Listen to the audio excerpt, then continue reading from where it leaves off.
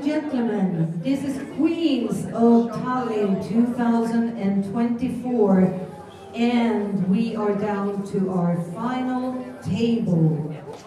85 entries in this women-only Queens of Tallinn 2024, and we are down to our final 9 players. Let me introduce you to our final table. Taking seat number 1 from Latvia with 127,000 in chips, please welcome Kristiāna Stauere. Seat 2 with 89,000 in chips from Canada, Sunny Fakal.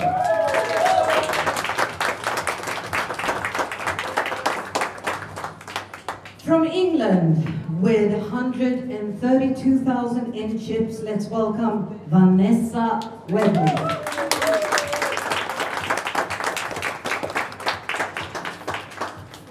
Second in chips, with 603,000 in chips, from Finland, welcome Sara Benlamu.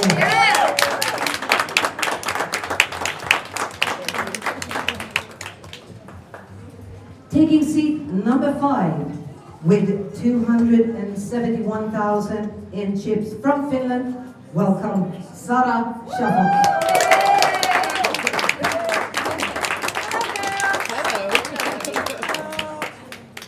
From Lithuania, our current chip leader with 673,000 in chips, welcome Ausra Raslaika.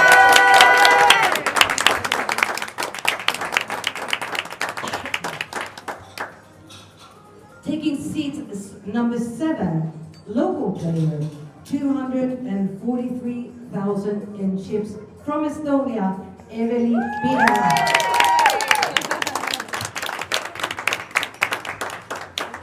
And also from Estonia with 205,000 in chips, welcome Liisi Voltrik. And the winner of last year's Queens of Tallinn, she's back from Lithuania, 209,000 in chips.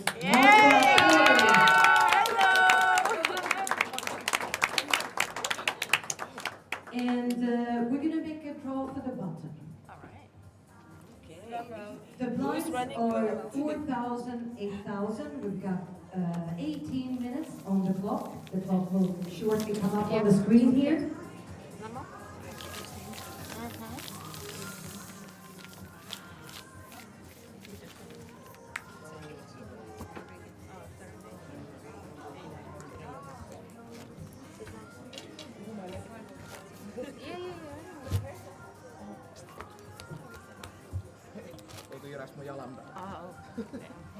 Already.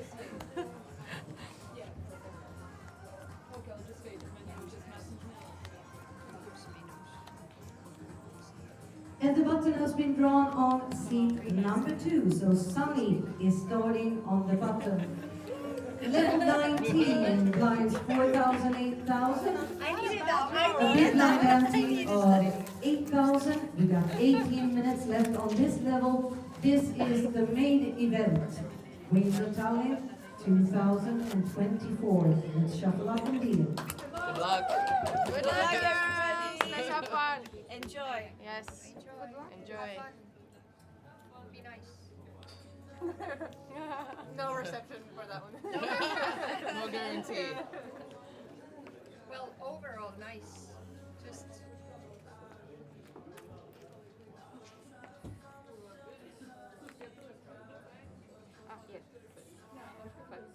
Yes. 16 days.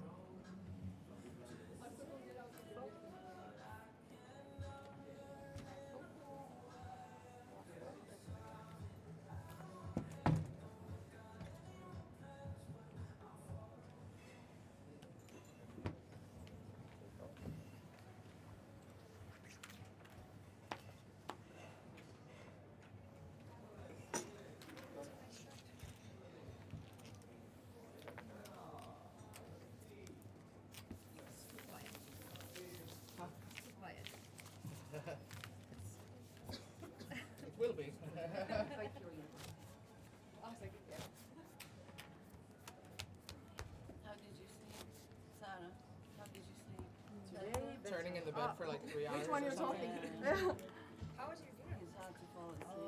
I went to bed at like 12 and then I think I fell asleep at like 3:30 or something.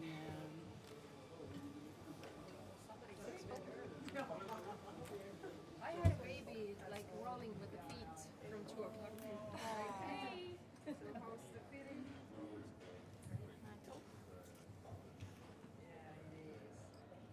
How old?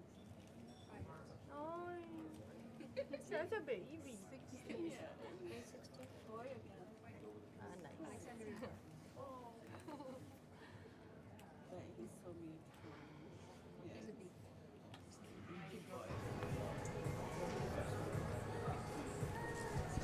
And Vanessa folding the Jack 10 on the button over to Sara. Already won an event, Sara Benlamin of Finland. She took down the No Limit Hold'em and PLO 4-5 cards the other day. Yeah, she did, and she's a really great player as well. Quite aggressive at the table, so I think we will see some action from her. Yeah, I heard from the other players on the final table of that event she won that she was really aggressive, and I also had a winner interview with her the other day, and she told me that at least her tactics in that one was to be really aggressive, but then she had 4 and 5 cards as well. Now it's only Hold'em, so we'll see if she keeps the aggressiveness up as we see the current chip count of the final table. Our chip leader, Ausra, has 673,000, and in the bottom, Sanas of Canada, 89k, which is good for 11 big blinds right now then. We will be playing this level for a few more minutes, 4,000, 8,000. And Eveli Pihila already being active at the table, now with the Queen 10 under the gun, chooses to let that one go though. And Liisi, home player of Estonia. We have 2 Estonians on this final table, and Marta, now our reigning champion, sits on 209,000, and she's found the Ace King to open. Yeah, it's great to see our reigning champion at the final table again, coming over from the UK. She lives in the UK, but visit us for the Queen's event. Of course, as a reigning champion, she, have a lot of pressure on her. Yeah, of course. Yeah, she's the one they're chasing, and they're all in it for the. It's not a bracelet this time. No, we have for this event we have the golden necklace. Yeah. The Queen's necklace, and giving out also for the other side events, but that's silver. Now it's the golden one. Oh, nice.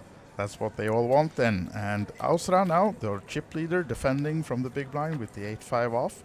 So off to a heads-up flop between Marta and Ausra. And as you can Ausra getting the gut shot. Yes, at least something for her, as Marta, it's a swing and a miss for her with the Ace King. Let's see if she stays aggressive though. She was the one opening the action, but now she checks behind. So a 5 falls for Ausra, hitting a pair and a gut shot then.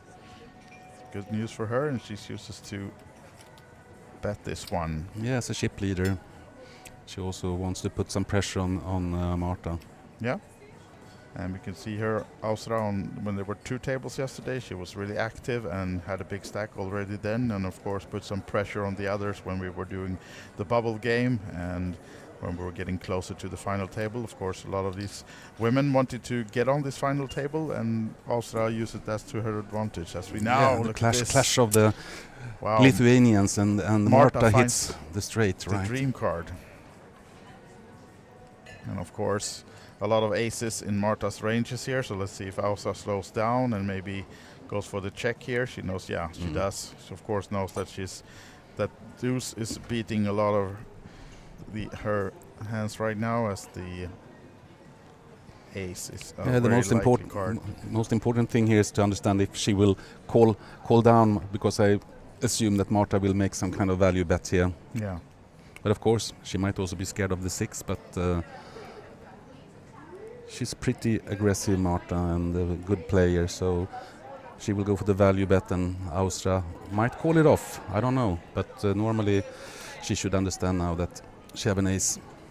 Yeah, and we have 76k in the pot, and now in the Marta betting 25, so a small value bet here now. Try to get some more chips off our chip leader, but as you said, Chris, I doubt that she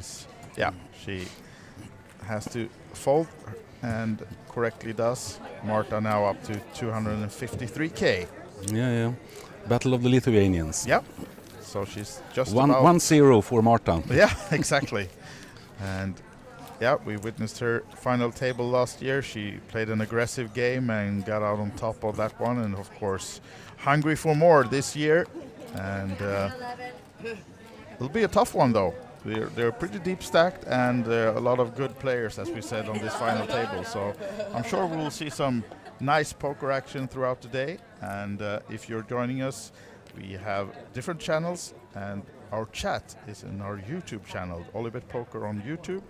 If you're joining us there, you can also connect through the chat if you have any questions about the event or the players, or just want to cheer them on, and we'll be happy to hear from you. And of course, if you're nearby, you're welcome to come and join us and watch this live here in the Olympic Casino, because we are live on a 30-minute delay from the Queens of Tallinn. Now, Sara Benlamin, 8-5 off. No, not that aggressive at least. Sara Shafak now. Finnish influencer profile, former Miss Finland. And folding from the button. Our chip leader now with the ace-7 in the small blind. Probably taking a stab at Evely's big blind, right? I would assume so, right? Yeah. She does. Make it min raised to 16, but Evely with a nice hand as well. See now if she puts down the foot and comes over the top, or if she just calls this off. Yeah, goes for the call. So heads up. Up to the races. Yeah. And Evely, of course, being the second home player. We said we had 2 Estonians, and Evely is the second of them. And now might be trouble for Austria, as the bet of 16 surely is going to be at least a call from Evely. But no, yeah, I would assume that she's playing a little bit, on the safe side, and wait to see, like if she can get Austria even deeper into trouble. Safe card for Evely on the turn, and now Austria slows down again. Evely checks behind. And another 10, also a good card, of course, for Evely. Pairing the 10 makes it less likely that Austria would have one of those. And Evely now goes for the value bet, but ace high only for Austria. So it would be if she puts Evely on some kind of a draw, if she's just calling with a 5-6 or something that's missing, and the ace high would be good. Oh, Yeah, she actually calls it off, and she will see that the king-queen for Evely Pihila is good, and she's now up to 320k, swerving above the average stack, which is about 280 right now. Yeah, I guess it was basically when Evely is checking the turn. Yeah. Then Austria thinks, maybe there's something going on here. Yeah, she might be on a straight draw or something like that, or just floating the flop and turn, and it's enough for Evely though with the king-queen. So, if you're just joining and thinking, the Queens of Tallinn, Christer, we talked a little bit about the women's only event, but we've had 12 tournaments throughout this festival, and we also actually have a few more final tables today coming up. We have a 5-5-5 event. Yes, we have a 5-5-5 event starting in just an hour or so. Yep. The final table, I think there's still six ladies on that table starting off. Vanessa picks up a hand. Yeah. King 10. It's not been acting so far and continues. Ace King again now. Sara Benlamin, Finland. Surely will be racing with this one. As you can see, she's second in chips right now, 583,000. And looking towards the blinds.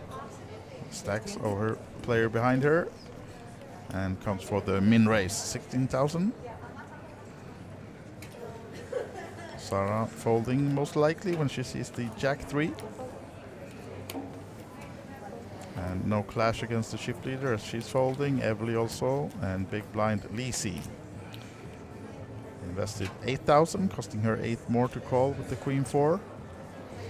And she decides to let that one go. So small pick out of blinds and antis then for Sara Benlamin.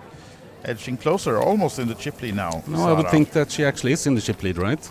Yeah, because Austria lost. Yeah, exactly. She might be up now, passing. We'll have the payouts for you in picture right now. As you can see, they're all guaranteed 540 euros, and up top 5,148 euros, and that beautiful golden necklace then as well. Yeah, exactly. So it's good money on for the winner here. Yep, absolutely.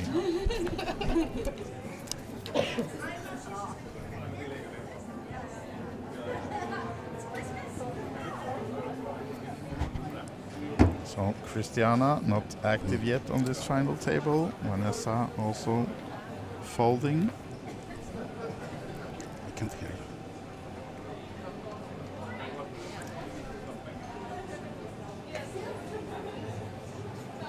And Sara Shafak, 7-6 suited now. Will she choose to get active with that one? She does. Makes it 16 to go. Take off my shoes. Lisi, 185k total, and ace 9. I envied because I looked at she doesn't have shoes either. Whereas obviously Finn has shoes inside. Folding from the small blind. Yeah, we don't wear shoes inside. Yeah. Marta now surely to defend from the big blind with the queen jack off. To the min race from Sara. And off to a race now between these guys, or girls we should say. The ladies, Marta and Sara, heads up, and Marta getting the better of it with the top pair on the 4-10 jack board. Let's see if Sara slows it down or if she's taking a stab at this one. Comes for the bet, makes it 20k, but that's not going to be enough to get Marta off her top pair. Just a question of whether she's just going to call or if she's check raising this one with the top pair. See what route she chooses. As you can see, they're pretty even in stacks, these two, Marta and Sara. Reaching for chips, but will it be calling chips or raising chips? Seems like she's only coming for the call now. Ah, adding some more, is she? Yeah. She's going big now. Coming for the check raise with the queen jack. Makes it 60. And unfortunate for Sara, she has nothing to connect to the board at all, so she'll most likely will be folding this, maybe giving it some time, trying to A little bit of represent a theater. stronger hand. Sorry? Yeah, a little bit of theater. Yeah, a little bit of theater here now to just show her not that she's not too weak, but of course the 7-6 with nothing, not even a backdoor flush possible for her, she will be folding this one. Or grabbing chips. Are we seeing a move here now? Yeah, would be kind of strange. Of course, Marta, she's low, a little bit low on chips. Of course, Sara, the same, is a little bit low on chips. But of course, an all-in move here might change things. But you know, I think she's more of theatrics. Yeah.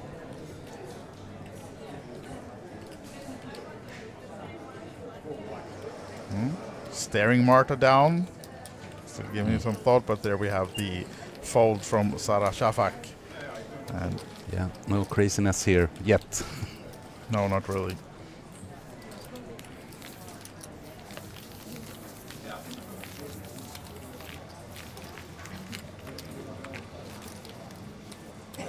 So the bird view, the table of Queens of Tallinn and Kings of Tallinn, and to mention the Kings of Tallinn is coming up in February, right? Oh yes, the main tournament, Kings of Tallinn, in starting up 21st of February, and 10-day festival with 60 tournaments over 10 days. So it's going to be massive as usual. Yeah, definitely. But right now we're of course concentrating on the ladies. But you will have more information of the Kings of Tallinn, of course, on the webpage of OlyBet, and the schedule is to come out soon, I think. As well, Yeah, right? the schedule will be out this week on OlyBetEvents.com. So will be quite fun. Yeah. But Looking now forward to that one. But now let's see Ausra, our former chip leader, now second in chips, starting this hand with 576,000, making it 16 to go with the Queen Jack, but facing some resistance from Evely, as she just calling though with the Ace King from yeah, she position. she played. You know, the last hand she also called off instead of going over the top. But now Lisi have a hand, and maybe this is the perfect situation for Evely. Actually, just calling with the Ace King now. It's likely that Lisi will make a move here. I would think. You know, like to squeeze bet here, and reaching for big chips. And she's coming for the 3-bet now. The gray chips are 25s, which means that is a 50k 3-bet. That's really good news for Evely. She doesn't know how good position she's in right now. So now then, let's see if she continues with the safe route and just calling this one, or if she's coming over the top now with the all-in. The safe route is all-in. Yes, there we go.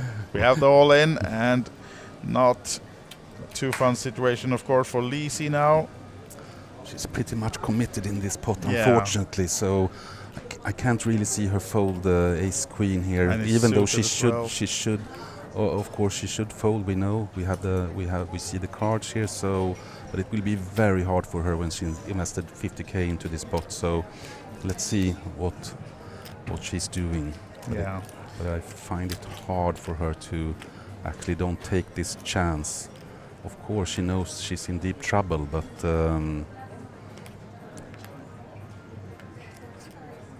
normally we're not folding this one with the Ace Queen suited in this position and that kind of stack that she has behind, already invested 50. But of course, it's the final table. You don't want to be the first one out, and there's. For many of these, of course, the first big final table they are playing for sure under the lights and the cameras as well. So, yeah, but now she's also thinking about why did Evely only call? Why did she call? Is she sitting with aces, or I don't think she puts her on Ace King. So Evely must have a monster, or maybe she's just taking this stab. So it will be hard to get away. Can she find a fold? These are our two home players, Estonian players on the table, the final table, and we're not sure how much they played before, but most likely they've been at a table together before. And of course might have played some hours in this tournament already, since we are on day 3 now. And Lisi is disgusted. Yeah. Oh, this is a very tricky situation. You know, she knows that she shouldn't call. She knows it, but still she has to, maybe.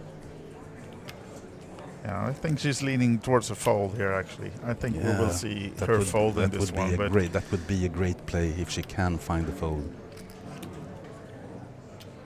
Yeah, seeing the cards it would be, but I'm not sure whether we normally would call it a great play. We invested 135 behind with the Ace Queen suited, but this time it would be the best move to fold this one and get on to the next one. And there we go. She's folding.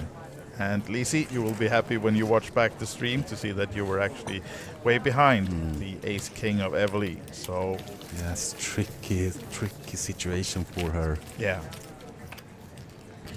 And still then, 9 players left. As you can see in the top right corner, we started the main event with a total of 85 entrants. Huge number, and I think we're 65 last year and now 85. Yeah, it's growing, and most of all, it's great to see that they have had like a really fun days here, playing a few ladies-only events over the 4 days here in Tallinn, and enjoying themselves.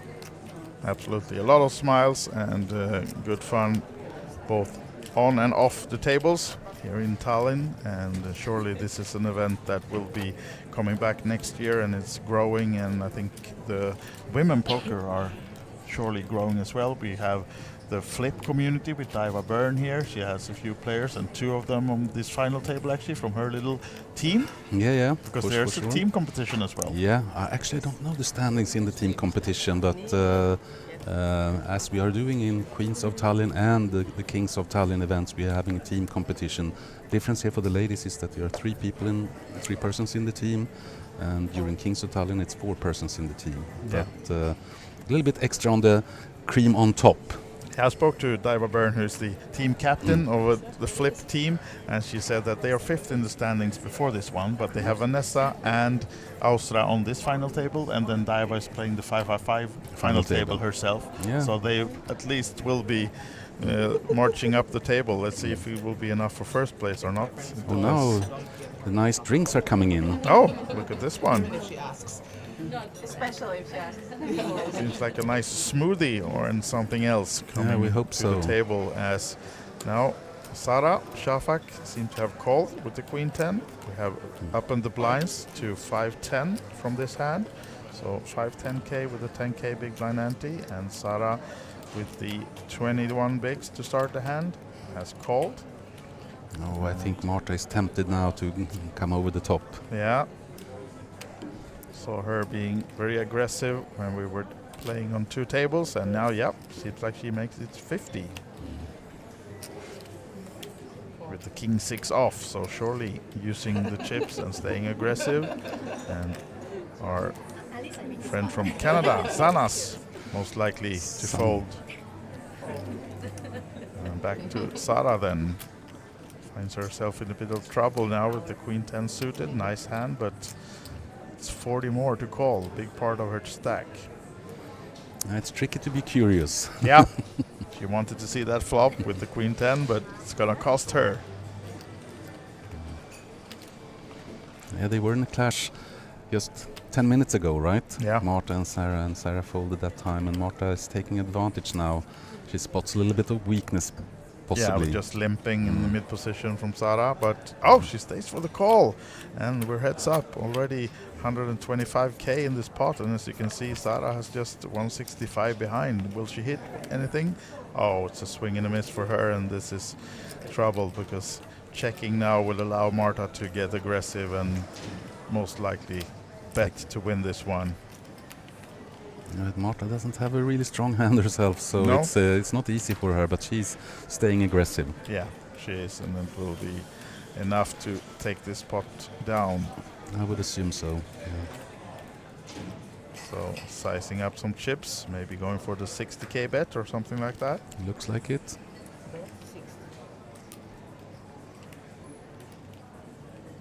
Yeah, makes it 60, half pot, and Sara with just nothing, not even a backdoor flush possible for her.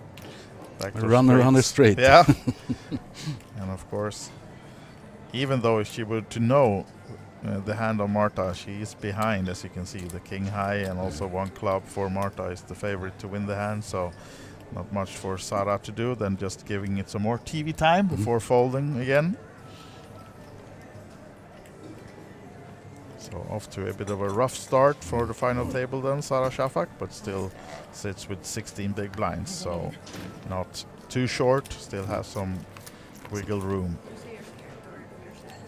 And Marta keeps taking down the pots, growing that stack, going for the 2 in a row, defending the title from last year's Queens of Tallinn. A little bit of table talk as well. Yeah, she likes to talk by the tables. You could hear her all day yesterday when there were 3 and 2 tables left, that she surely stays aggressive both on the table and in the table talk as well, so in a nice way, of course. Yeah, I must say the atmosphere at the tables has been really brilliant over these days, and they seems to be having a lot of fun. Of course, it's a lot of competition as well, but also, you know, the community part of this event is great. Yeah, definitely. And even though it was as many as 85 players in the main event, they still feel like one big family. I mean, I'm not saying happy family because there are competition, Oh, but definitely. surely they are competing against each other and having fun at the same time. So nice to see that combination, and surely this is an event that is here to stay. And now then, Evely, Queens of Tallinn. Will it be someone Min race.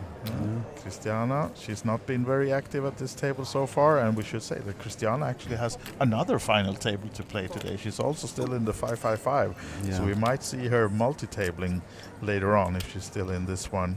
Yeah. Yeah, but she's an athlete, so she... Yeah, exactly. Basketball player, and if anyone has the stamina to play 2 tables, it should be her then. Yeah, for As sure. Vanessa now is thinking over her options. You can see that she's left with a little less than 11 bigs, but of course folding the 9 deuce, not defending, and Emily actually shows the queens. Yeah, since it's Queens of Tallinn, right? You have to show the queens. It's mandatory, I would say. Yeah. We have a couple of short stacks at the table now. Sunny with only, I think, 65k still, and also Vanessa quite short stacked, and now also Sarah Shafak is joining them with only 10 big blinds, right? Yeah. Or 15. Sarah has 15 something, yeah. Exactly. But yeah, we have 2 Saras on the table, both of them in picture right now, both from Finland, and it's Sara Benlamin who will have the big blind for the next hand then. And Vanessa, as we said, on the 10 big blind stack right now in the small blind.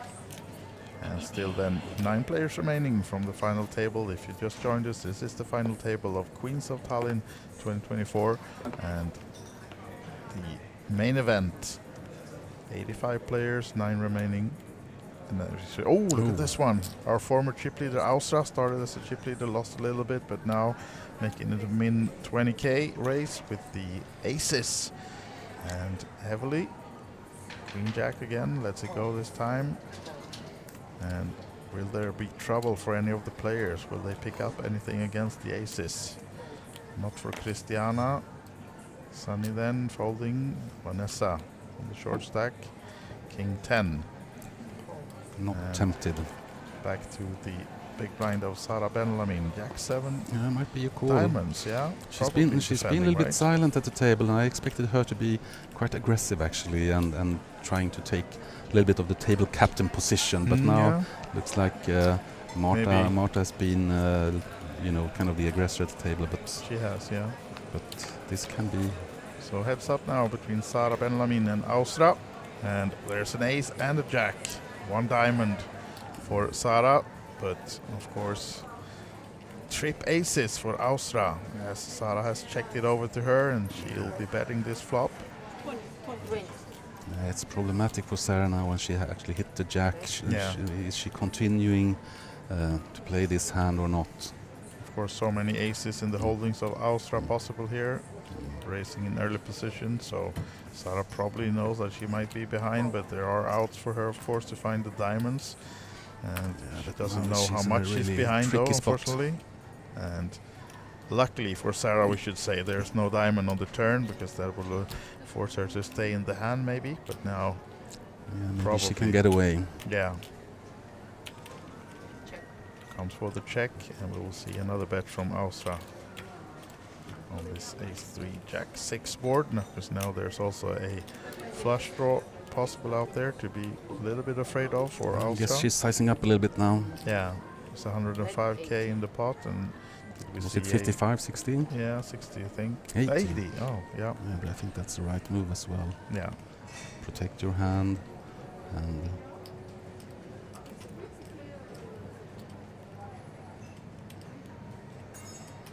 Yeah, I think Sara. It's a big investment for her. She might one up. There we go. So now the chip leader position is over to Ausra again, then taking the chips from Sara, and 620k is the current chip leader, Ausra. Yeah, really great to see that they're picking up the good hands here at the final table as well. We have seen the queens already, now the aces as well. We heavily had an ace-king. Yeah, and all 9 still remaining at the final table. Maybe it'll, maybe it won't, but you'll find out later. Played about 30 minutes so far. She's been dying to know for 2 days what I've had in my hands.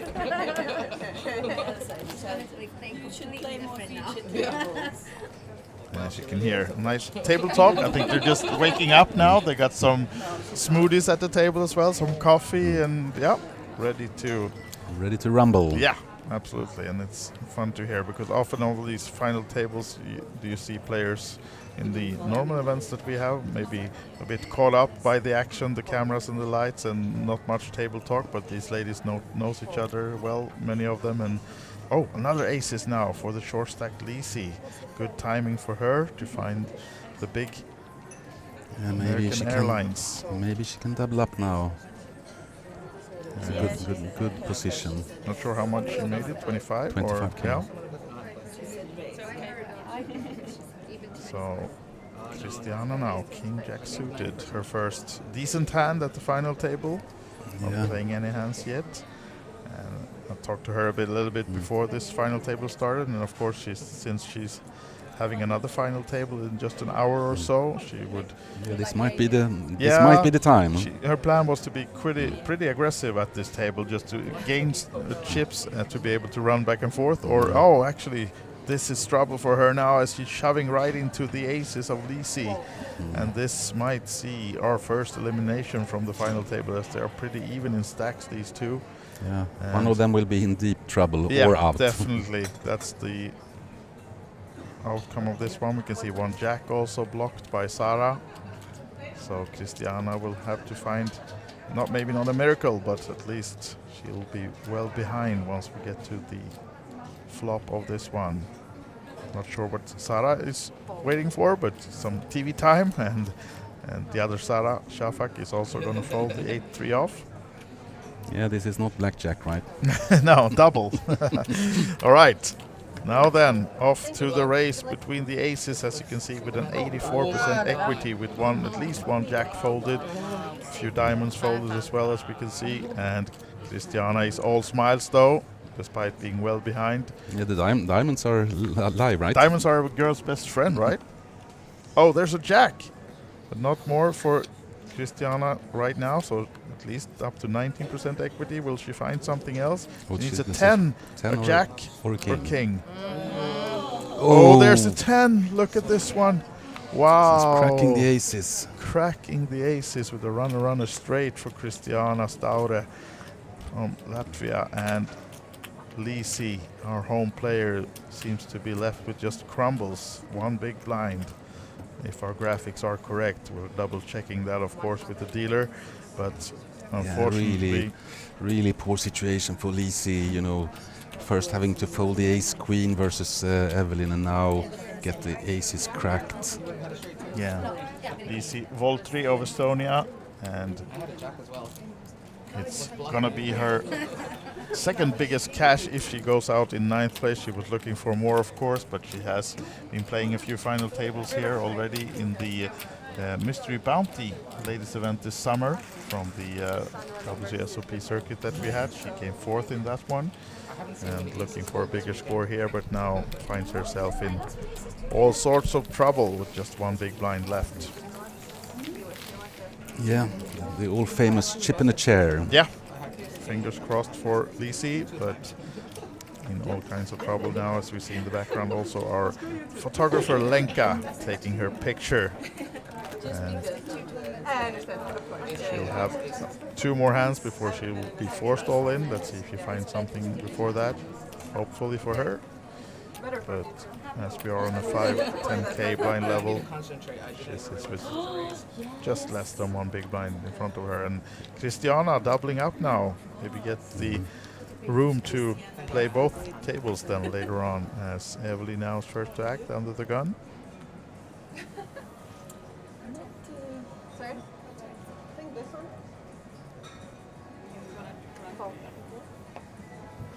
Will it be this one for Lisi? No, waits another hand. And of course, tough with getting the aces cracked on a final table like this. We feel for Lisi, but hopefully. So unlucky. Ace queen first and had to fold versus the ace king, and then get the aces cracked. This is not what you want when you enter a final table, but that's how it works. It might be a pay jump coming for Lisi though, because we have an all-in, and of course there's gonna be a call from Marta once we get around to her with the ace king. Let's see if someone else wants in this one as well. Vanessa, no, the king 5's not enough. Yes, What Sunny also about- waited just for a hand, but now it was like a little bit of tricky situation due to the pay jump. But she taking her chances, and she also knows that Marta might go in a little bit light from time to time, Yeah. being so aggressive. So I can totally understand what Sunny's doing here. Sure, yeah, and I mean the pay job is only €100 from 8th to 9th, Yeah, so exactly, she has to go with the ace queen here, Of and course.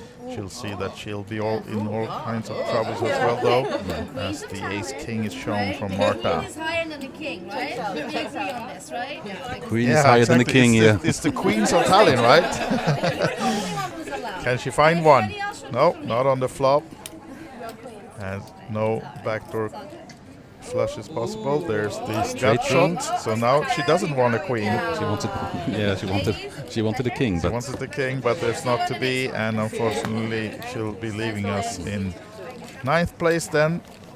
go Canada. Yeah, Canada flag is no longer at the table, but she'll be taking home €540 for her effort.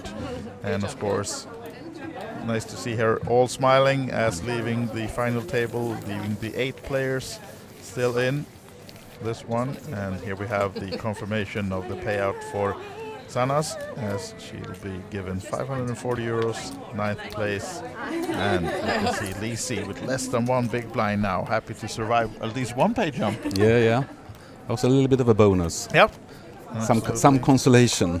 And still in, of course. Yeah. Still has the chance for that 5,148 up top. Yeah, we have seen comebacks before. Yep, seen stranger things than that happen from the poker tables, and these are now our 8 remaining payouts. Although to be fair on Yes. the turn, I Tournament needed a queen. director Valerie is helping Sanas to exit the table and leaving the remaining 8 players with Lisi now under the gun. Will this be the one queen 8, or will she wait for the big blind?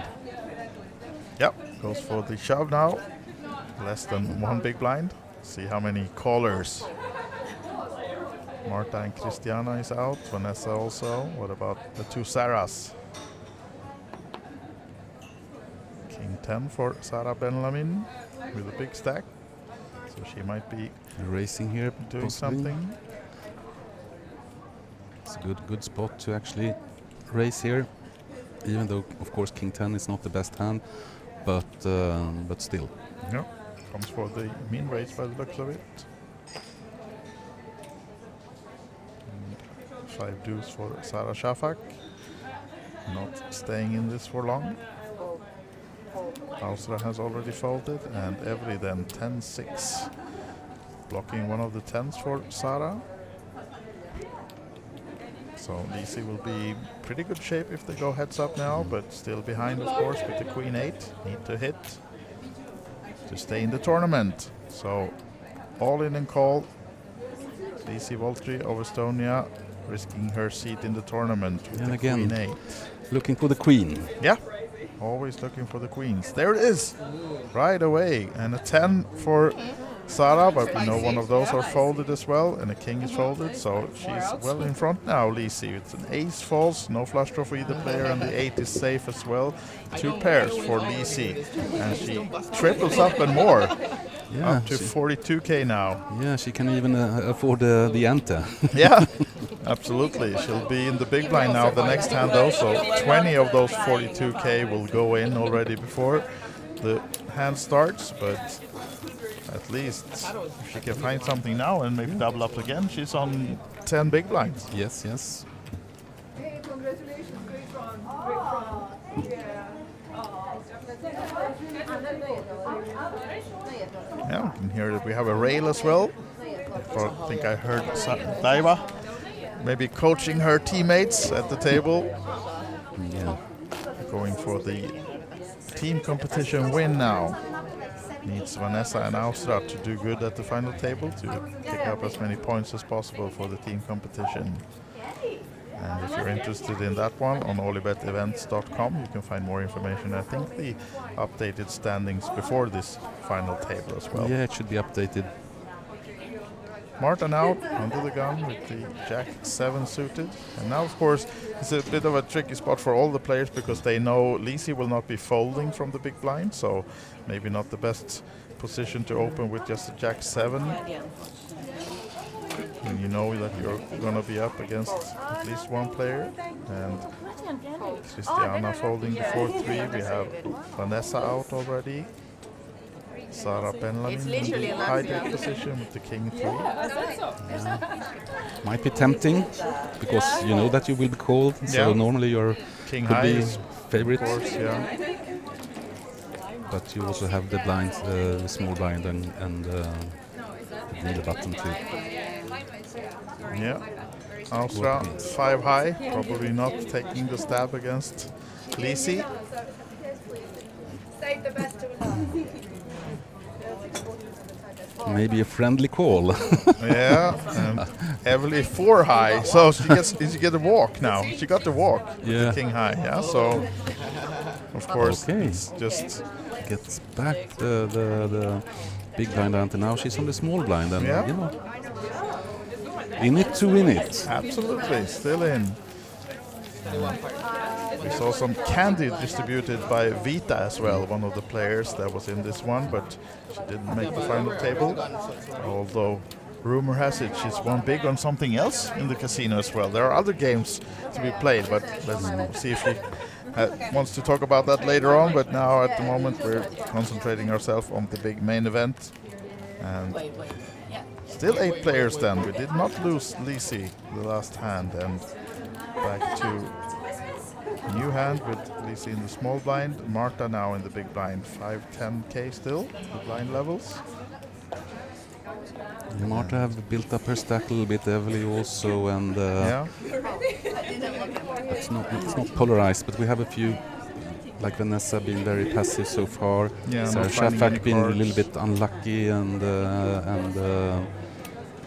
so nothing much happens. But and as you can see we're 15 minutes left. Oh, as now Ace Jack suited for Sara Shafak shoves the 14 big blinds. as she should. Yeah, absolutely. No-brainer for her, but will it be answered? No, probably not by Marta with the Queen Deuce. So pick up of blinds and antes for Sara Shafak then to get some chips back. It looks like Marta and Sarah Shafak, they will clash again. Yeah, At some point. destined to be those two. And on to the next one then. So when's the break? Yeah, so 15 minutes left of this level, and we are playing 40-minute levels. And the first break of the day will be in a little bit less than 1 hour from now, 55 minutes. And we will, of course, be covering this throughout the day, the whole final table, until we crown the winner. It can be a little bit of a long one Yeah. because they are quite deep stacked. They are. 40 big blinds on average, and yeah, this can go on for some time. But of course, it totally depends on the cards. Yeah. It can be quick as well. Vanessa down to 10 big blinds, not finding any cards at all. Seems a little bit, Totally card dead. yeah. Staying patient though, and waiting for something. I love this level. We really do. The two Saras has folded as well. Austra, Jack 10 suited from the hijack position. Same hand as Chip Sarah leader. Shafak has, right? Had Yep. Sorry, what do you mean? I stole. It's easy to Emily count and the blinds. Lisi are out, also Like folding the 1200 10s. is just. And only Christiana in the big blind might be defending with the 10-7 suited. I think all the 10s are out in this hand yeah, I already. think so actually, yeah. And quite a few jacks as well. Yeah, So we can assume a dry board, might be. or Or we get the 8-9 board and some action. in hearts, right? Yeah. Well, there's an 8 at least, but a gut shot for Christiana and nothing for Austra as she checks behind. Board pairs with the 6 on the turn, so still the jack high of Austra in front, but maybe Christiana now with the quick check back from Austra. Now Christiana might take a stab at this one. It's up for grabs. Actually checking again and quick check behind, so anyone finding anything? There's the 7 for Christiana.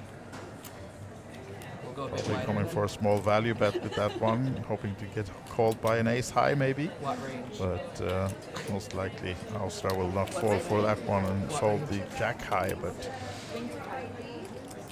or is she gonna look Christiana up here with the 25k bet? I doubt it. Yeah, I doubt it too. But seems not folding yet. Drinking equity is like extra 5%. Yeah. You drink enough of it with the king jack. No, that's a go. So small pot for Christiana. No, it's because you only start. Just wanted to scare her a bit, perhaps by grabbing those 25k chips. For sure, and see if there's any leakage. Yeah. Ended up well. Exactly. 'Cause there was a. She went all in, so I couldn't. Good luck for everybody. I know what my coach is gonna say about that. So, confirmation of the current chip count then. You can see it's tied in the top. Austria 570 and Sara Benlamin 540. Right after I bet, I was And then Marta third place, 428. Heavily climbed up a couple of notches with Yeah. 400. I think she started with 200k something. So, you know, And on the shorter stacks, the end of the well. Lisi 42k, which is 4 big blinds. Vanessa 10 big blinds. And we're getting some information from the YouTube chat. Jintas has joined us. Hey all, and says that it's pronounced Austria, by the Austria, way. okay. Austria. So then we'll try to make the correct pronunciation. Sara Shafak now, ace 7 off. And Austria then folding the 10-5. Down to Marta with the 4-2 suited in position on the button and looking to take a stab at the blinds. Works for Christiana as she's out. What about the short stack? King 6 now for Vanessa. Not really finding the cards. And of course also with one stack being with only 4 big blinds. He's in picture now. yeah, she's Tough for pretty. Vanessa too. Yeah, she's kind of tied. It's tricky to make any moves. She will most likely wait until Lisi is in hand. But it's nice See what's listening going to on. you. Yeah. And she's also being very out of cards, nothing coming her way. It's nice watching you all and listening to you all. It's okay. I'm a patient girl. I'm a patient girl, she It says. would be nice to play. Miss deal, sorry. Oh, Miss Deal. I don't want to look. I'll do the Marta thing. Yeah, I think the dealer forgot to give cards to Christiana, who's not at the table. And maybe the final table now started from the 555, so that maybe she's off to that one. Yeah, Multi-tabling, yes, actually that's the case. They just started the other final table, so she's on 2 simultaneously right now then. Christiana might see her coming back and forth a bit, but she's back for this hand now. yeah, on the button. Yep, Wouldn't miss that. yeah, Yeah. just got back in time and she gets cards this time as well. Would have thrown you. And moves to a new hand then with Sara Shafak under the gun, folding the 7-3. Austria, I'm just trying to unpack ace my 8 chips and it's already goes into the mark. Marta with ace 8. Will she continue the aggression? She does. And Christiana then folding the 6-4 and off to the other table. Vanessa, Queen Jack, small blind. Decent hand, of course, but maybe, as we said, with one really short stack on the table as well. Don't want to get too involved, but it's costing her 15 to see the flop. At least, depending on Sara Benlamin's action, but The ICM here is to fold, of course, but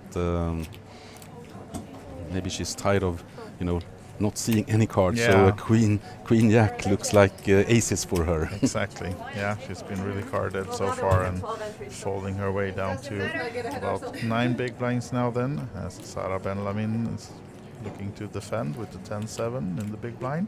Yeah, that's actually more likely. That's a good spot for the rest of the day. In between. Yeah, comes with the call, so we're off to the flop between Sara and Marta. And as you can see, pre-flop, it's pretty much a flip, 50-50, and there's a 10 and a 7. Yeah, And one and diamond, so nice an flop eight. for Eight Sara. as well for Marta. Yeah, for Marta, yeah. So this Absolutely. can and another heart. The check So behind though, Marta, so Marta has a straight flush draw. does. So now then, most likely Sara will be betting this one, and Marta cannot fold the No, but gut it's- shot. Yeah, but what's to for the Martin? straight How flush. they had 10-7, you know, like, and the jack of hearts must be the worst card in the deck for Yeah, her. yeah. Of course. Comes with a bet though, making it 35. Might be hard for Marta to fold this hand, actually. Yeah, you do want to see that river, right? Yeah, It's of going to course. be the 9 of hearts. And 35k. Half pot bet.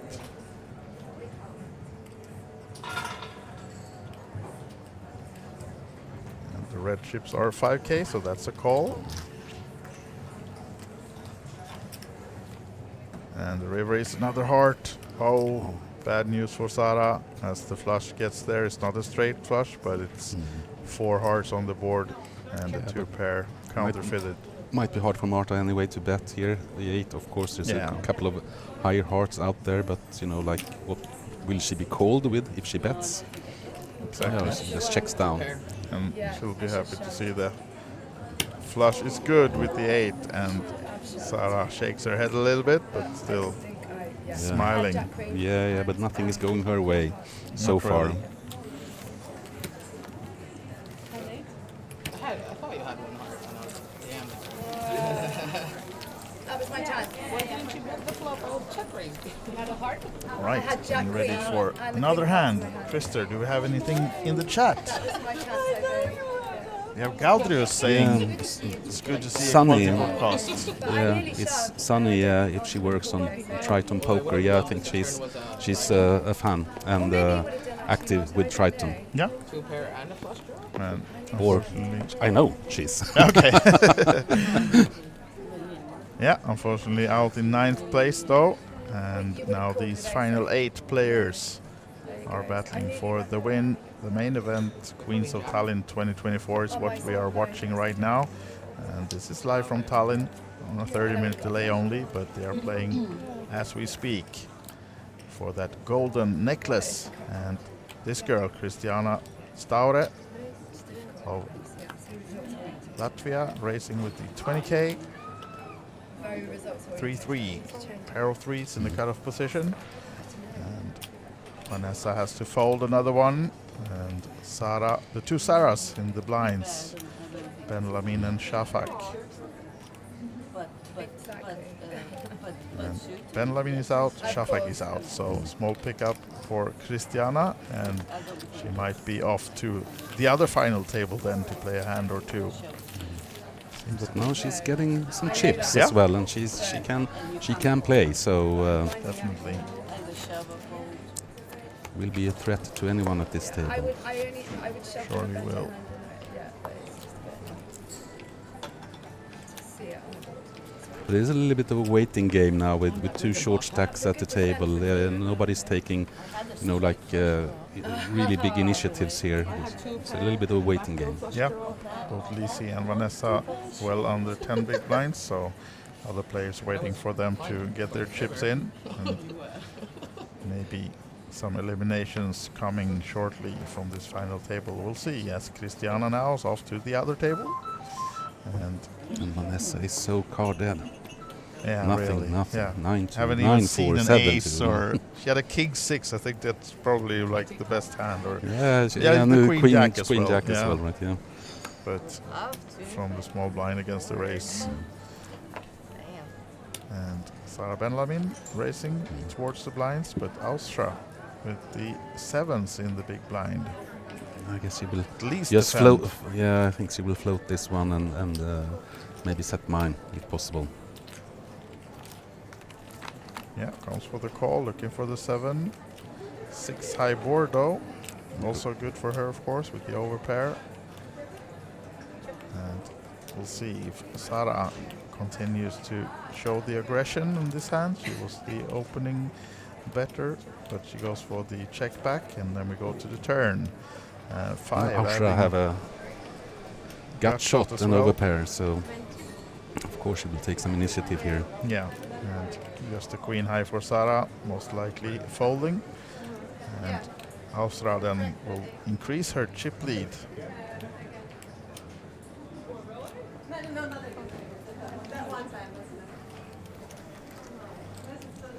Does fold, and pot is awarded to Austria. Are you enjoying it? Blah. Blah. Or you more nervous than enjoying it? I'm actually not. I think it calmed down. Yeah. But are you having fun? And where are we now in terms of blinds? Lisi is under the gun with her 4 big blinds. So will she find the shove this time, or will she have to wait for the big blind to come around the next hand? We'll see about that, but I think the queen jack would be the hand we go with here now. Yeah, because you have the big blind ante, so the value sits here.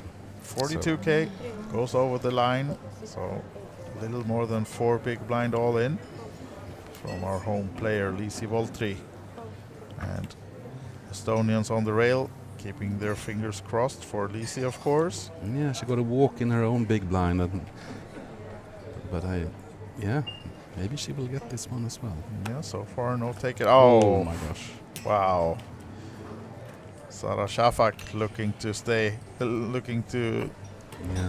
Not But be is he too is he interested. just calling here to see if somebody else hope for comes someone as well? else. Mm-hmm. We have seen aces crack before, but Welcome to Hollywood. exactly. Trying to look weak here now. Sara Shafak with the aces. I mean, like, I shouldn't have to call. Oh my God! I don't trust this, to be honest. This is so annoying. Wow. I want the big. Yeah, here we go. There's an all-in from Sara Shafak. See if the Let's see. theater is Yeah, working. it's not going to work with Austria though, unfortunately, No. but Clear what you were trying to Yes, do. exactly. Thank you, Marta. But and Everly is out, so Good luck. showdown now. I can't. Yeah. I have to be.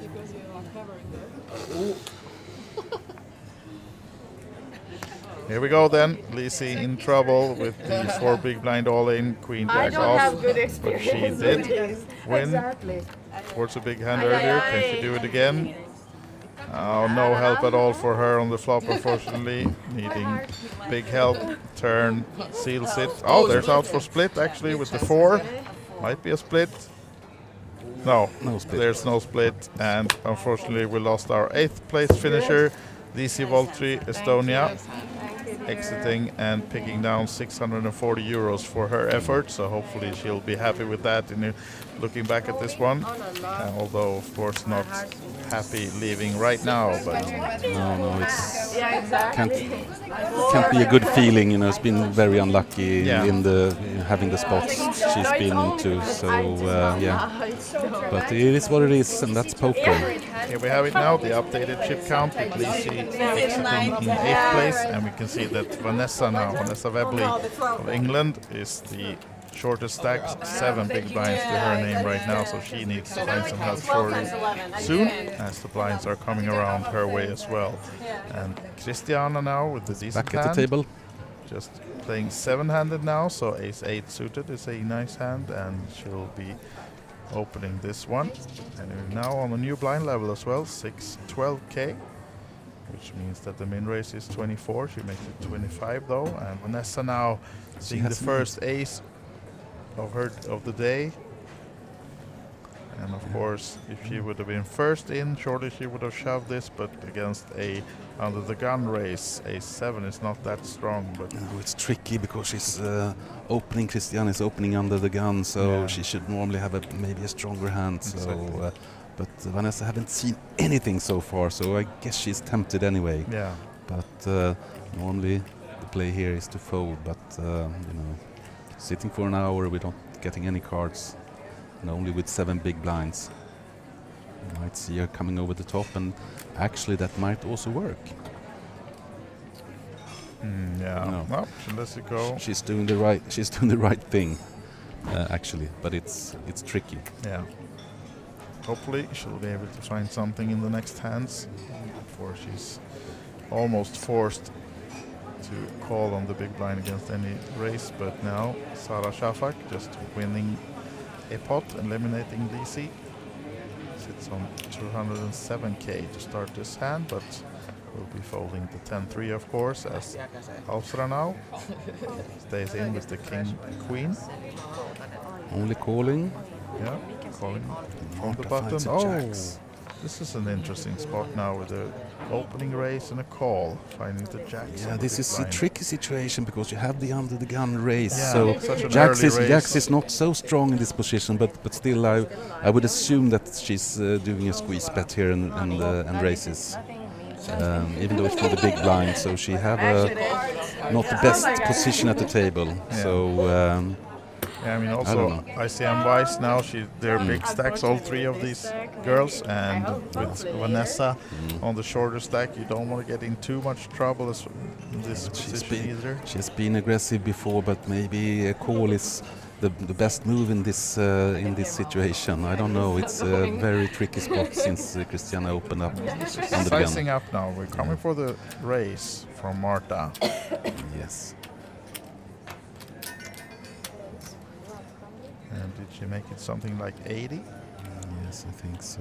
She's taking a stab at this one. Oh, so 102. Wow. Big 3-bet from Marta. yeah, and that will make she will win the pot Yeah. uncontested. So good bet, but it's bold. Yeah. Ostra just giving it some time before folding to not look too weak. But yeah. And she's sporting all the bracelets, right? From the days to, Yeah, to yeah, you enter, see that, different yeah. colors. Yeah, it looks like she's been here for a month. Yeah.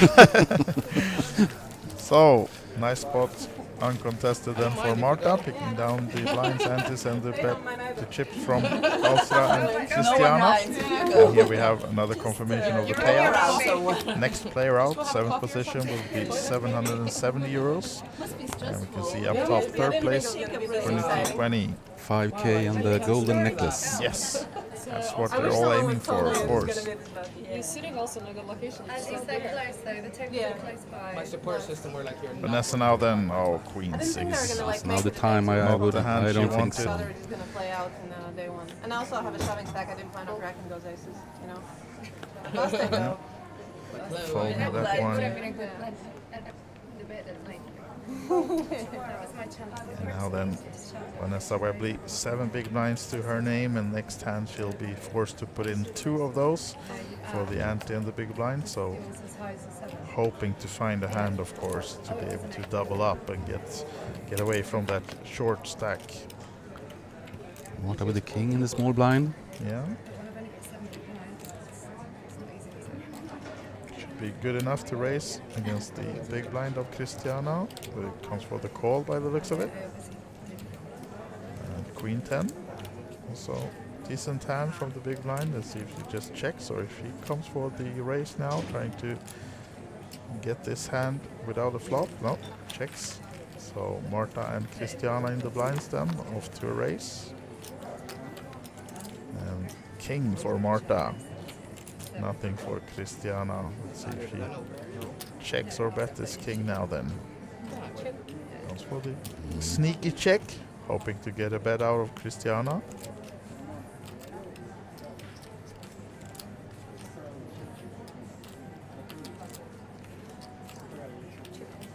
Checks behind and finds nothing on the turn, so even stronger king now for Marta with the paired board. She should normally bet in that position, but I don't know what she's waiting for. Yeah, hoping to get Christiana aggressive in this one to get some more chips that way, but I don't think that she will fall for it. no. 7 doesn't change things really, so No. Actually reaching for some chips, taking a small stab at the 36k pot. I think she made it 12. min bet. One big blind. And now then, Marta, what's the plan? Just calling again, or are we check raising this one? I think that she's calling. Yeah. It doesn't look too confident, but that's maybe. It's all a part of the. Oh, now Christiana hits the 10, so now she feels quite good about her hand. So maybe Marta will check again and then just call off and win a decent pot. Yes, that's what will happen. But maybe now Christiana can also check because she actually hit. Yeah, but you still want to target the 6 here with the value bet. For sure. Maybe an ace high on a pair board even. She can't think that Marta have a king here, so coming for the 50k bet into the 60, so that will be trouble for her as Marta snap calls with the king, of course, and takes down this one. So she's playing good. She's playing good, Marta, but she's the chips is coming her way. Yeah, this time she really got it right this time with the 10, of course, as well, getting a bit lucky to get Christiana betting the river. But this time the plan worked to excellency by Marta. Yeah. So we have a new chip leader. The reigning champion. Reigning champion. Is she gonna do it again? You look like you should know what you're doing, but if you didn't work, then you have no idea. Yeah, surely showing her strength at the table. Marta Porter. As you said, Christer, she's living in the UK, but she's riding the Lithuanian flag. Yes, she is. And looking at her resume, you can see that the biggest win, of course, was the main event last year, but she also has a win from the Queens of Tallinn in the side event last year as well. And we can see that she's been third. Actually, her biggest score is actually from just a couple of weeks ago. Yeah, I think She in was London, third right? in London, yeah. Yes. And now Sarah picks up the 10s. Oh, Sarah Ben-Lamin. And now we have Vanessa in a tricky spot, and Sarah as well, ace 10. So there's a min raise opening from Sarah Ben-Lamin under the gun, 24k. Now Sarah Shafak thinking over her options, goes for the fold with the ace 10. That's a good move. And we have an under the gun raise. Another 10. So all 10s are out. As Marta and Sarah has folded one each, but it's a quick fold from Vanessa with the queen 3, unfortunately, in the big blind. So 5 big blinds now, less than that, since we're on 12k big blind. Yeah. And she has to put in 6k from the small blind, so yeah. Let me be, madame. This round she has to find something. Yeah. Constant work. So, Member of the team Flip, Vanessa Webley as well. So looking to score more team points also, of course, but Sarah Shafak first to act in the next one. Ace 9 off. Well, to be fair, I don't think she has control. Yeah. No, just asking. Ace 5 then for our chip leader. What do you say, Christer? Yeah, no, but she has some more space. It's tough for Sarah Shafak to raise, in early position with only 15 big blinds, 18 big blinds. But for Marta, she's been the aggressor. She's also been a little bit lucky with having the cards in the right way and played well as well. So I think she will just continue to pick up pots. It's been working so far. Vanessa folding, not finding anything from the small blind. And Sarah Ben-Lamin, Jack Deuce in the big blind. Probably not want to even defend this one. Just might find yourself in any kinds of trouble. Yeah, but she gave Marta the stare anyway. Yeah, they have their, they were playing a lot of pots, and now this time Sarah folds. A disgusted fold. So big against. But I think they can feel Marta's power now around the table, so it's not easy. She's in the zone. Yep, she is. With the confidence from last year's win, she's here to get another one. I don't know. I haven't played similar poker playing. You have to be at the table when they deal the cards. I know what they're thinking, and you know what I'm thinking. I think so. And I have to You know I'm share aware. I know you're aware. Maybe I'm wrong, but that's how I feel. Like it's Now we have Vanessa on the button, so see if she can find something. Yeah. To be first in, perhaps, and push it against the blinds. Marta, though, with a nice hand. Yeah, she will not stop here. Seven-handed. She will just continue. Yeah, almost. She have the chips in front of her already. Yeah, yeah. From the last pot, so. Exactly. So, comes for the opening race. 24k min race as Christiana falls to 5-3. And Vanessa, did she fold the ace deuce? Yeah, seems like it. Might have been an option to go with an ace, but decided not to. Yeah. And she have a lap now, so.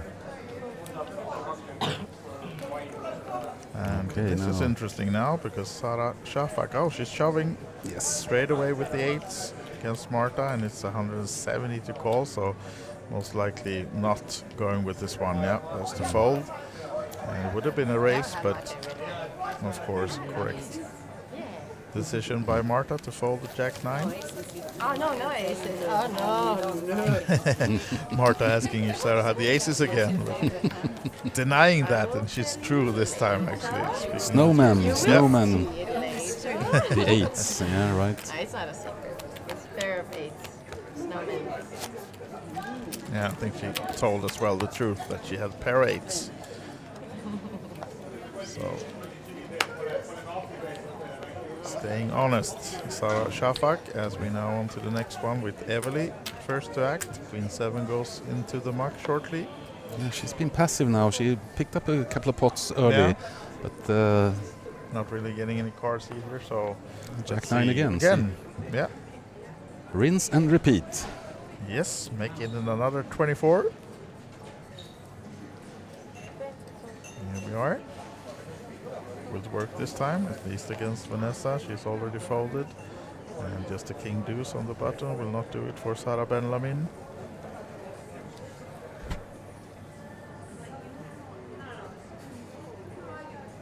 Folding, and next Sara, will she do just 1-8 this time? Queen 8, and most likely folding from the small blind.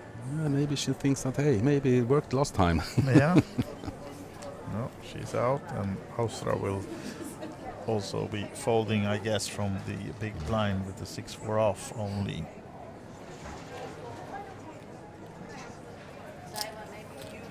Makes the call. Oh, actually stays in.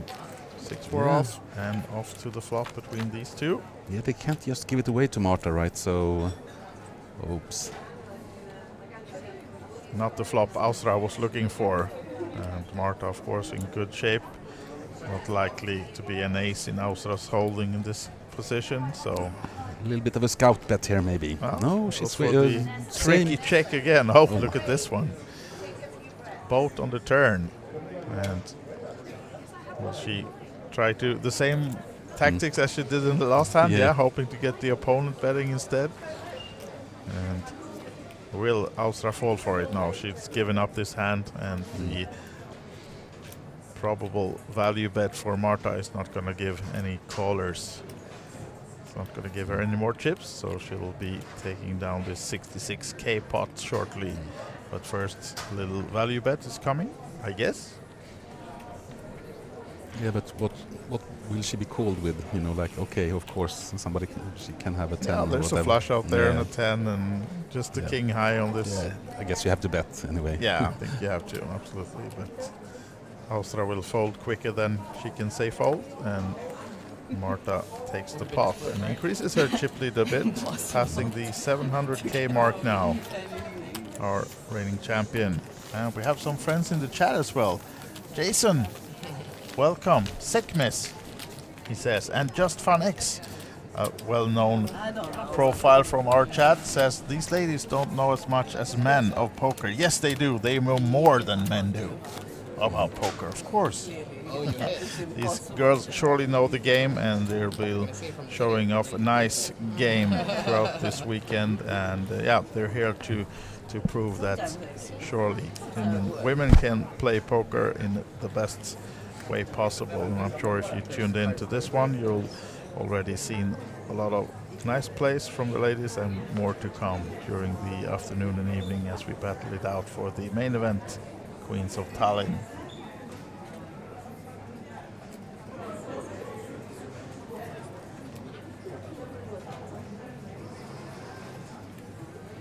And Sarah is taking her time. Yeah.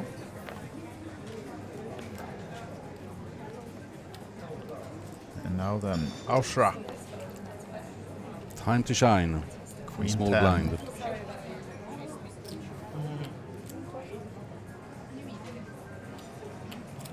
Oh, Evelyn she picking just up a called, hand. and Evelyn with the ace jack.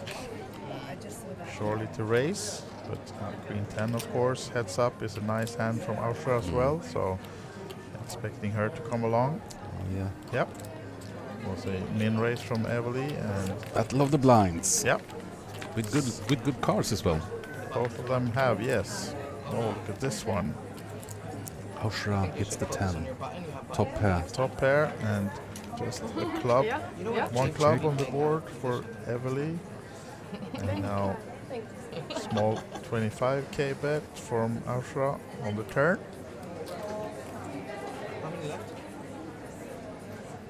Evelyn doesn't believe her. No, stays in. Looking for an ace or jack, not to be. Blocking some straights with the jack, but it will be Austria betting. And Takes it down. yeah, Evelyn will have to give this one up. She didn't put on the sunglasses she had in No. front of her. Maybe that's why she didn't hit the flop, right? Possibly. And she doesn't look in the mood to come over the top here. No, not really. Pretty much folded already, or having another thought, You want one too? Good. thinking over if there could be any bluff potential in the bets from Austria. Orange juice. See how it is. There's 180k in the pot, so Orange juice.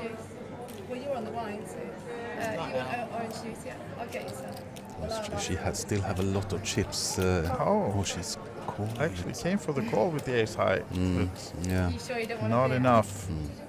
Just the queen 10. Marta, it's a very tricky situation for her. You know, just to call. I can totally understand that she's calling, of course, but it's, you know, if she's coming over the top, then she would have been even more problems for her.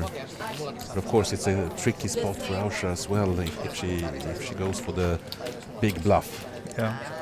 Yeah, it probably would have worked with the straight block with jack as well, maybe against Austria, but Thank you. call was not enough as we have a dealer change coming out, and then we're going to be off to the next hand shortly. As you can see in the background as well, we are 19 minutes away from the first break of the day, and 7 players still remaining. This is, if you're new to the stream, the final table, Queens of Tallinn main event 2024. And our final 7 players out of the 85 entrants in the main event. So Why did she play the hand like that? huge turnout in this one, and happy to see so many women attending the series, having fun, of course, playing in both the main event and the side events. Yeah, we actually have one playing both 2 events at the same time. We do. That's why we don't have a player in seat number 1 right now. Christiana Staure of Latvia. Oh, she's here actually. Just came back. But she's on the 2 final tables simultaneously. She's playing the 555 side event as well. Final table. So she's running between the tables as poor Vanessa now. No, dry deck for her all the Yeah, time. just waiting for something. Sarah Benjamin though finding something. The ace jack off in the hijack position. She'll be first in on this one. Making it 24 is my guess, the min raise. What happened with Sarah Shafak's card? Did she fold out of position? Oh, it seems like she did, right? 24? Race 24. Or maybe she wasn't at the table and Oh, got right, folded, yeah. right? Yeah, I think maybe she stood up for a while. But back in her seat and sees Sarah Benjamin racing to 24 as predicted, and Marta, our chip leader, she's not protecting defending. this Yeah, time. this time, one of the rare folds in blinds from Marta. But correct one, of course. 8-5 off, goes into the muck, and Sara Ben-Lamin can. A sigh of relief for Sarah. And we have Tatuksi in the chat says that when Sara Ben-Lamin came back to Finland, she started to play in her home games, and now she's better than any of us. Yeah, I can imagine. Yeah, she's been playing great poker here this weekend and won a side event earlier, Omaha, and the No Limit Hold'em mix. Yeah, fun to see a lot of ladies in the mixed tournament as well. Yeah. 4 and 5 cards PLO and Hold'em mixed. So I think it was at least 22, 23 players in that one. And Sara Ben-Lamin came out on top and was happy to win that one. And she said in the interview afterwards that she played a very aggressive game, and her opponents at the final table said the same. So I think she pretty much ran them over. Yeah, she did. And she also said that she was running them over in Texas, and that's not, the Finnish style. Normally they run them over in Omaha. Oh yeah, right? she said she played really aggressive in the Texas, yeah. And now poor Vanessa I think I'm going to be left with like. thinking over her options, and normally you do want to push under the gun, not to wait for the blinds when you're this short, but just the 5 high is maybe not too fun to put the chips Well, not in. for you girls, obviously, but for me, it's a shame. I fold, After all the talk. Just wanted some TV time. Vanessa, she's been a real sport and profiled during this series, and I think we've all been chatting with her out of the tables, and now Sara Shafak with the Ace King. Let's see how much she chooses coming for the min race, or if she's going to make it more than 24 to protect her Ace King, perhaps. What do you think, Krister? Oh, comes for the shove. She has one move, right? All in or fold. Yeah, apparently so. So, big shove from Sara Shafak. And Marta wished that it was less than almost 20 bigs. Yeah, if Sara Shafak could see this now, why didn't I just min raise? Yeah, to keep Marta in, but now there's quick folds from the big blind as well, Christiana. And now their next hand will have Vanessa Webley almost all in with the blinds and ante. She has 40k something and putting in 24 of those now in the next hand. So fingers crossed that she will at least find something. She's been carded, as we said. Never mind. No, she's pretty much committed. She is, definitely. Won't be folding this one, but let's see. Cheersing, everyone. With some big hands from the other players during the day so far already. A lot of aces and queens and Some apple juice as well. Yep, absolutely. Vanessa celebrating the maybe last hand with some apple juice, but we'll see. I'm putting my hands over these, okay? Because I'm hoping. Sara Ben-Lamin, ace 10. Good Early vibe, position, good vibe. targeting the hands of Vanessa with the opening race. Seems like a bit more than 24 now, right? Yeah. 26. Spice it up a little. There's a lucky hair on About my this, looked like Sara Shafak was interested, but just a 7-6. Of course, a nice cash game hand, but maybe not in an early position in the tournament. You want to be getting involved, or maybe she really likes those middling suited connectors, but folding. No, we all like them. We Yeah, all like we do. them. We do. Definitely, we do. But Marta is out, so what about Christiana? Now then, Vanessa. Oh my God. Oh my God. That's just. It's disgusting. Yeah. Are you 8-2 off. Why don't Second Be worst honest, hand though. possible in poker. why don't you look after? And she hasn't looked yet, right? So she'll be disgusted, No, as I you said, haven't Chris. It would be fun. I'll just go out. It would be fun, wouldn't It's it? up to you. Just If to you not call know. your whole range, then you can just look after. Can you imagine if I called so wide? Just not that sort No, of you person. do whatever you want. Okay. No pressure. Hopefully they're good. Yeah? But she's raising under. Yeah, at least getting some last chatting done, maybe. Can she find the fold? Yeah, she cannot. can She cannot. Many years She ago. invested 24K. 24 and has 24 behind, so she really has to go with this one. And as you can see, she is The it's not mathematics. worse than 33%. She still has equity. but She's folding. she's She's waiting. folding. Yeah. All right. Give it one more hand then. Getting lots of this is the hands I'm getting. You'll see the string. It's very hard. Believe me. Yeah. You'll see the string. You'll see the string. The only one that I nearly went in one was Jack Queen on my small Yeah, blind. that's the one we also thought that maybe you should have Hey, went with. you had the but king 6 as well, Yeah. right? You know. yeah, poor Vanessa actually. Yeah. Every single hand. It's a love, Ella. It's kind of a drag when you're sitting at the televised final table and you just don't get any cards whatsoever. It's very bad from against the under the gun raise. And I have this strangely. I've had it on my big blinds and things when people haven't raised. and it's Commentators got are a like, what are good you spot. doing? Because we're like winking at each other. You two are winking at each other. They're so synchronized. Ah, They is there started something doing going the on first here? round at We're the same soft time. playing. No, we just started it yesterday. And we were playing at the same time. I used to pick up. play Your on best it. friend. I'm straight, but we're just like, you know. Yeah. And I've been touching her hand and stuff like. She's like, Sarah, you're always tickling me. Yeah, Race 24. that has happened. Coming with the raise, making it 24. Please don't make that And police report. Marta the chair. already out with 6-3. What about Christiana? Oh, ace jack in position on the button. We might see a shove here. Yeah. She's busy at the other table as well. This is also, I mean, when Vanessa though with just two big blinds, you don't want to shove and get No. eliminated now. Oh, that's true. Miss the pay jump. So my guess is that she's actually coming with small 3-bet here though, or she's just calling.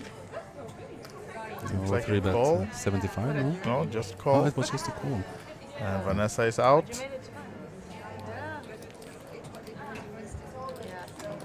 So Vanessa hoping to get a clash out of this and maybe make one pay jump before shoving, but it's gonna be a flop 3 ways by the looks of it, as Sara stays in with the nice 7-4 suited.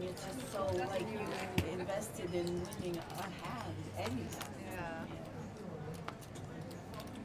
And 3-3-9.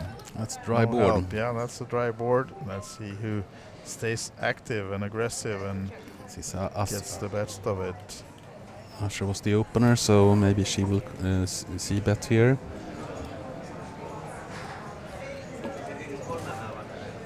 Might actually be enough. Because also Christiana, she's kind of in a not a great position with 150k only.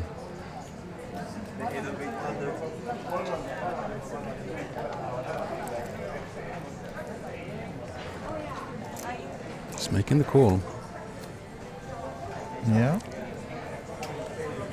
And the main event final table is coming back. Sara, nothing to this one. Not even a gut shot or a backdoor flush. So she'll get out of the way and heads up now to the turn between Christiana and Austra.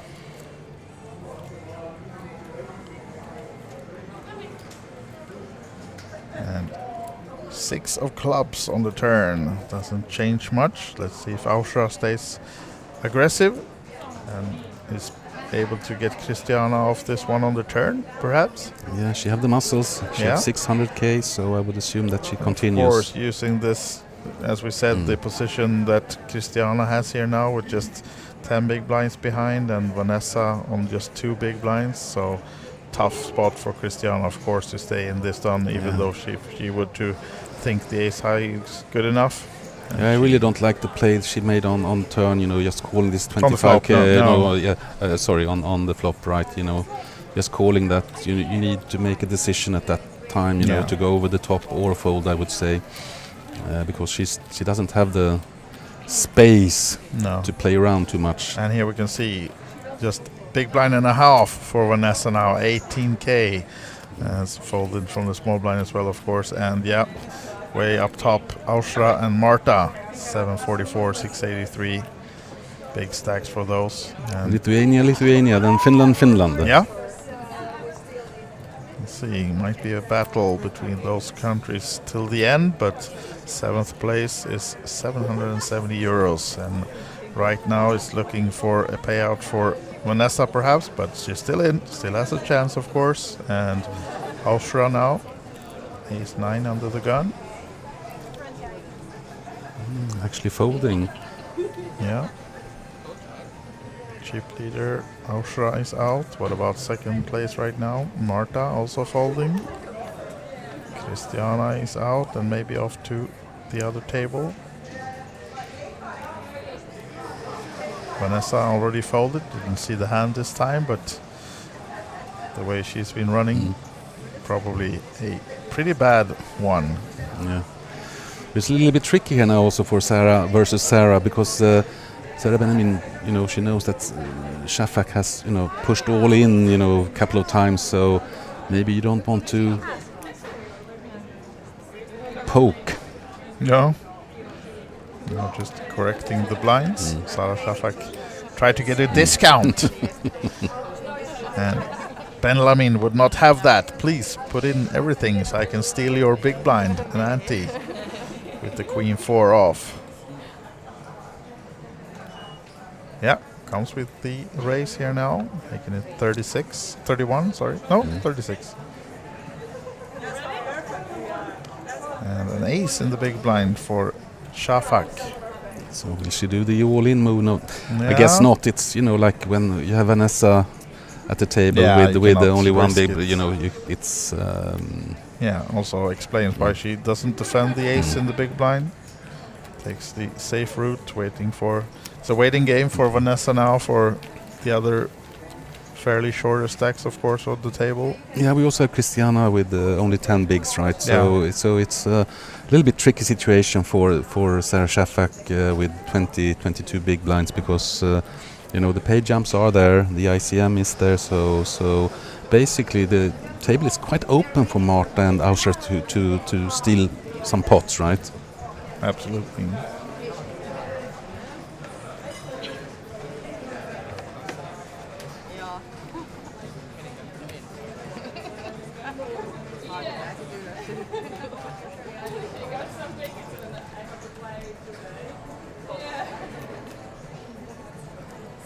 So now then, Marta folding the 4-3 off. And poor Vanessa not finding anything. We didn't even catch the hand. She folds so quickly now that our readers are not even picking up the cards anymore. Yeah, then they are really bad. Yeah. Maybe she can go on a break now and get some, energy. Yeah. And get some luck. Exactly. We're off to a break in a couple of minutes, and maybe she'll find strength to get back. And now Ausra then with the king 10 in the big blind against the button raise from Sarah Benlamin. And it's a call from Ausra, so we're off to a flop between these two. And 8, 9, 10. Top pair versus open-ended straight. Yeah, not a and also backdoor flush draw for Ausra. Yeah, so this might be some action now, as Ausra already checked it, and Sarah, of course, being the aggressor pre-flop, now flopping the open-ended straight draw, comes with the continuation bet, makes it 36, half pot. And interesting spot now for Ausra. Do we just call with the top pair, or? She doesn't love this flop. No. Even though with top pair, you have the flush draws, you have the straight draws. There's lots of possibilities for Sarah to actually pick up a hand. Comes for the call. So 138k now in the pot, and we go to the turn. And an ace. Another scare card for Ausra, of course. As it's a good card for Sarah, though. She was the aggressor many aces pre-flop. In her hands, of course, normally in this kinds of spots. So she'll be able to represent an ace in this position now as well. I guess if she stays aggressive, maybe she can actually push Ausra out of this hand. Yeah, I think so There's too. so many cards that Sarah can represent here. And then we have 80 something. Is it 84k coming? That should be enough. Into the 138, so a little bit more than 50%, almost 60% of the pot with the 84k bet. It will be very hard now for Ausra to call this hand. Yeah.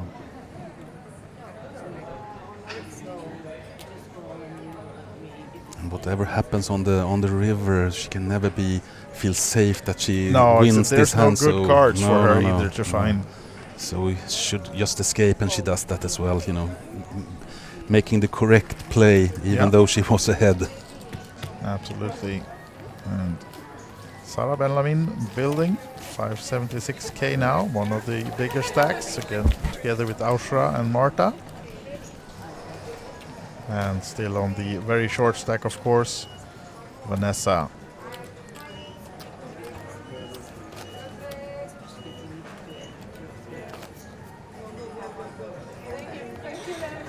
And as you can She see have in a the couple of background- hands before her time for her big blind, so she have, I think, 2 there's Christiana coming back from the 5-5-5 game.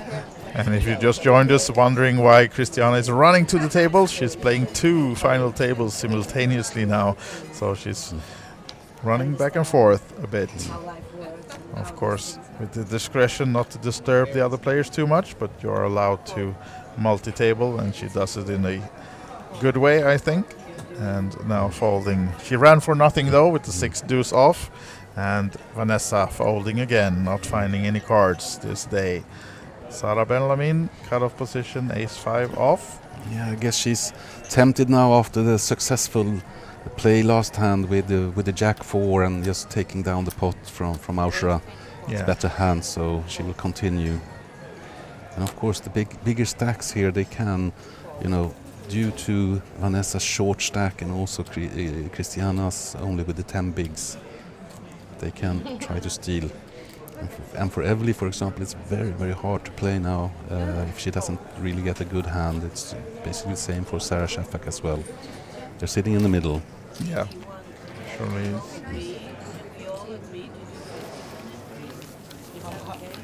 What was the original break?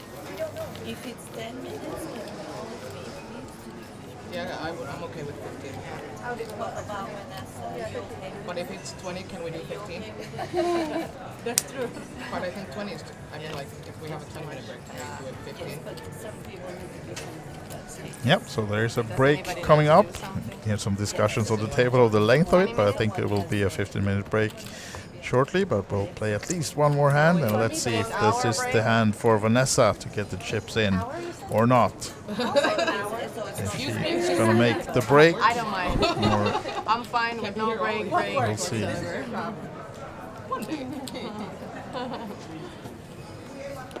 Christiana still at the table, king 3 off this time, folding, and maybe off to use the break to play the other final table then. And Vanessa, did she fold an ace? No, I can't see that happen. I think actually we saw an ace folded by Vanessa. Well, I'm not sure. It was so quick, so at least she has folded. And Austria with the 666k stack. Number of the beast. And the 7-6 comes with a call this time. One of the rare limps at the table. Oh, the two big stacks up against each other now, right? Yeah. Small pot. Lithuania versus Lithuania, and Marta flops the straight. Decent flop for Marta. Oh my god. Flopping the straight with a straight flush draw. Actually, the check works again this time. She gets Austria to bet. And now then, how do we get anything more out of this one? Yeah, I would think that we will just see a call. Yeah. And another check on the turn. Yeah.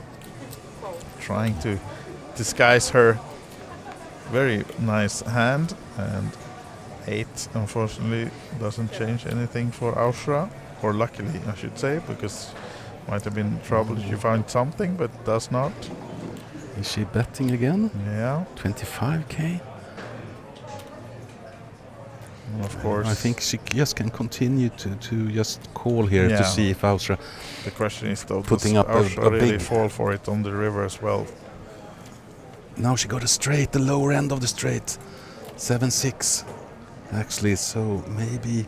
Might work again. Yeah, but now maybe she even thinks that she's ahead. Yeah. Austria, so wow. Yeah, a bet from Marta here might actually get called from Austria now with the small straight, since Marta has played it so passive all the way through. The cards are definitely falling Marta's way. Yeah.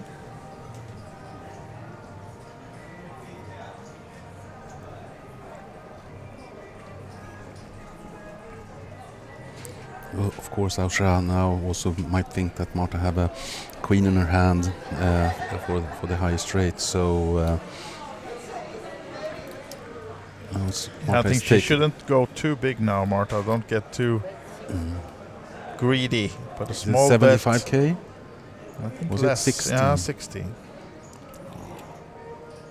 So just half pot from Marta. Yeah. Oh, yeah. She's calling off, right? She Yeah. called it, stands up and sees the bad news that Marta had her all the way, the flop straight. So that's it for now then, as we go on a break here in the main event, Queens of Tallinn 2024. And I think it will be a 15-minute break for us. We'll have a countdown clock in picture for you, and then we'll be back shortly with more action from Tallinn, Queens of Tallinn 2024 final table. See you soon. See you soon, guys.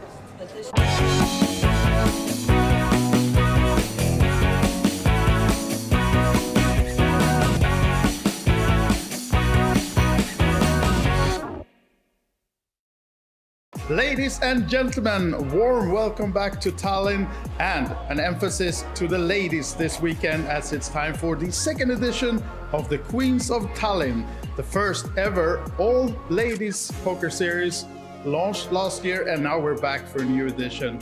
And we're of course in the Olympic Casino Hilton premises here in Tallinn. We're just walking in now, so let's first head to the registration. Please remember to bring your ID or your bonus card and sign in to get into the casino. Let's head in. Once entering, you can see the full schedule here in the entrance, but also, of course, everything is online on OlyBet.tv to see the full tournament schedule. And right behind me now, the first tournament of the week has just started, the 80 euro deep stack. And later on tonight at 9 o'clock, there's a satellite to win your seat in the main event, which starts tomorrow, Friday. At 2 flights, 1 o'clock and 8 o'clock, you can play the first 2 flights of the 250 euro main event for the ladies only. Day 2 of the main event is Saturday, and the final day, Sunday, where you can see all of the action live on OlyBet.tv. And now I'm seated in the nice throne where all the winner pictures will be taken. So this is where you want to end up. That means you won an event during the Queens of Tallinn 2024. And for you men watching, there is actually 2 open events on Saturday as well. So make sure to check out the full schedule on our webpage and come join us during the full weekend. We're here until Sunday. This is Queens of Tallinn 2024. Let's go. Welcome to Tallinn. It's the Queens of Tallinn, just started with the first event. I'm now joined by Daiva Byrne, as we know as an ambassador of Flip. But please, Daiva, first of all, of course, welcome to Queens of Tallinn. You're in the first event. Thank you for having me here. It's always a pleasure to be back, and I love this place, and because, you know, such a beautiful setup. I love what Chris and Teresa do, supporting women in poker. It's just like, you feel the vibe, there's so many ladies out. It's just, such a pleasure being here. I'm playing my first event, and it's deep stack. And it's going well. I think we are 3 levels down, and I'm slightly above average, so it's a good start. Yeah, good start to the event. Yeah. And you mentioned Flip. Yeah. Please tell us. I mean, you're ambassador for the women in poker. We know you very well from that, but give us some details about that one. So Flip is an abbreviation for Fantastic Ladies in Poker. Yeah. It's a female-only community, and it's the largest women's-only community in the world.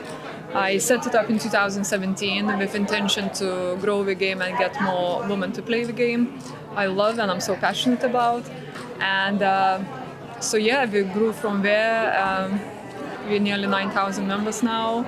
We travel around the world, meet at the different events, and it's just really nice vibe. You know, you go to a tournament and you have this group on the side going where you can go for lunch together, you're supporting each other, and you can talk hands. You never feel like alone, or you never feel, you know, sad. There's always support around you, and there's always fun times as well. Yeah, of course. Even if things don't go your way. Exactly, you can always seek comfort as well. Exactly, right? yeah. So for those watching now this interview and have not joined the community yet, where do they find you?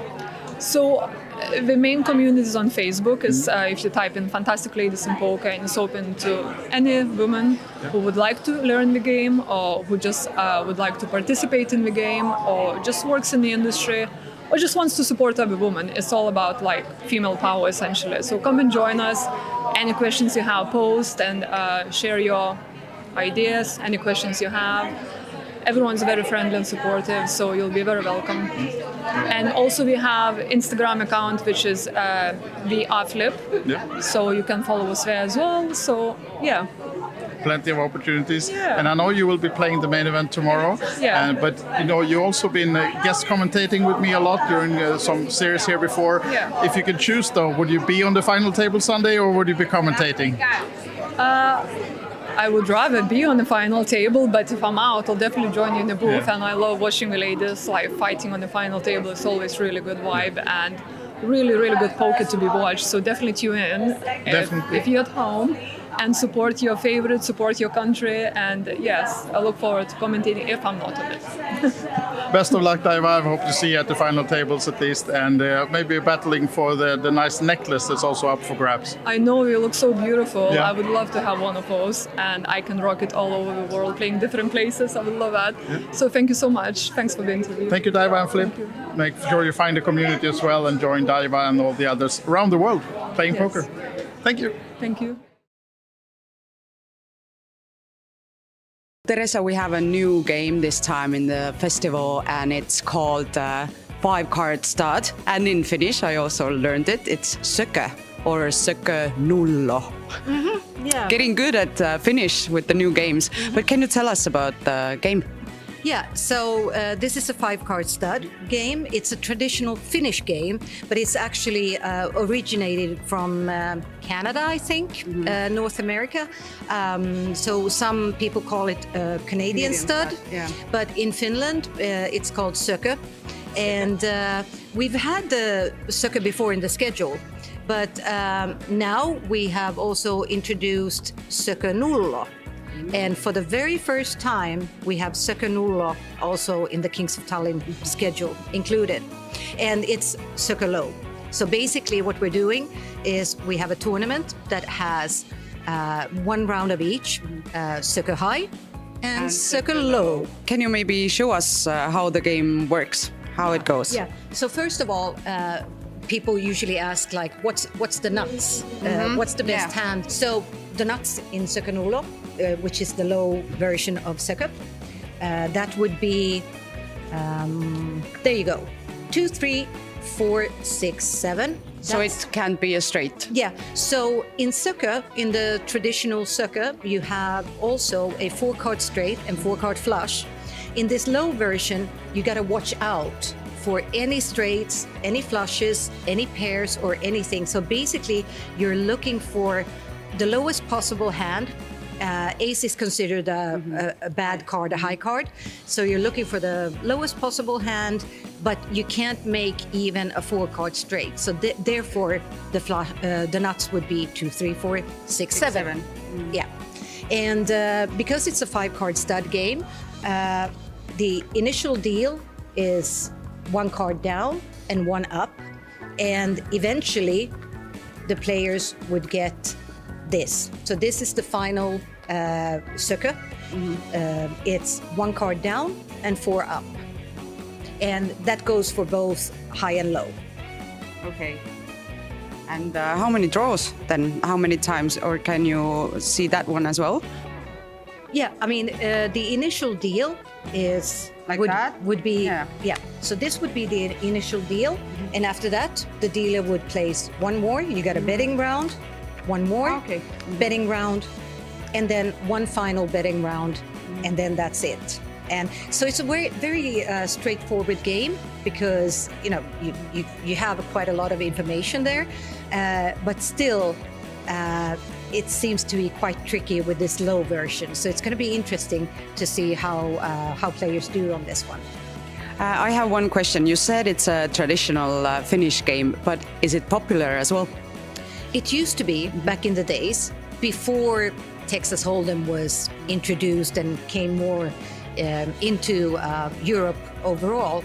So like let's say 70 to 100 years ago, soccer was the game that they played in Finland a lot. But nowadays it's not so played anymore because Texas Hold'em is the most popular. Yeah, but we are bringing soccer back. We're bringing, yes. Yeah, we're bringing it back. Definitely bringing soccer back. So the final table of the first ladies ring event here in Tallinn is starting really soon. And Miriam, you are one of the finalists. How are you feeling right now? Oh, really nervous, waiting for the good chance to triple up. I am starting my final table from the last position as the smallest stack. And Yeah, I heard it's 5 big blinds, right? Yes, exactly. So your strategy is to... Hoping to get good cards and all in. Is this your first WSOPC event that you're playing? Actually, I've played in Morocco also. Yes. And in case you win the ring, it might happen, right? Even if you have 5 big blinds. How would you celebrate? Oh, go home and sleep because the last night couldn't sleep much. I'm joined by the chip leader, Jenny Westerlund of Sweden. First, welcome to the final table. Thank you very much. And this is a 2-day event, so you played day 1 yesterday. Have you had trouble sleeping coming in as a chip leader? A little bit. I slept for like 4 hours and I woke up and had to force myself to sleep again. But yeah, I'm a bit nervous. Yeah. Commanding chip lead, is that affecting your thoughts coming into this one, your tactics? No, not really. Just going to play the player. Yeah? So what about stories from yesterday? Do you have anything special that made you the biggest stack, or was it numerous hands? Not really. It was just small pots here and there. Yeah. A lot of good cards. Lucky, I guess. Yeah. So I know this would be your first ring, of course, winning. What are your thoughts? Nervous? It would be amazing to have another win to my record. Yeah. Biggest win so far? No. It will not be? No? No. What is your biggest win so far? My biggest cash is when I came 4th at Nordic Masters, but my biggest achievement was 3 WPT titles in 1 week. Oh, wow. Yeah. So, yeah. So that's why you say adding another title then? Yes, exactly. Right. Well, best of luck and have fun at the final table. Thank you very much. Thank you. Warm welcome back to Tallinn, Queens of Tallinn 2024. Day 2 just about to start with the big main event. But first, let's take a look at yesterday's action. We started the day with some nice drinks and mingle in the meet and greet before they were ready to sit down by the tables to enter the first event of the day and the series, where the deep stack 80 euro buy-in had 79 entrants, huge field in the first event of the series, and we're just getting started. We also had a chat with a few of the players in the field to hear what they think about the event and their plans for the upcoming series. It's always a pleasure to be back, and I love this place and the casino, such a beautiful setup. I love what Chris and Teresa do, supporting women in poker. It's just like, you feel the vibe, there's so many ladies out. It's just, such a pleasure being here. It's amazing to be here. I absolutely love this casino. I love all the staff here, and it's nice to come back. Yeah. It feels different than last year, because last year I didn't really know much about it, and this year it feels like coming home in a way. Yeah, you're the defending queen now. Coming back today for day 2, that marks the start of the big main event. Day 1A starts at 1 o'clock, and tonight 8 o'clock, day 1B. For the main event, 250 euro buy-in, ladies only. And tomorrow is day 2 of the main event, of course. Also, there's a PLO tournament today, and we have more tournaments coming up in the weekend. Most of them are ladies only, but we have also the ladies and gentlemen Saturday night open for all. Check out the schedule on OlyBet.tv, see all the tournaments, follow all the action, and also Sunday we'll be live streaming the final table of the big main event and see you take down the title for this year's Queens of Tallinn. So Eva, I have a few questions about the 8 game, and I heard you're a pro at it. Oh. Is it true? My vision is to become a pro sometime, but I love it. I play it as much as I can. Well, I know nothing about it. I'm serious.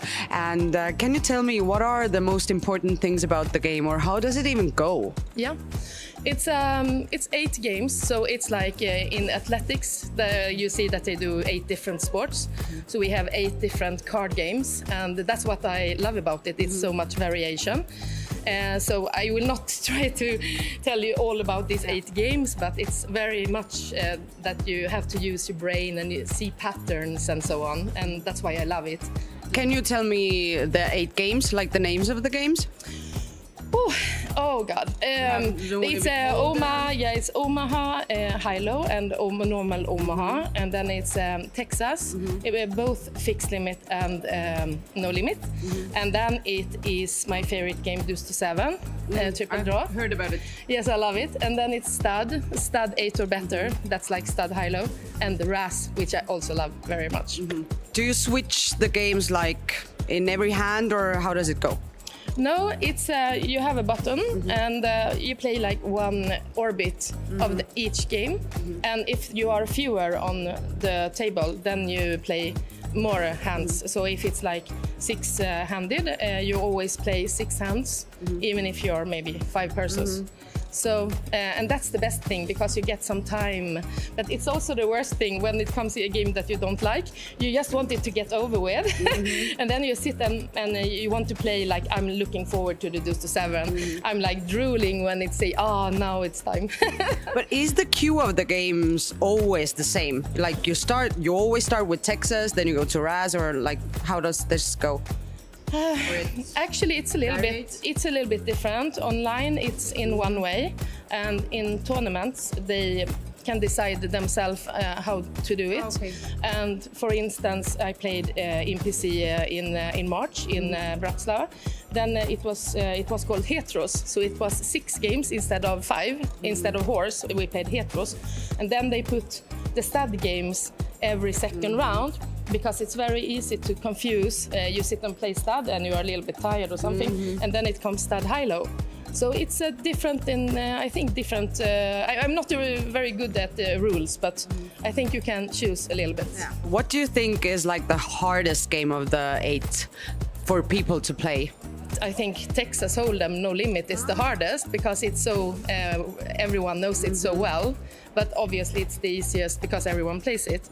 But maybe to become really good, maybe Ras or Stud. Stud, I think, is very difficult. Stud high-low is much more comfortable, but Stud it's a tricky game. Those who are good at Stud can get a lot of chips in. Yeah. And what is your favorite game of the 8? Oh, almost everyone. Well, if you have to choose only one. Deuce to 7 triple draw, and on the second place Raz, and then all the high-low games. So I said 3. Yeah, still you get away with it. Yeah. But what is for you the hardest one? Like that you think that you should get maybe better at it, or? I think actually Texas, because I'm not playing a lot of Texas. I think it's not as much fun as the other. And if you don't play if you don't practice, then you will not become very good. So I think I'm very medium in the Texas games. And also stud is tricky. I like when it's high-low or low games and a little bit more crazy. But stud and Texas is my, I think, toughest. What would you say to a beginner, like some suggestions if I would like to come and start playing 8 game? Yeah. Like how to study, how to begin with it, or? Well, there are some nice books that you can Did you start with a book? I start with the books and I played online, mastering the mixed games, I think it's called, one and another RAS book that I also read. But then lately I have been taking a course online, BBC Poker, BBC Poker Mixed Game Bundle it's called. So this is the Norwegian guy, Tobias Leknes Senkel, and together with Pieface, a very famous UK guy. They have a fantastic education. And when I got to train with this one, I felt I got one step up. So I can really recommend that one. And talk with friends and try to play. Who know how to play, right? Yes. and most of my friends don't like it, but Lena, who I'm here with, we play, and my friend Ylva and Linda. We have some girls that love to play. Gia is coming also. So, as I understood, I should begin with 8 different books. Actually, the book Mastering the Mixed Games, I think it's called. It's green, at least. It's all mixed games, so you don't have to buy Like 8 books. And if you take this BBC Poker online, then you have also, I think they teach 10 or 12 games, and it's fantastic. I have one more question. Why the 8 game? The more the merrier. I like variation. I think it's a very nice, the people who are playing mixed games are very friendly and a little bit crazy and like to party and have fun. It's very seldom you see someone sit with a hoodie and glasses. Being really and serious. Yes, so it's more like, blah, blah, blah, blah, cheers. And it's just so much fun, friendly community.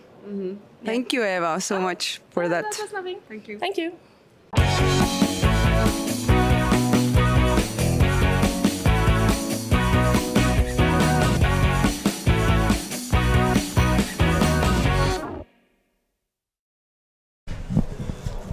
Welcome back, ladies and gentlemen, to the final table of the Queens of Tallinn 2024 main event.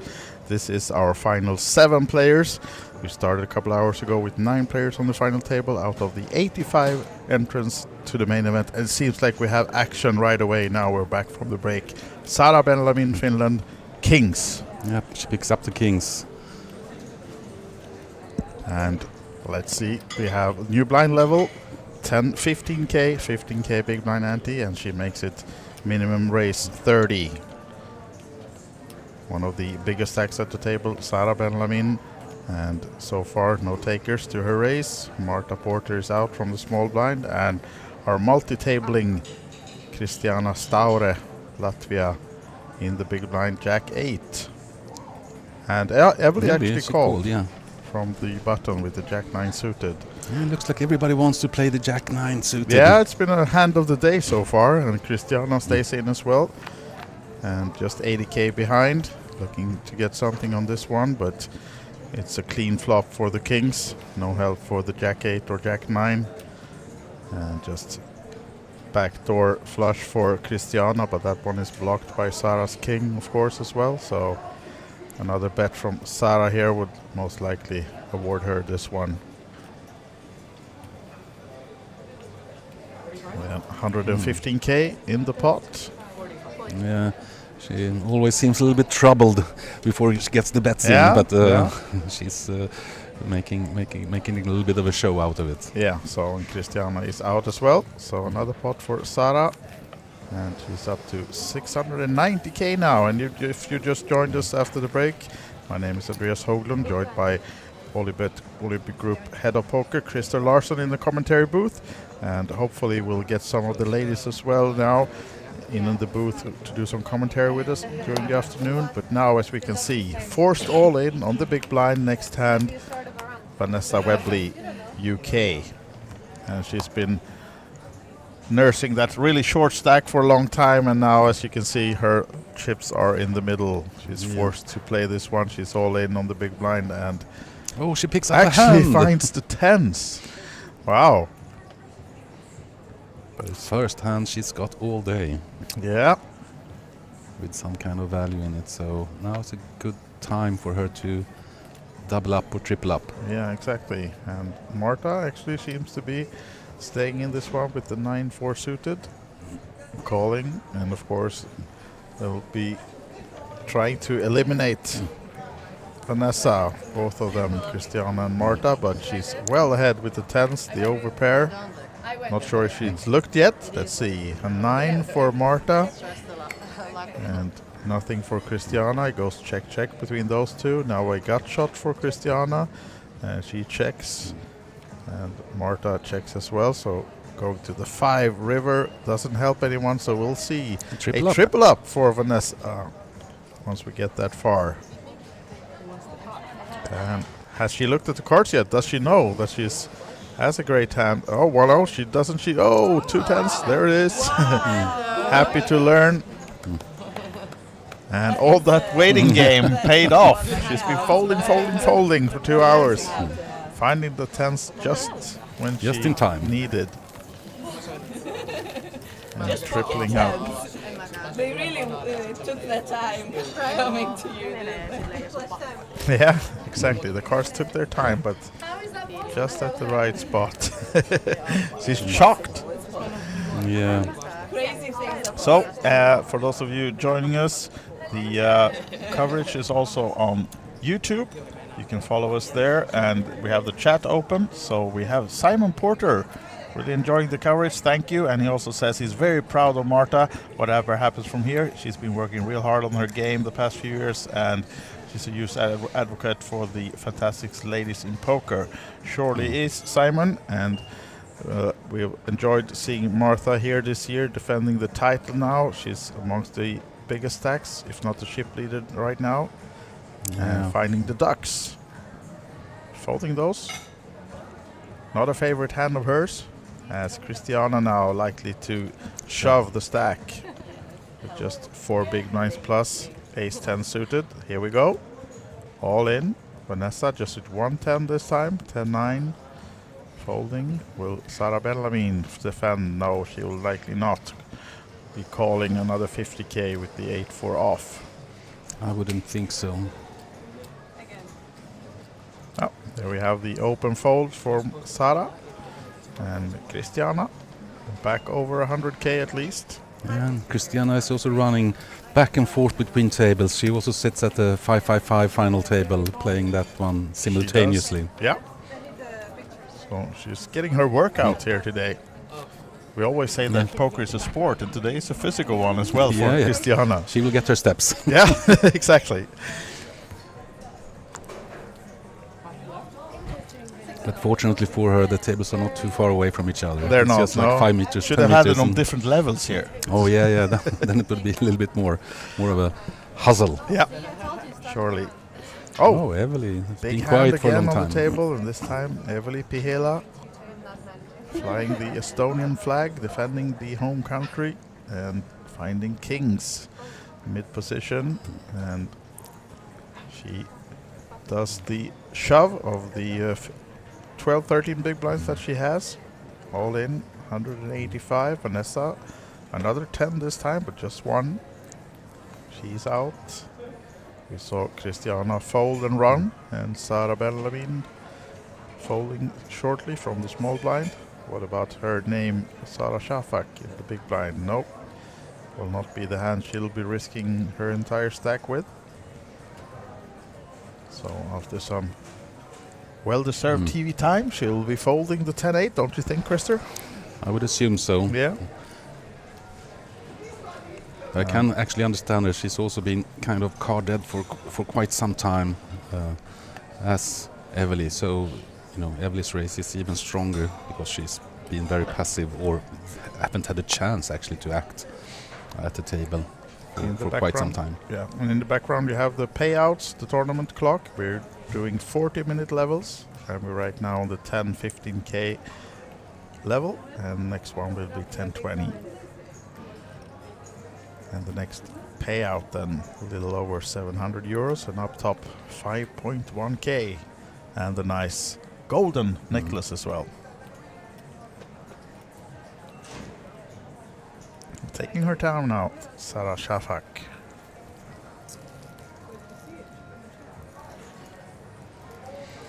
And Eveli is just thinking, call. Exactly. And if she saw the cards of Sara Shafak, she will definitely be screaming call. As you can see, an 80-20 favorite if he were to be in a showdown, but there's not. Sara folds, and Eveli now passing the 200k mark, just barely. And she's been complaining a little bit about sleep deprivation during this series. Eveli has a almost newborn at home, I think. Yeah. And so this must be kind of a rest for her. Yeah, exactly. Yeah, she said Coming out the other day she had like a power nap at the tables. And yeah. But hopefully she's rested well enough to battle it all through the end today and stay awake for the win. And ace-9 suited now for her under the gun. With 7 players at the table, you have to open with ace-9 suited. Yeah. Even if you don't like it. Exactly. And makes it the minimum 30k raise. Oh, another kings now. Trouble for Evely as Christiana will be shoving. Yeah, and right also it's against hard her. for Evely to get away from this. Yeah, such a. It's just going to be 75k more. So Vanessa folding and Sarah Benjamin will be folding after some time. It's going to be interesting now to see if Evely can find a fold. Yeah. You know.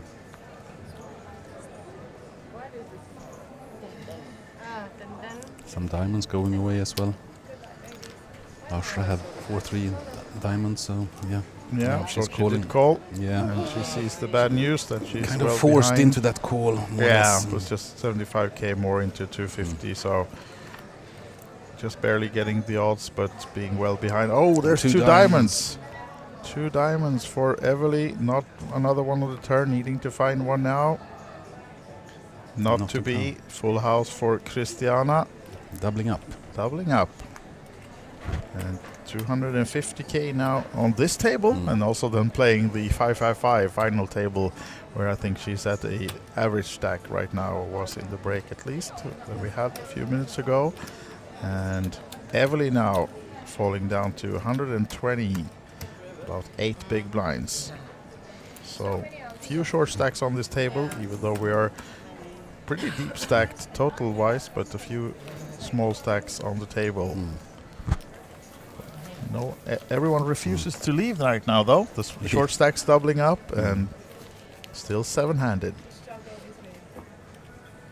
And here we have the confirmation. Vanessa with just 2 big blinds plus, almost 3 down in the bottom. Evely 8 big blinds. Sara Shafak 12.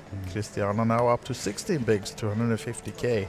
And our chip leader, Marta Porter, last year's winner of the main event, Queens of Tallinn, sits on 51 big blinds. Nice spot to defend the title, and here she is. Yes, and she's also been playing really good, finding the right spots, also getting the cards and playing quite aggressively. She's been a little bit quiet now the last 30 minutes, but before that she was on a hot streak. Vanessa now shoving the 3 big blinds, less than that with the 5s. And Sarah Benjamin not likely to be looking her up with the 10-8 off, but of course once we get around to the big blind it will be hard to fold, so there will most likely be a showdown at least there. But Ashra is, I would think, folding the Jack 4, so it will be up to Evely then to try to eliminate Vanessa. And let's see what Evely can find. 9-7. Yeah, has to call, and she'll be happy to learn that it's almost a flip. She had 2 overcards, so 49% equity in the all-in versus Vanessa Webley. And she'll be praying for the 5s to hold up. Who's your pick, Chris? Oh, this is a tricky one, but you know, Vanessa has been very patient, so maybe it pays off. It looks like it. Clean board for her. She does the stand-up game as well, so maybe that gives some extra percentage. The deuce is good for her, and Evely now down to 9s and 7s, not to be. So another double up and more for Vanessa. She sits down back again, and now passing the 100k mark. It's been, you know, like a very difficult situation for Evely now. First having to move in with the ace-9, you know, committed into the pot, and now this situation where you actually have to call off.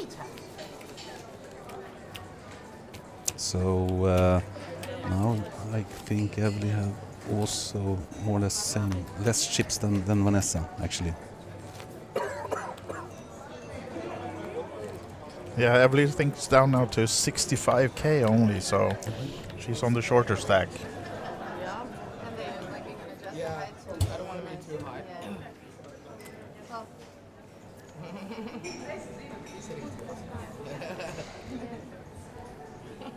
And Christiana folding. What about Vanessa with her newfound chips? Will she be brave enough to go with the king 8? Yeah. Nope, does not. It's a fold, and it's Sara with the king queen, though, might be opening the action from this hand. She should and she will.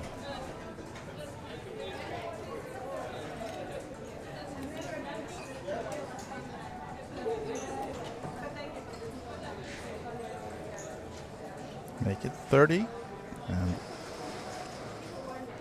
Sara Shafak is out. Austria also. And Everly on the short stack folding, but I guess Martha will be defending. Yeah, this is Jack 9 suited, right? Yeah, again. Really the hand of the day. Thank you. Maybe I haven't won too many pots with them, but it's surely been coming on a lot, this hand, from different players having the Jack 9 suited. Now it's interesting to see because she's sitting in the big blind. She doesn't like her position, so will she come over the top or just call? Yeah, because she's been quite aggressive in these positions before because she doesn't want to play out of position. So, but on the other hand, Jack 9 is quite a nice hand to see a flop with. Yeah, comes with a call, and Sara and Martha goes to the flop. That is 7, Queen 3. So nice flop for Sara then, top pair, and no flush draw for Martha. No hearts at all on the table, so dry board for her. Expecting Sara to come with the continuation bet.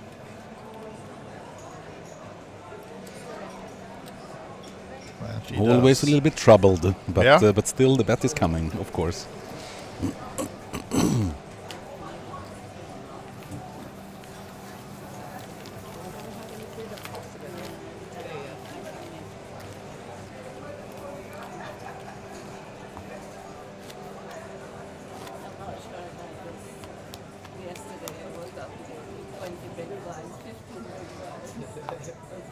Your choices. I'm like, oh, this is yeah, you just Yeah, It looks like they- smiles and table talk.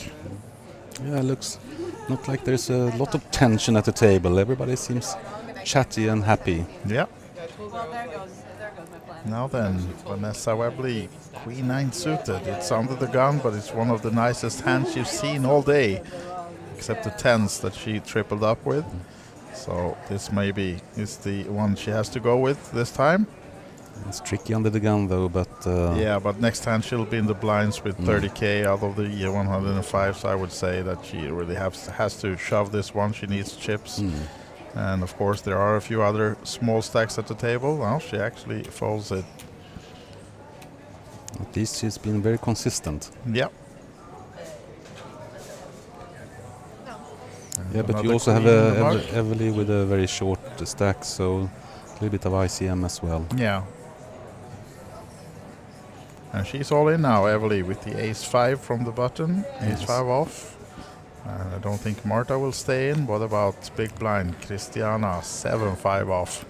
Not a nice hand to call, but it's just another 40k though. Yeah, but she only had 220, so I actually think she will let this one go. Why doubling her up? She doesn't like this at all. Okay, I'll be on the other side then. I think she'll be calling this one. Let's see. 40k to win 135. Oh, you Comes were with the right. call. Okay. Let's see then who wins the hand, because of course very nice position for Everly, dominating the 7-5 with the ace-5 and also blocking the flush of diamonds. Let's see if we get any help from Christiana. No, that's a good flop. Of course, there's a 7 as and well. Spades as well. Oh, will it be a split? Split outs with all the spades? No, it's a double up for Everly. A needed one, and she's now up to 135k. Christiana down to 180. And then we have Vanessa about 100. So 3 short stacks on the table and 3 big stacks. They are surviving all the time. Yes, short stacks surviving. And Christiana eyeing over to the other final table. Seems like she was getting out of the chair to maybe go play a hand over there. Oh, she's back. As we have a dealer change at the final table of the main event. With 7 players still in. Now we have Vanessa in the big blind. Oh yeah, now she's almost and Christiana in the small blind. I normally put it in the middle, but on this table I normally do. It's my thing. Yeah, so I think Vanessa's starting the hand with 105k, and 30 of those now are in with the big blind ante and the big blind. So fairly committed, I'll say. Well, let's see. And Vanessa is trying all the tricks in the book to get good cards. Yeah. Let's see if she managed just as well as last time. She was almost... Then she was actually really forced all in and found the 10s. Let's see what she can find this time, but it won't be Sara Benlamin that will take a stab at the big blind of Vanessa. It will not be Sara Shafak with the 7 deuce suited. Will it be Aushra? She seems a little bit interested. Yeah, a pair of 3s. Hijack position. It's not great because she knows that she most likely will be called by Vanessa as well. Yeah. I think she has 100, so yeah, actually she folds. Yeah. It will never be a big favorite in that hand. No, exactly. Most likely up against overcards, and actually it's all a walk for Vanessa. And she had a decent hand. Queen 9 suited, one of the better she's seen. Oh, she all just day. folded Queen 9. Yeah, she did this but time. That was diamonds. Yeah. But she'll be happy to just keep the blinds and get the small blind. That's another lap. Yeah. And also with Evelyn and Christiana short stacked, you can see the pay jumps now. You know, it's a couple of hundreds in between the spots, so yeah, every position counts. Absolutely. And also looking for the extra points in the team competition, of course, yes. Vanessa. No, I haven't really checked what was the standings in the team competitions. We can see, because we know we have 2 players on this final table that are in team flip then, with Vanessa and Aushra, but let's see if we have any of the other players also doing the team competition, maybe. Yeah, and we also have another outer tables here with the 250 progressive bounty going on, so still open for registration, I think. So yeah. So 3 tournaments running simultaneously now. Vanessa picks up 9-7 clubs in small blind, so.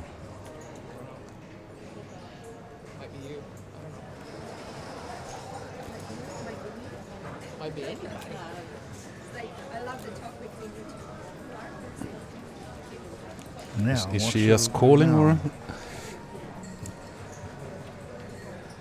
And Sarah is looking at her stack, ready to.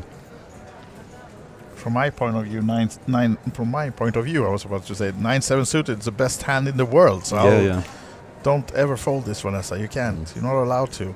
Comes with the call. Let's see what Sarah does with the King 3. Does she want to put the ICM pressure on Vanessa? I would think so. Force her all in to call? I think the way Vanessa, she does shove on her. And what do we do now when we're Vanessa?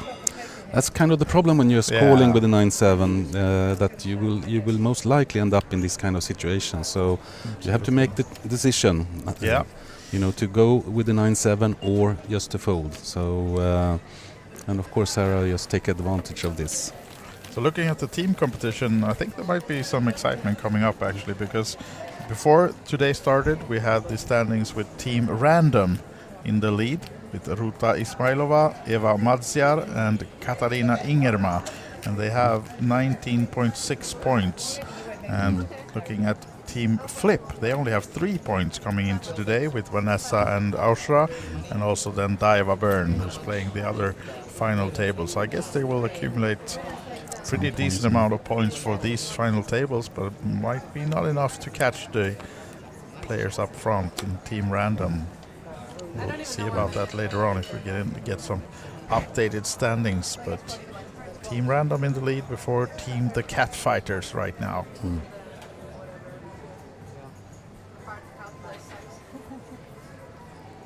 And Vanessa, now maybe the time to push from the bottom with the A6 suited. Here we go. For sure. All in, 100 even. Sarah Benlamin will not be calling most likely with the Queen 3. What about Sarah Shafak? Can she find something from the big blind? Yes, she's been very silent for a long time now. And Benlamin not folding just yet. Well, it's just a matter of time. She can't really go into this hand, especially since Vanessa has been folding for 2 hours. Yeah. Of course, Vanessa could have a random hand, but you also have Sarah Shafak behind you. Yeah, exactly. Maybe if she was in the big blind and no one left to act, she could take the chance to eliminate the player, but not from this position, not with that hand, and she's out. Oh, Sarah Shafak with the King Queen.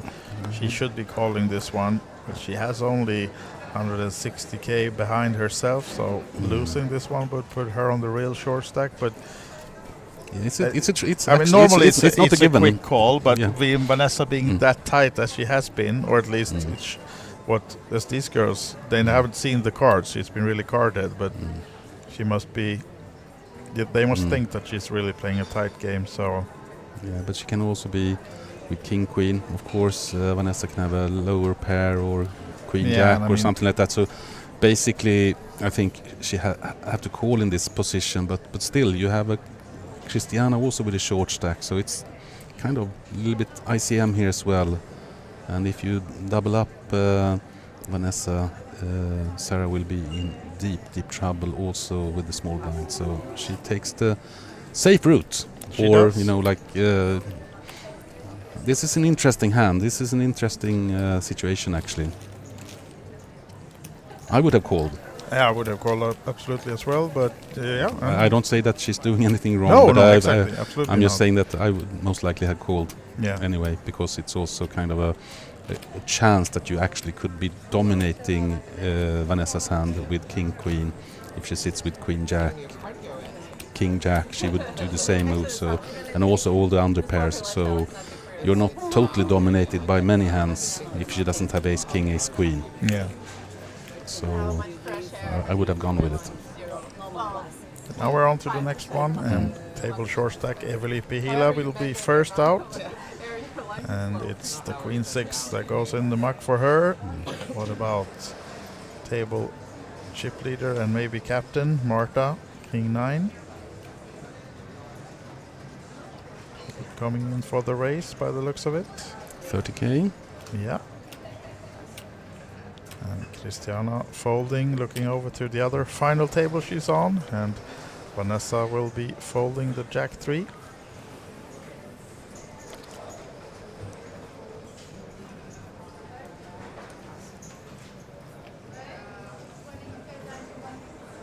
Sarah Benlamin, Ace 8 off.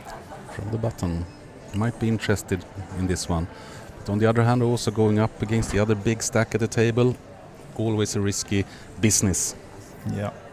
And she's folding, as is Miss Shafak. What about Aushra in the big blind with an ace? Defending. Yes. As you can see, she's actually the favorite in the hand with the ace, but let's see what the board has for us. She hits the 4. She does. And for Marta, nothing but a swing and a miss, but she'll most likely take another bet at this one. Yeah, putting some pressure on Aushra. This is also the battle of the Lithuanians again. It is, yeah. And I think these ladies has played some poker together before, so might be some old 40k. So I think Aushra will definitely take a look at the turn as well. Yeah, I assume so. So many hands that we beat here now with only the 4. Marta opening with a lot of the King and Queen X's, of course, or another ace that now has been counterfeited by Aushra.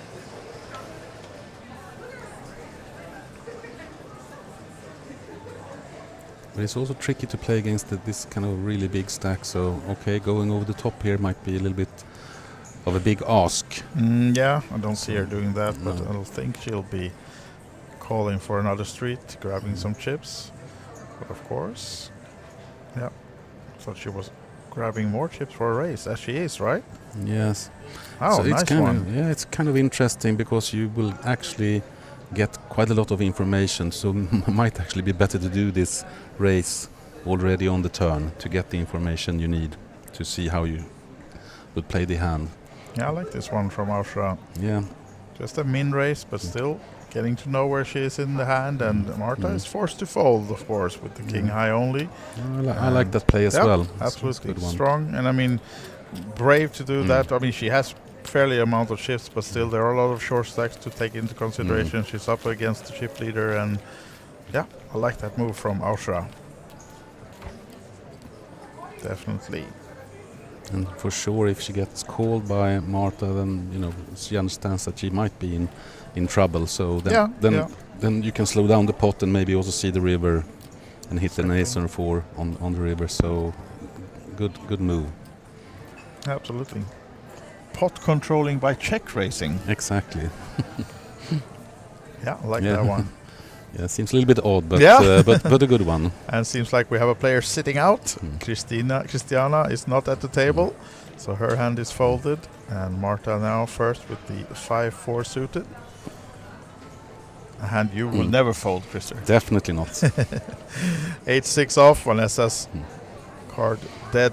It continues, and Sara now Benjamin 9-8 off, cut-off position. And also chip leader now. She is, well, yeah. Big stack together with Marta.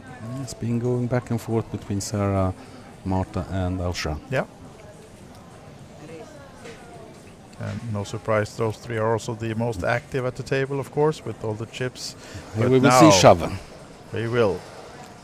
She's been shoving all the time, but now not this time. Just calling, okay. Interesting. And this is also, I mean, you got Evely in the big blind with just a few big blinds behind, so maybe Miss Shafak will not be wanting to be the one exiting before the short stacks, but hoping, of course, to hit any ace or queen now then.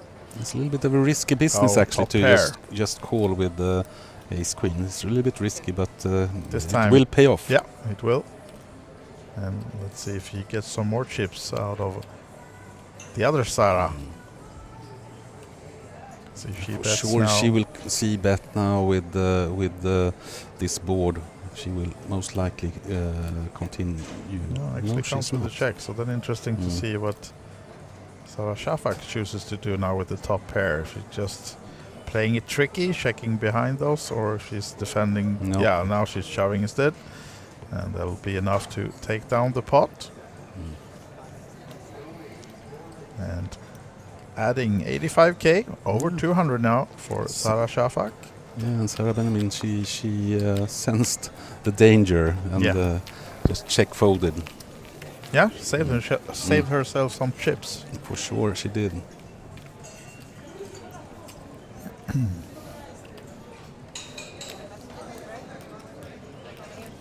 And here we are, still seven-handed. Final table of the main event, Queens of Tallinn 2024.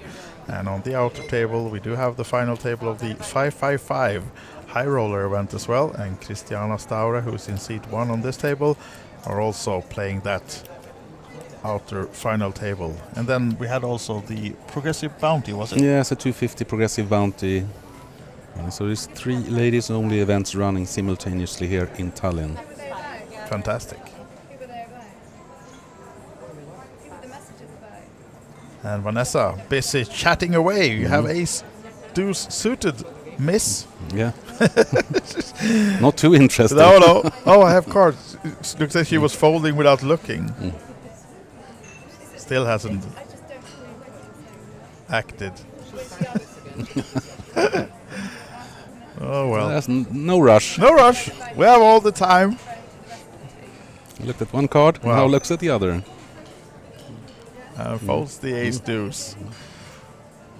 And I was about to say it was a tight move, but it was correct as Sara Benjamin finds the ace jack suited just next to her, and she'll be coming for the race, 30k.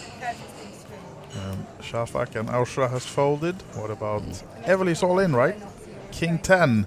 Yeah. Oh, in trouble now then against... Yeah, but she open 2 live cards. 60-40. Yeah, absolutely. Something like that. Of course, Sarah also have 2 diamonds. And I'm not sure what Martha thinking about here, because the all-in is enough to open the action for Sarah as well. So calling here would not be such a good move, since Sarah could be racing again, and she finds the fold.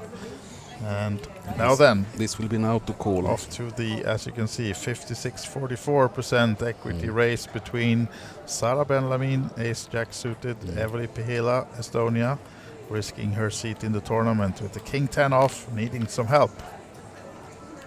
Will it be queen? She finds a king. 2 queens, well ahead now. Only the ace or a 10 could save Sarah, and Eveli doubling up and more, up to 210 now, and the short stacks keep surviving. Yeah. Nothing for free here. We're still in. Yep. 7-handed now for an hour and more, despite a lot of all-ins and calls, but short stacks keep surviving. Yeah. Might be one of those when you think already early, you think, the winner's going to be among those 3 big stacks, but then a few hours from now we might see one of these girls that's been on just a few blinds coming out on top in the entire tournament. Yeah, we have seen it before. As long as you're in, you have the chance.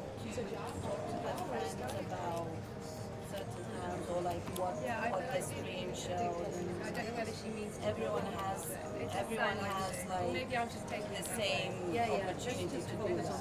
Yes, please. It's not a good look. Try to enjoy But it does sound like it did. Vanessa, 10-8 off, under the gun, has 9 big blinds in front of her, folding this one. Big ace again for Sarah Ben-Lamin. Keeps getting those big aces, ace king, and will be racing. Will it be 30 or more? Oh, stays with the 30. But she's dropped down now from the 700 down to 560, so... Yeah. And Ausra Eveli is out quickly. Marta 8-6 off in the small blind is folding. And Christiana just ran back from the other table, but Jack 3 off. Not gonna do it.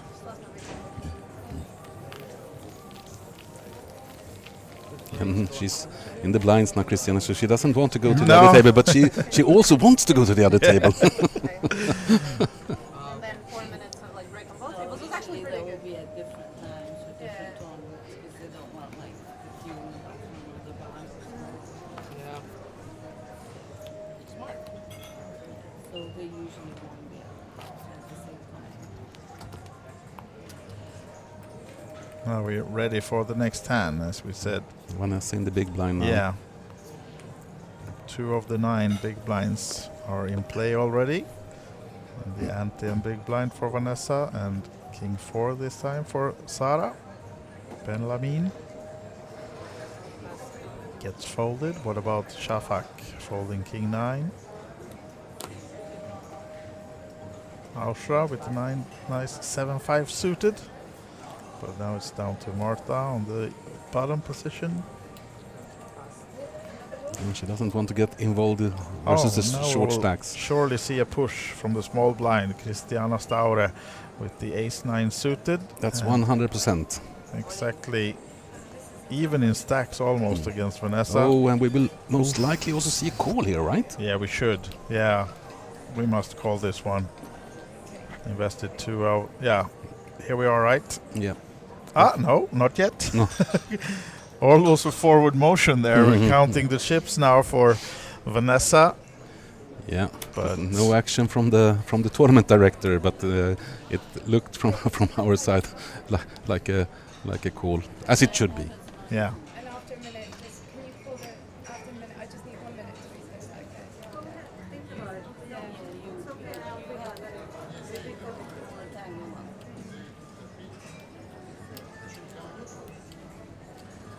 Vanessa counting her chips, and yeah, it will be just slightly less than the all-in, I think, from Christiana. They're pretty even in stacks. As you can see, Vanessa has 110 behind the already put big blind, so they're almost just even in stacks. Actually, she's considering a fold here. Yeah, she is.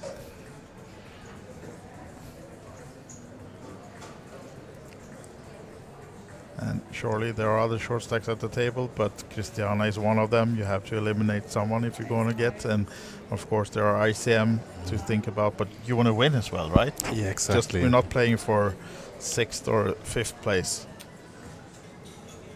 So this would be the perfect opportunity to try to eliminate Christiana, make the pay jump, and also get back to a decent stack for Vanessa.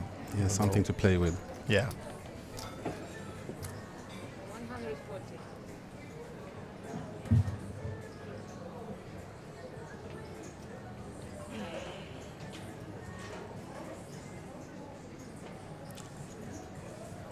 With the king queen, you can actually be dominating quite a few hands Yeah, from absolutely. Christiana here. Of So course. it's Yeah. okay. We can see now that Christiana will be the favorite in this hand, but you know Vanessa doesn't know anything about that. So Christiana would do the same with queen 10, queen jack, king, Yeah. king 10, king 9. Exactly. Jack 9. And he So, will, of course, any small pair, Yeah. and you'll be in pretty good shape against that as well. So, no, we can't really be folding here, but let's see Vanessa's decision.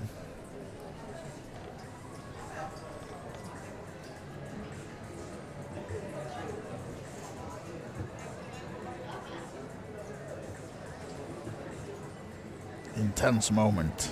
It is. It's for the tournament life, of course. So we should give them the time to really consider.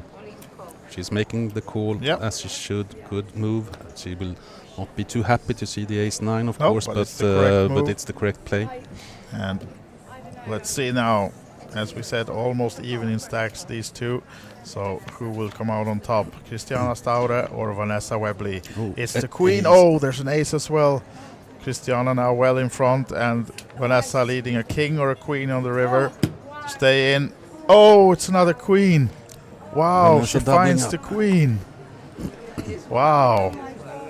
Just watching her body language, I thought it was blank. I thought she'd lost it, but that was actually her way of celebrating. Yeah. Yeah, she can't believe it. She finds the queen. She finds the queen. And I think Christiana will be left with one big blind if our graphics are correct. But what a timing for Vanessa, right? First she was forced all in, find the 10s to hold up versus two people. Now she's almost forced to call this one, and she's behind. And now she's up with 15 big blinds and actually playable stack. Yeah. And Christiana is disgusted. Yeah. Luckily for her, she has another final table to attend, so hopefully she can go on to win that one instead if she were to be eliminated from this one. But she's not out from the main event just yet. Vanessa survived with one big blind, so can Christiana. if Yeah. she's, You have to be at the table. Poker can be cruel. It can. Definitely. It looks like she's only have. Is it 10k? 10 or 15, I think, yeah. 2 or 3 red ones. And she was asking if she could go all in blind, but she has to be at the table for her hand to be alive. So she has to stay and look at this one before she decides to run over to the other table. And she cannot act out of turn either, of course. So we'll have to wait for the action of Christiana as Everly picks up a nice queen 10 suited from the hijack position. And she's shoving now. Interesting. Yeah, for Christiana now what to do with the one big blind. Actually folding now, hoping to get elimination of Everly instead. That's a bold move from Everly when Christiana only have one big blind. Yeah, it is. It is. I like it. I like the courage. Because she must have, like a monster. yeah, exactly. You can also use it in your favor. Yeah. And this time it's not ace-king for Sarah Benjamin. It's just king-deuce. And it is Everly getting away with the all-in move. So, yeah, it was a brave one, but it worked just fine. Stealing the blinds and antes. And Christiana still in the tournament.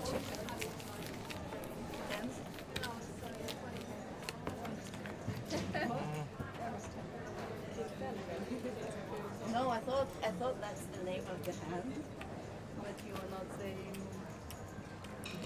here we have it, the confirmation of the 15K, one big blind only for Christiana Staure. And chip leader right now then, Marta, just slightly ahead of Sara Ben-Lamin and Aushra. And then the middling stacks, Evely, Vanessa and Sara Shafak. And the short one, not by height though. The tallest one has the smallest stack right now, Christiana Staure. Let's see if this is the hand. She chooses to flick that one big blind in. 10-7 suited for Marta. She's been a little bit quiet. Yeah, going a little up and down in terms of aggressiveness, and this time she's looking to play though. Calling with the raise as we are up to 10-20K now, so that's why Christiana has now on the graphics less than one big blind. The big blind is now 20K as she's folding, and look at this. Oh, interesting spot. She has 255 and Christiana Yeah, have one big blind, what so do it's you a do kind now? of... You can't shove in this position with the ace king. You can't, right? I guess she can. If you want to go for the win and doesn't care if you're using this ICM is for poor people thing, then you might. But if you want to make the pay jumps, you're not shoving here, I guess, with one big blind stack of Christiana. But let's see. At least you can fold. 3-bet. Yeah, I mean, you could do a 3-bet non-all-in. No, she's putting the chips in the middle. Yeah, nice.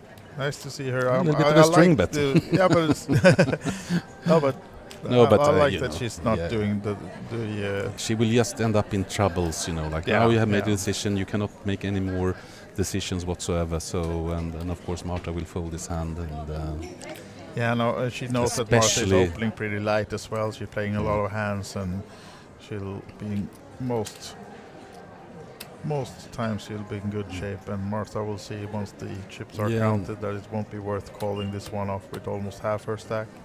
No, and Vanessa's all been super tight, and the same as goes with Evely shoving against the one big blind. So of course Vanessa should have a really strong hand. So it shouldn't be even thinking about it. So look now, who's all of a sudden up to 345K, Vanessa Webley. She's back in the game. From one big blind. Yeah. It can be a nice story to bring back to the UK. Yeah, exactly. Do the highlights from this stream as well, going from nothing to the necklace. We'll see about that one. Plenty of more hours before we're done for today, but she's still now in with a very much better chance that she had just an hour ago or so. Yeah, but the blinds are going up, you know, now 10-20, so time is chasing all of them around the table. Absolutely. And someone who's chasing around is Christiana, not in her seat right now. Her friend Vita is blocking her as well. Move! I need to get down in my seat. Yeah. Let's see. Our tournament director Teresa Nusiainen on the right as well, watching over the final table, making sure that everyone is behaving as Evely now shoving again. Yeah. Ace Queen suited, off, and Martha, nice hand, but surely not risking almost half her stack in early position with the King Queen suited. No, she will not. Again, you know, Evelyn is doing this when you have a player with less than one big blind at the table, you know, like it's impossible. Yeah. I would be highly surprised to see Martha call this one. Maybe if it would have been like 130K, but not 260. No, for sure not. She wants to. Yeah, seems like it. It's such a nice hand. Yeah, King Queen suited. Let me just see the flop. Here we go with the fold, the correct one, of course. And Christiana folded quicker than our readers got the cards, so she's out. Vanessa will be as well. And then we have the two Sarahs. Yeah. King Jack for Ben-Lamin.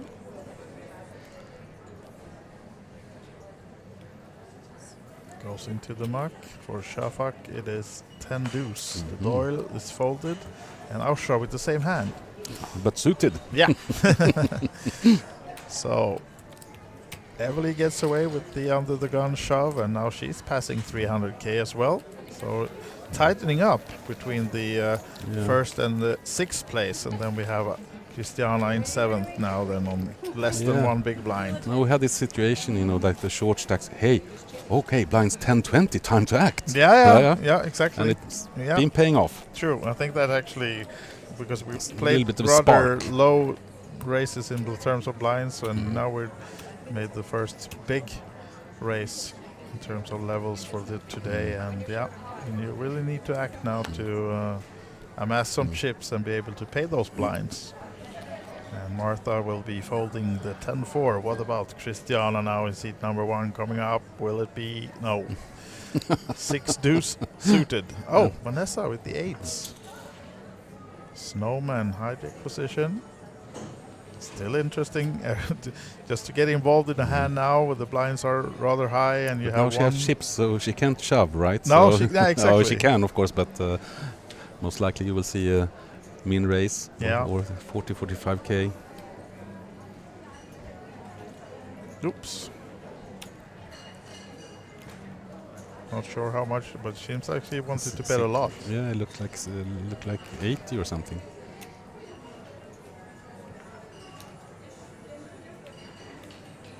Was that a bet? Well, now it's another bet. Yeah.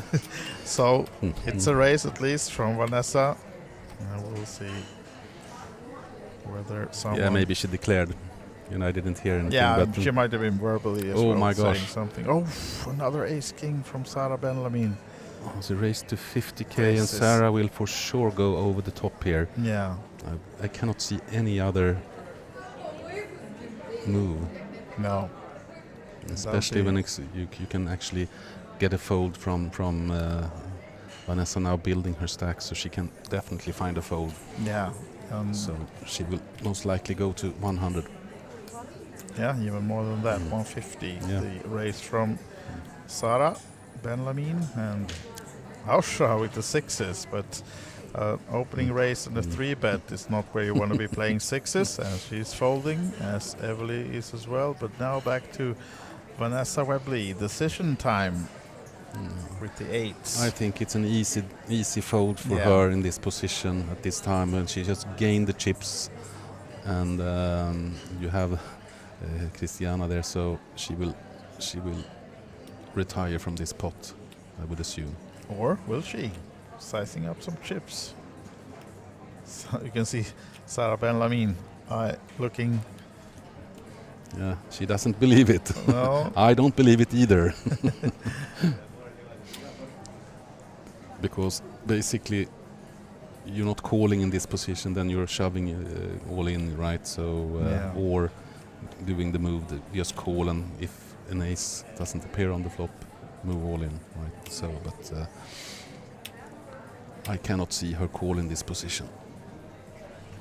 When you have the short stacks. I'm not sure what she's sizing up for now then, because the race is another 100 and she's have way more than that in front of her right now, but it looks as therapy to me. Yeah, we'll see. And Vanessa Webley, she is doing charity work normally, right? Work for something called Street Child, helping children and families all around the world. So, is she talking about her hand? Did she? I think she said that she has pocket eights, and she have already folded, I would think.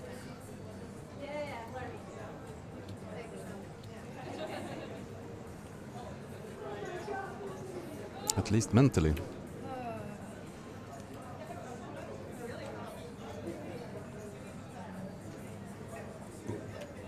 Let's follow the table talk if there is any.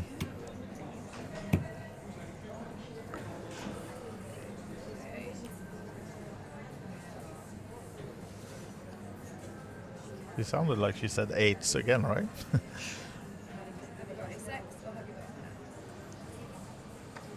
you've got A6, I'm happy to go for it.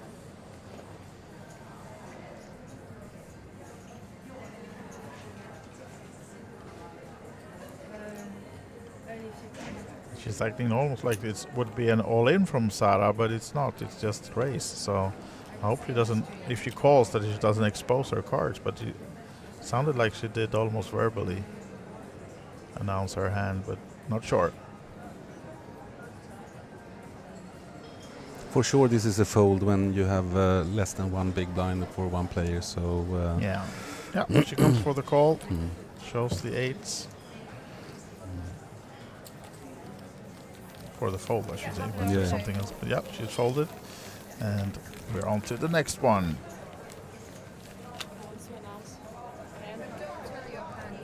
There's a lot of thinking going on there. Yeah, still, I think. Yeah. Still thinking over whether to.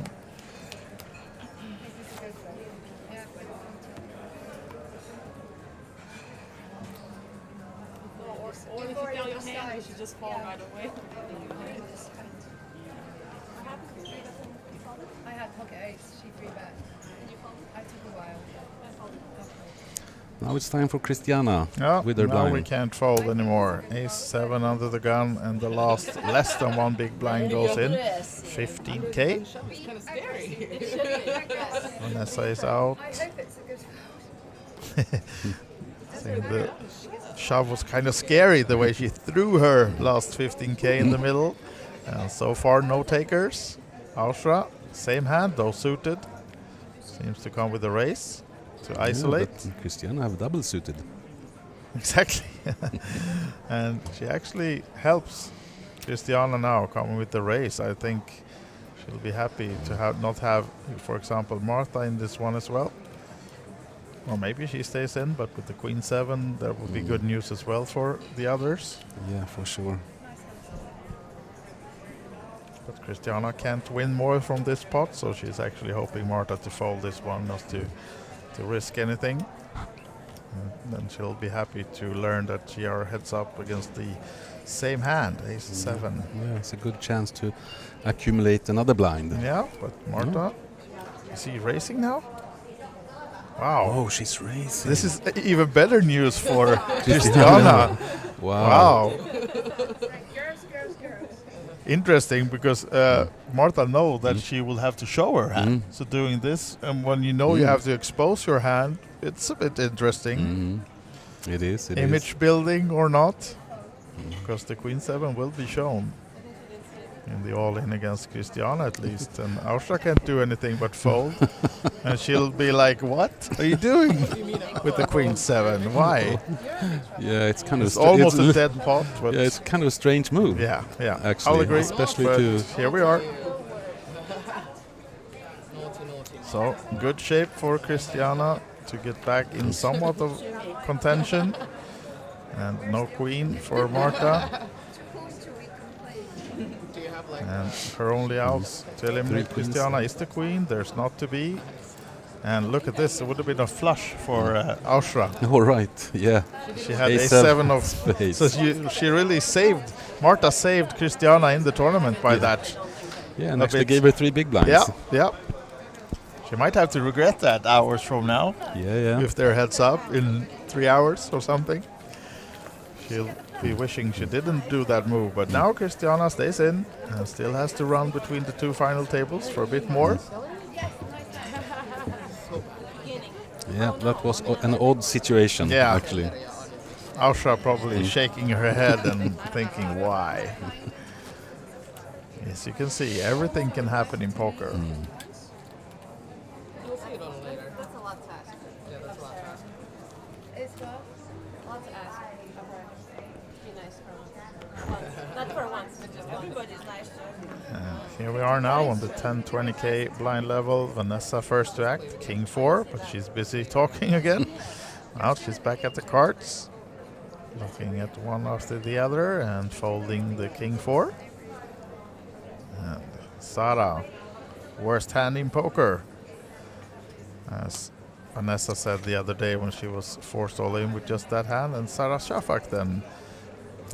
Time to shine. Yeah, now we but have again, 3 big blinds for Christiana. So yeah, she's in the big blind though. But so Sarah will for sure put the chips in the middle. She must, because she wants to win. Yeah, and also Christiana Stauder will have to call this one because she doesn't have much behind. So it'll be another all-in and call, and well ahead with the 9s then Sara Shafak. Will Christiana survive another one? If she wins this one, she's up to 140k. But she needs help. Needs a king. There it is. Wow, look at this one. The short stacks just won't die, or will they? Sarah Shafak, only 1-9 remaining in the deck, and it's not here on the river, so double up and more for Christiana Staude, up to 140. She's back in business. From 15k to 140 in 2-3 hands. Less than one big blind. Yeah. And actually Marta Porter gave her a second life. Yeah, she did. Definitely.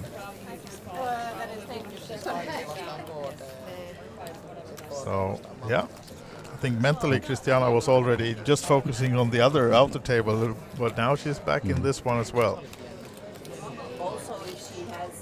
And actually a little bit of a dent into to Sarah Shafak's stack as well, of course. She actually has less now than Christiana does, so just some 6 big blinds or so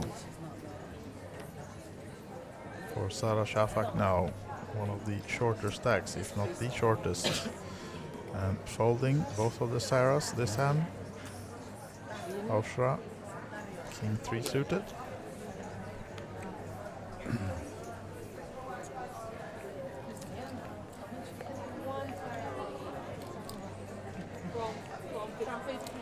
Marta always likes to play from the button. 8-7. Maybe she's tempted. Yeah. Nope. What about Christiana now? Now she can fold and maybe run off to the other table. A walk.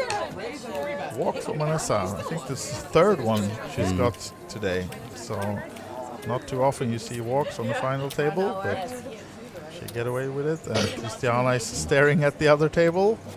I don't think I've seen this before at the final table. That two players with less than one big blind, both are still surviving. Yeah, for a long time as well. Now that's something special.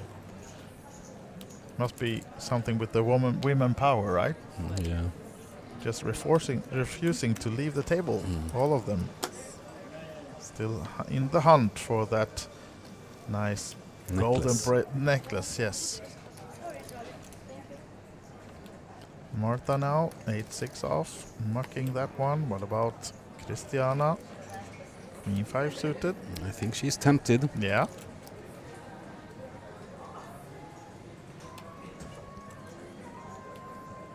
It's only 6.5 big blinds, but still a lot to call off for the other ones behind her. And she's Vanessa instantly 9s. Good shape. Not even thinking about it. No, this time she did quick all in. And Christiana will need some help. Good shape. Yeah, again.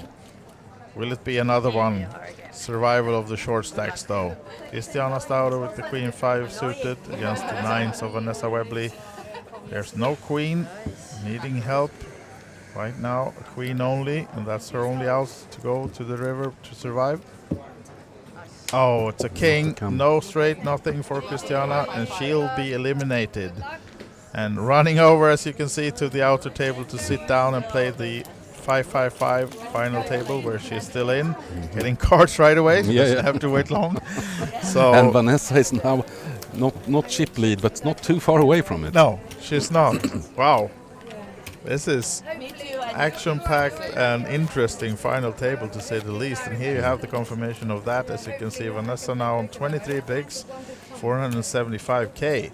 Sarah Shafak, 6 big blinds now in danger, and Eveli Pihila, second shortest, 260k on a 10-20 big blind level. So yeah, Vanessa Williams, Webley, sorry, maybe that all that waiting game will pay off. Yeah, we'll see.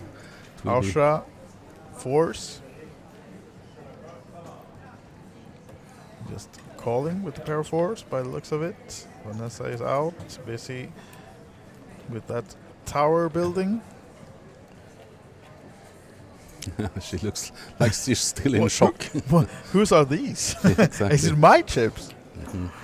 And Benjamin's folded. Shafak 8-6 in the big blind. Maybe she's just checking. Yeah, I was thinking that maybe she's going for it. Heads up then. And cut shot for the pair of fours. Nothing for Sara on this board. Backdoor out with the flush and straights, but she'll be checking. And of course, Ausra should be continuing with this one, since although she just limped pre-flop, an ace might very well be in her holding at this stage. Yeah, I mean, bet with 20k, yeah. So yeah, and nothing for Sara it's to all do. over.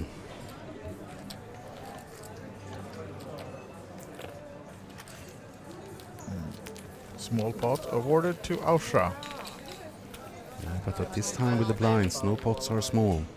No, that's true. Absolutely. 10, Getting 20k, so 10% extra on top of her stack, so yeah.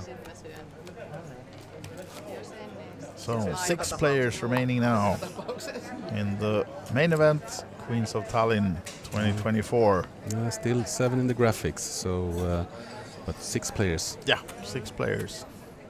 And Eveli Pihila, one of those on the shorter stacks, but folding. Marta will not be folding though, the ace-jack off in the hijack position. She's been a little bit quiet, but now she will for sure.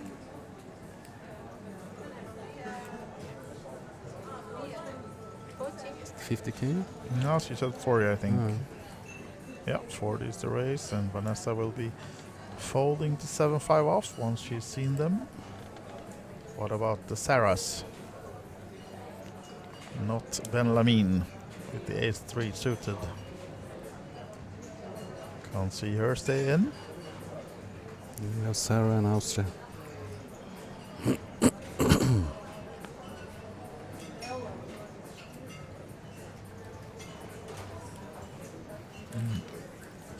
Down to Ausra, 8-5 suited in the big blind, but she's folding, and Martha can pick the blinds and ante. For sure. At least. Maybe 3?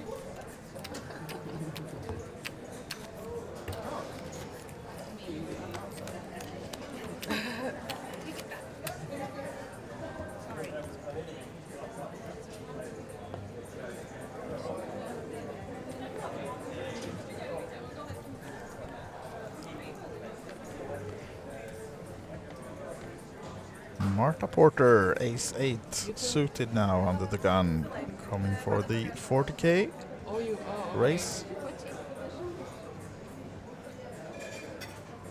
What about Vanessa Webley? Nope, 9-3 suited will not do it for her. An ace for Sara Benjamin as well. Ace-3 off though.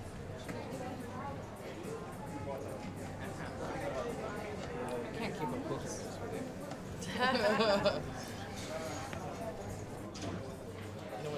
And nice. Evely folding by the looks of it. Oh no, she's calling. Yeah, sorry. We're heads up between Martha and Evely flops the top pair. Nothing for Marta, just one heart for the backdoor flush outs as well, and Evely quickly checks, hoping for Marta to bet. Just see if she's check raising or just calling this one. She shoves it. 200k goes in, and won't be much for Marta to do but to fold this one. It's another 160k with just nothing to this board, so should be a fold without much thought, and there it is, folded as well.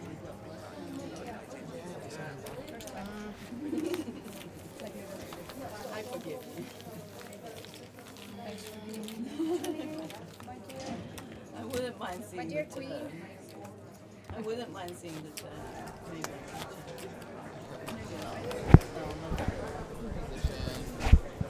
So some more chips for Evely, and they're now in the blinds. Evely and Martha.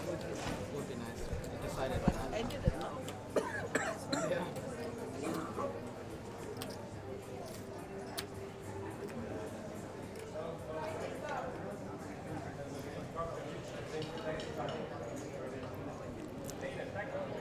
Yeah, anything can happen on this table for sure, Christer. Who's your pick? You have a favorite to win. It's impossible, right? It is totally impossible. It goes back and forth. Yeah, and all of them playing well as well. I mean, there's really...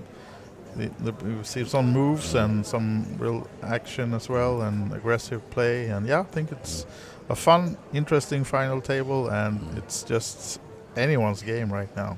It is actually, and both Sarah, Benjamin, and Marta have had chips, so on, but they are not pushing too hard. It's a little bit of a waiting game as well to see if they get some cards as well. But no, this can go in any direction. Final table, we're coming back. Please. Final table, final five. If it makes you confused, adios. I don't know what to do with this fold. You don't see potential.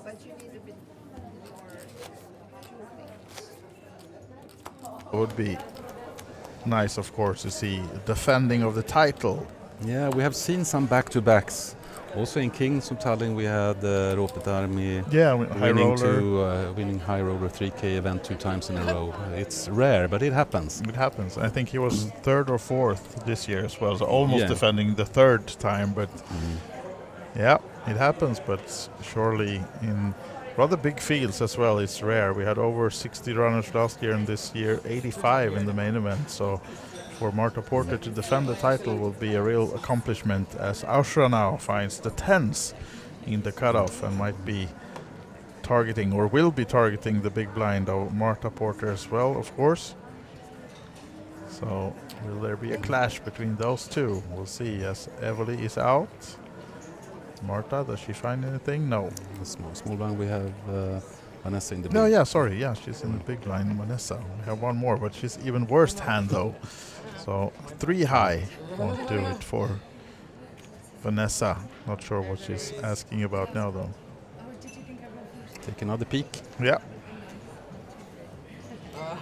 Showing the 3 high. Showing the tight fold. Yeah, exactly. Building image. Exactly. And some more chips for Austria. Sporting the Flip logo, as you can see, and representing the Flip team in the team competition. And Flip, Crystal, that's fantastic ladies in poker. Yeah. Staiva Byrne and her community on Facebook. So all the ladies out there, it's only for ladies. Yeah. You are not allowed in, Andreas. Neither am I. Not even bystander?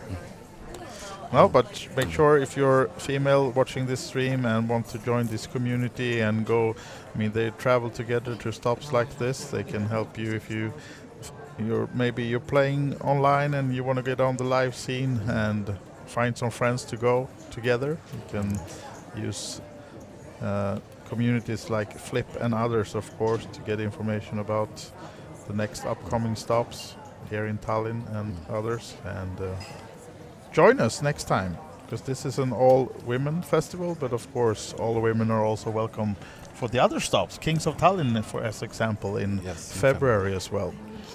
Yeah.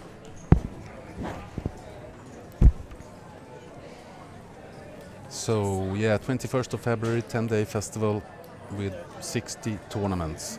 And it's an anniversary. Oh yes, it's going to be a 10-year celebration. Yeah. For sure. Making extra fun. And actually Sarah now hits the 9. Yeah. From the big blind, and it was Evely opening the action, so she'll buy. Oh, she actually checks behind. That's good for her. And now 2 pair for but also Sarah. Also gut shot for Evely, and she needs a king or a 10 for the straight.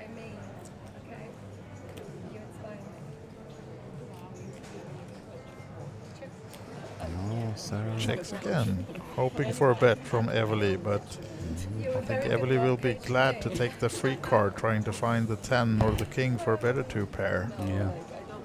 And there's the jack. Doesn't help anyone, but it gets Evely to 2 pairs as well. So this might be, if Sarah bets now, Evely might have to paid off. Don't give up. It's 130k in the middle, and just targeting that with maybe a 30-40% bet, 50-60k value bet. Yeah, I would assume that's where she's going as well. So, Yeah. and unfortunately for Evely, I think she has to pay off. Yeah, I mean, finding that jack and paired board. So, and Sara checking all the way. And with the king jack, you're beating a lot of other jacks, of course, that Sara might have found also on the river. So, yeah, if you have a jack 10 or whatever, so for sure. So here we we make go. it 50, 60, No, it's 80. 80. That's maybe too yeah, much. No, out it's of quick call call. anyway. Yeah. But bad news for Evely. Yes, fair enough. Fair enough, Evely says, and that's exactly what it is. It's understandable. Because there was girls' three- table. there was You three shouldn't people. be Sorry, I should be sorry. There was like 3 people, and I was Always like, trying to be I'm careful sorry as well, when Sarah. people are in a hand to not talk when they have the hand, but I just somehow just lost no worries, no worries. concentration. I didn't mean to be rude. I was just. You're not rude. You. I was trying to think, and You then I should. couldn't. You should say it. I'm sorry. No worries, no worries.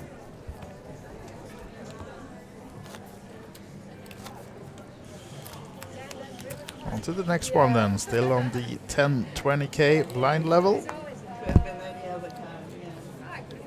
And we are on a 40-minute clock, so blinds will be raised shortly as well, but still 10-20 big blind, and Ausha under the gun with the queen jack off.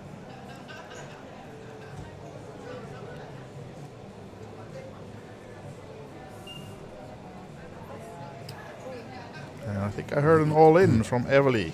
Yes. Yep, ace queen, that's why. And one queen folded from Marta. Vanessa is quickly out. What about the Saras in the blinds? King deuce will not do it for Ben Lamine, the chip leader at the moment with 760k. And Shafak, ace 8 in the big blind, and she has to call this one, right? I And would she'll- assume so. Yeah, she has nothing much behind, just a couple of big blinds, and she has an ace. Not much to think of, but she'll be not thrilled to No. see the ace queen No, from Evely. She's not thrilled even before she No. sees the ace queen. She's not, but yeah, can't be folding this one, even though she's. I think even if she saw the cards face up, she couldn't hardly fold this one. She just invested 40k in the big blind and big blind ante. So this one we just have to call off and hope to get out on top, find the 8. Yes, no, yes, yes, no. I don't know. Damn. Yeah. I call. Yeah. Yep, you should, Sarah, and best of luck as we are up against Evely's ace queen. So Evely, the favorite now to eliminate Sarah Shafak from this tournament. Let's see. We have seen the short stacks survive a lot on this table so far. No help though for Shafak on the flop. She needs to find that 8, and there's the straight. To know the split outs with one queen, not to be, and eliminated in 6th place then. Sarah Shafak of Finland. Yeah, she played well. Good game overall. Yeah, we made it. Played well, this far. but unlucky.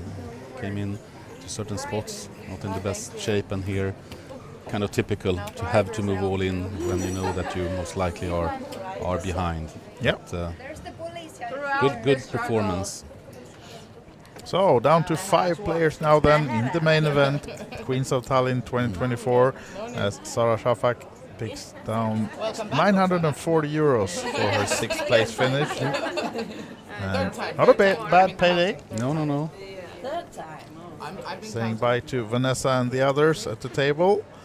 And hopefully they will have a nice evening to celebrate together as well, all of the final table once they are done. But these 5 players continue to battle for the title, the necklace, and the 5.1k, not the least. Yeah, and we can also see now that Evelyn has 15 big blinds and the chip leader 38 big blind. This is totally open. It's up for anyone to grab this title and the golden necklace. Absolutely. Good turn.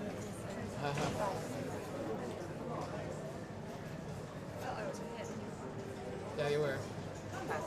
But But she can't fold. She But had like. it was nicely wrapped. Yeah.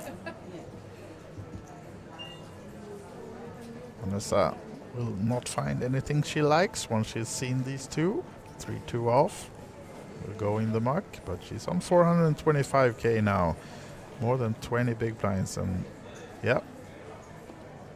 Surely showing that anything can happen. And a sip of the apple juice might encourage her. Yeah.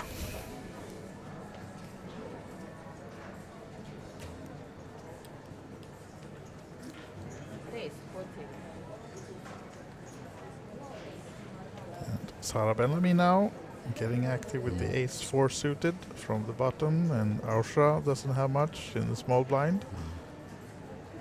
Or sorry, the big blind. So you would expect Sarah actually to be maybe a little bit more aggressive. She's been aggressive earlier in the tournament and also in the other tournament she's been playing in now, and she's kind of chip leader. Even though she only had, you know, like 40 bigs, it's not a huge chip lead, but still it's also a good position to be aggressive at the table, because everybody's protecting their chip stacks now, and the pay jumps are getting bigger. So it's an opportunity for her, or for Marta, that's also been a little bit silent now the last hour, but before that she was also quite aggressive. Yeah. And the others are playing a little bit tighter. Okay, now it's happening. Next hand. Luckily you're at the big blind. yeah, of course, and now also 5-handed. Time to play more hands. I mean, the starting hands get more value the less player you have at the table, and an ace-3 suited should surely be racing in this position. Yes, yes. With 5 players, it's a totally different game, and the blinds are coming quicker, so you need to act. And Vanessa, she heard us. Makes it 40 or more. Bad news for her. Sarah picks up the look jacks. at this. Chip leader with the jacks. Checkmate already? Checkmate already?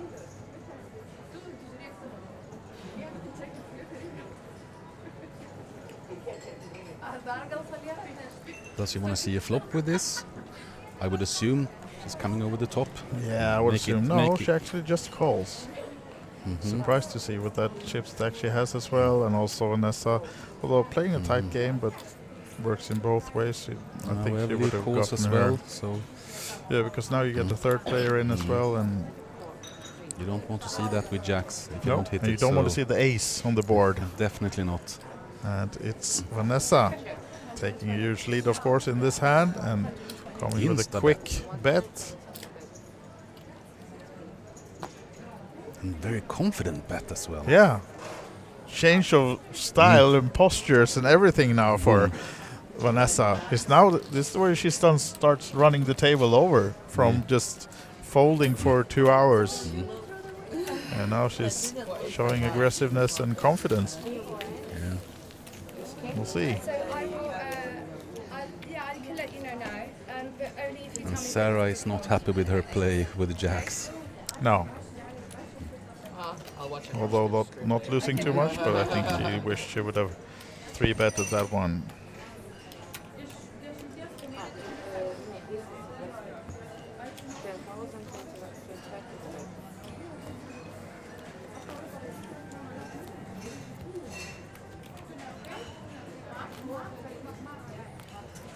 We have new blinds now as well. We do. We're up to 25k.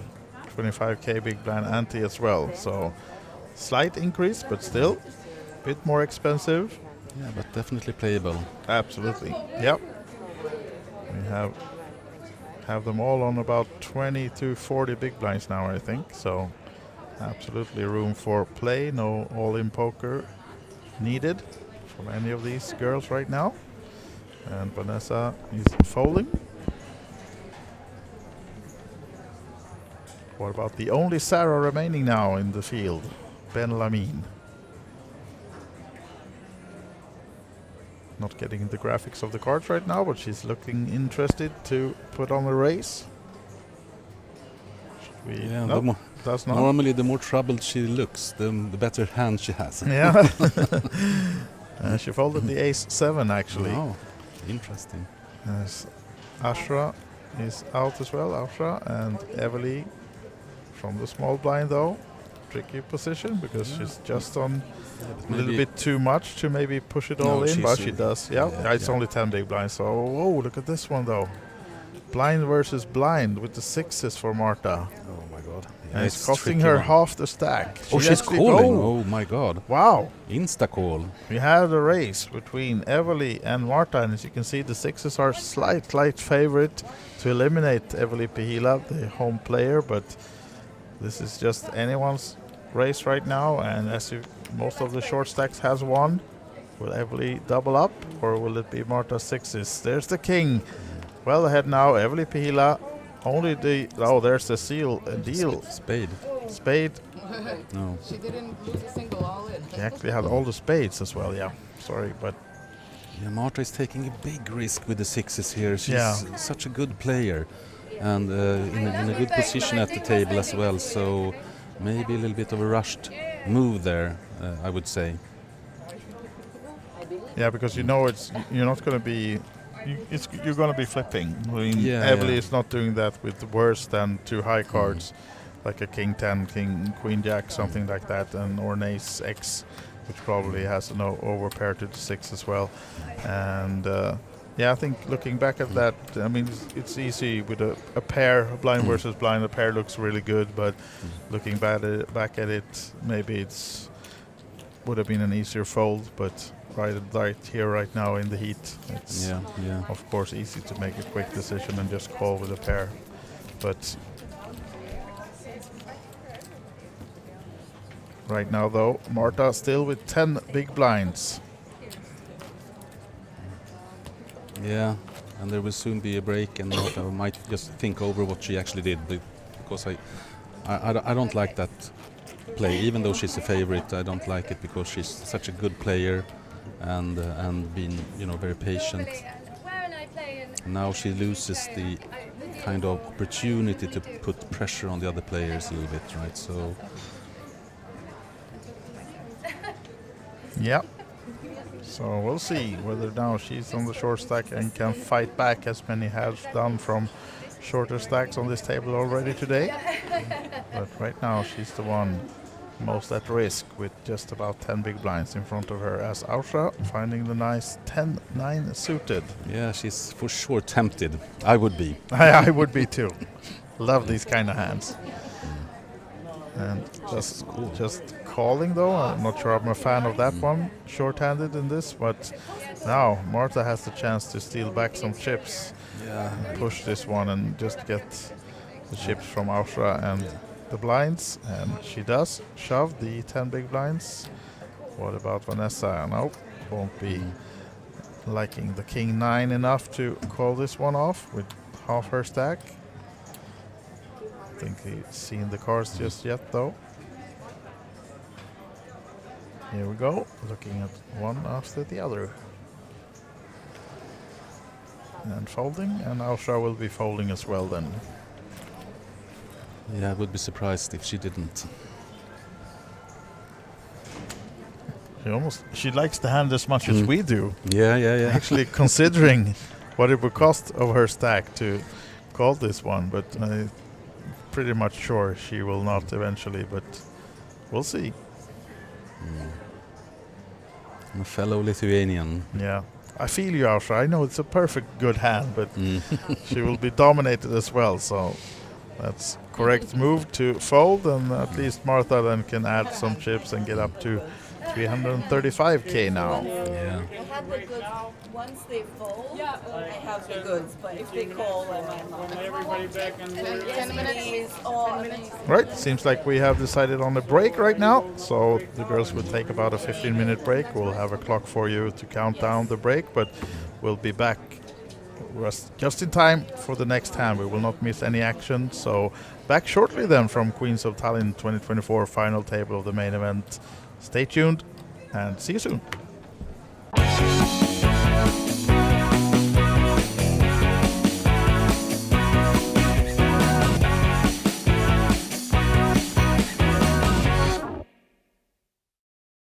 Ladies and gentlemen, warm welcome back to Tallinn and an emphasis to the ladies this weekend as it's time for the second edition of the Queens of Tallinn, the first ever all-ladies poker series launched last year, and now we're back for a new edition.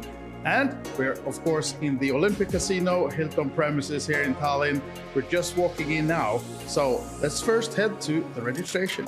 Please remember to bring your ID or your bonus card and sign in to get into the casino. Let's head in.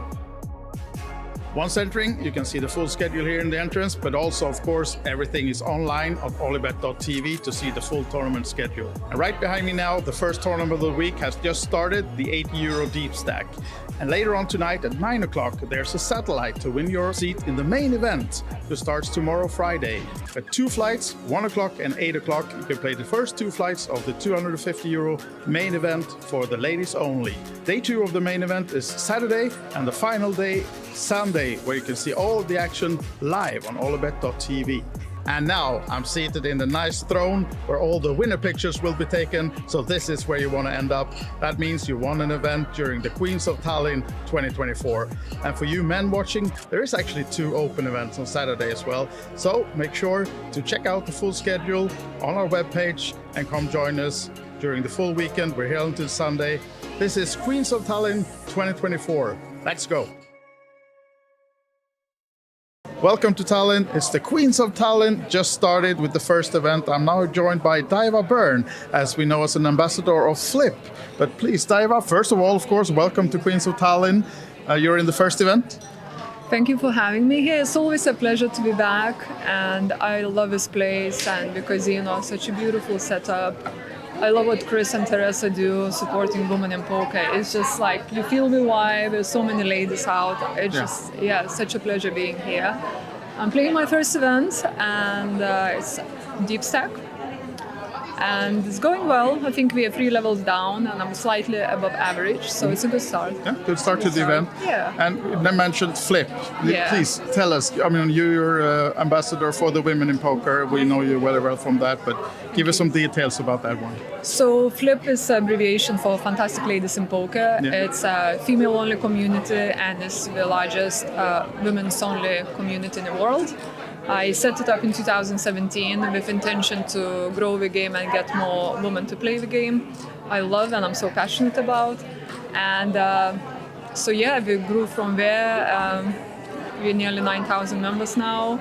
We travel around the world, meet at the different events, and it's just really nice vibe. You know, you go to a tournament and you have this group on the side going where you can go for lunch together, you're supporting each other, and you can talk hands. You never feel like alone, or you never feel, sad. There's always support around you, and there's always fun times as well. Yeah, of course. Even if things don't go your way. Exactly, you can always seek comfort as well. Exactly, right? yeah. So for those watching now this interview and have not joined the community yet, where do they find you? So the main community is on Facebook. Is if you type in Fantastic Ladies in Poker, and it's open to any woman who would like to learn the game, or who just would like to participate in the game, or just works in the industry, or just wants to support other women. It's all about like female power essentially. So come and join us. Any questions you have, post and share your ideas, any questions you have. Everyone's very friendly and supportive, so you'll be very welcome. And also we have Instagram account, which is @flip. Yeah. So you can follow us there as well. So yeah. Plenty of opportunities. Yeah. And I know you will be playing the main event tomorrow. Yeah. But you also been guest commentating with me a lot during some series here before. Yeah. If you could choose though, would you be on the final table Sunday or would you be commentating? I would rather be on the final table, but if I'm out, I'll definitely join you in the booth. Yeah. And I love watching the ladies like fighting on the final table. It's always really good vibe and really, really good poker to be watched. So definitely tune in if you're at home, and support your favorite, support your country. And yes, I look forward to commentating if I'm not on it. Best of luck, Daiva. I hope to see you at the final tables at least, and maybe battling for the nice necklace that's also up for grabs. I know you look so beautiful. Yeah. I would love to have one of those, and I can rock it all over the world, playing different places. I would love that. Yeah. So thank you so much. Thanks for the interview. Thank you, Daiva and Flip. Make sure you find the community as well and join Daiva and all the others around the world playing poker. Thank you. Thank you. Teresa, we have a new game this time in the festival, and it's called 5-card stud. And in Finnish, I also learned it. It's sökö or sökö nullo. Yeah. Getting good at Finnish with the new games. But can you tell us about the game? Yeah, so this is a 5-card stud game. It's a traditional Finnish game, but it's actually originated from Canada, I think, North America. So some people call it Canadian stud, but in Finland it's called sökö. And we've had the sökö before in the schedule, but now we have also introduced sökö nullo. And for the very first time, we have sökö nullo also in the Kings of Tallinn schedule included. And it's sökö low. So basically what we're doing is we have a tournament that has one round of each, sökö high and sökö low. Can you maybe show us how the game works, how it goes? Yeah. So first of all, people usually ask like, what's the nuts? What's the best hand? So the nuts in sökö nullo, which is the low version of sökö, that would be, there you go, 2, 3, 4, 6, 7. So it can't be a straight. Yeah. So in sökö, in the traditional sökö, you have also a 4-card straight and 4-card flush. In this low version, you got to watch out for any straights, any flushes, any pairs, or anything. So basically, you're looking for the lowest possible hand. Ace is considered a bad card, a high card. So you're looking for the lowest possible hand, but you can't make even a 4-card straight. So therefore, the nuts would be 2, 3, 4, 6, 7. Yeah. And because it's a 5-card stud game, the initial deal is 1 card down and 1 up.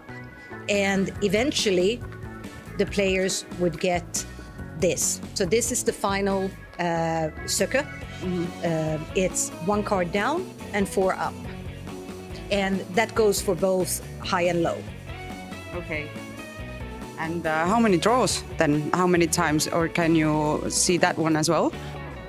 Yeah, I mean, the initial deal is would be yeah. So this would be the initial deal, and after that, the dealer would place 1 more. You got a betting round, 1 more betting round, and then 1 final betting round, and then that's it. And so it's a very, very straightforward game because you have quite a lot of information there, but still. It seems to be quite tricky with this low version. So it's going to be interesting to see how players do on this one. I have one question. You said it's a traditional Finnish game, but is it popular as well? It used to be back in the days before Texas Hold'em was introduced and came more into Europe overall. So like, let's say 70 to 100 years ago, sökö was the game that they played in Finland a lot. But nowadays, it's not so played anymore because Texas Hold'em is the most popular. Yeah, but we are bringing sökö back. We're bringing, yes. Yeah, we're bringing it back. Definitely bringing sökö back. Warm welcome back to Tallinn, Queens of Tallinn 2024. Day 2 just about to start with the big main event. But first, let's take a look at yesterday's action. We started the day with some nice drinks and mingle in the meet and greet before they were ready to sit down by the tables to enter the first event of the day and the series, where the deep stack 80 euro buy-in had 79 entrants, huge field in the first event of the series, and we're just getting started. We also had a chat with a few of the players in the field to hear what they think about the event and their plans for the upcoming series. It's always a pleasure to be back, and I love this place, and because such a beautiful setup. I love what Chris and Teresa do, supporting women in poker. It's just like you feel the vibe. There's so many ladies out. It's just such a pleasure being here. It's amazing to be here. I absolutely love this casino. I love all the staff here, and it's nice to come back. Yeah. It feels different than last year, because last year I didn't really know much about it, and this year it feels like coming home in a way. Yeah, you're the defending queen now. Coming back today for day 2, that marks the start of the big main event. Day 1A starts at 1 o'clock and tonight 8 o'clock day 1B. For the main event, €250 buy-in, ladies only. And tomorrow is day 2 of the main event, of course. Also, there's a PLO tournament today, and we have more tournaments coming up in the weekend. Most of them are ladies only, but we have also the ladies and gentlemen Saturday night open for all. Check out the schedule on OlyBet.tv, see all the tournaments, follow all the action, and also Sunday we'll be live streaming the final table of the big main event and see you take down the title for this year's Queens of Tallinn. So Eva, I have a few questions about the 8 game, and I heard you're a pro at it. Oh. Is it true? My vision is to become a pro sometime, but I love it. I play it as much as I can. Well, I know nothing about it. I'm serious. And can you tell me what are the most important things about the game, or how does it even go? Yeah. It's 8 games, so it's like in athletics, you see that they do 8 different sports. So we have 8 different card games, and that's what I love about it. It's so much variation. So I will not try to tell you all about these 8 games, but it's very much that you have to use your brain and you see patterns and so on, and that's why I love it. Can you tell me the 8 games, like the names of the games? Oh God! It's it's Omaha, high-low, and normal Omaha, and then it's Texas. Both fixed limit and no limit, and then it is my favorite game, Deuce to 7, triple draw. I've heard about it. Yes, I love it. And then it's Stud 8 or better. That's like Stud high-low, and the Ras, which I also love very much. Do you switch the games like in every hand, or how does it go? No, it's you have a button and you play like one orbit of each game. And if you are fewer on the table, then you play more hands. So if it's like 6-handed, you always play 6 hands, even if you're maybe 5 persons. So, and that's the best thing because you get some time. But it's also the worst thing when it comes to a game that you don't like. You just want it to get over with. And then you sit and you want to play like, I'm looking forward to the Deuce to 7. I'm like drooling when it say, now it's time.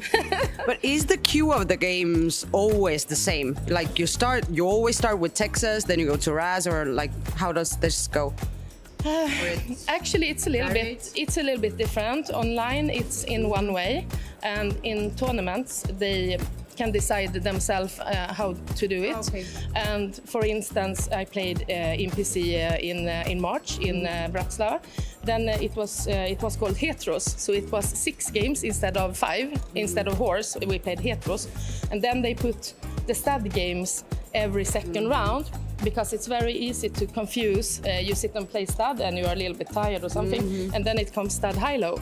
So it's different I'm not very good at the rules, but I think you can choose a little bit. Yeah. What do you think is like the hardest game of the 8 for people to play?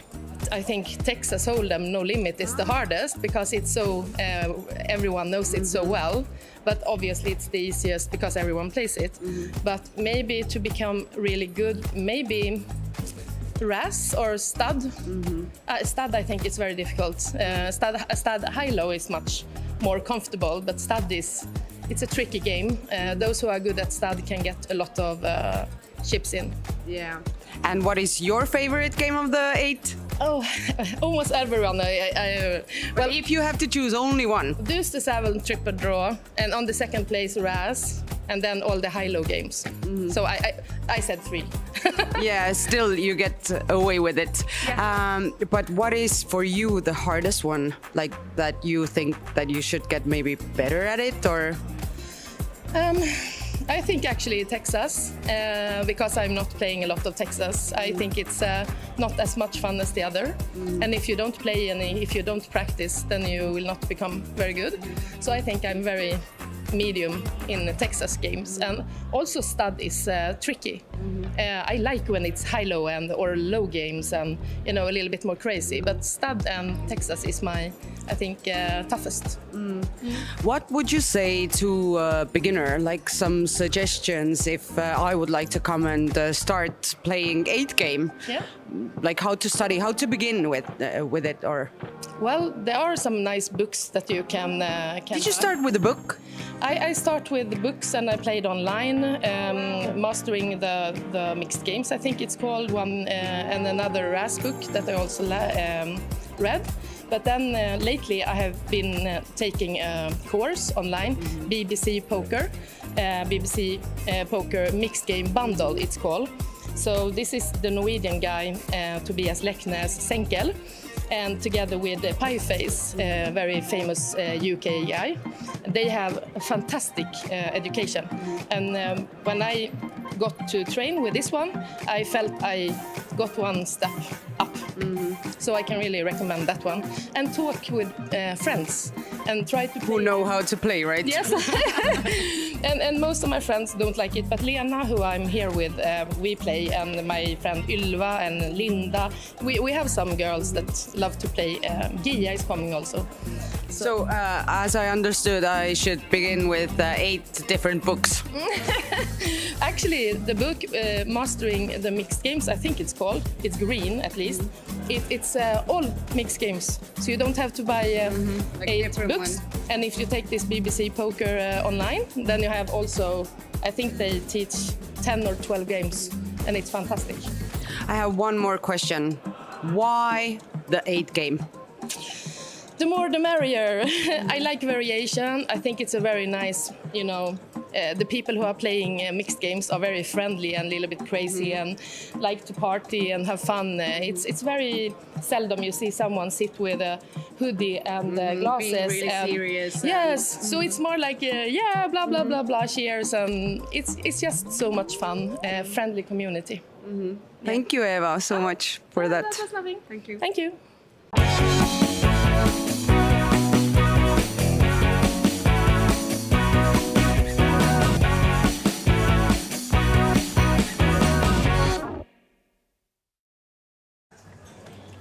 We are back. Welcome back to Tallinn, Queens of Tallinn 2024. This is the final table of the big main event. 85 runners in this one, and down to the final 5 now. 2 of them in picture, Ausra and Eveli Pihila.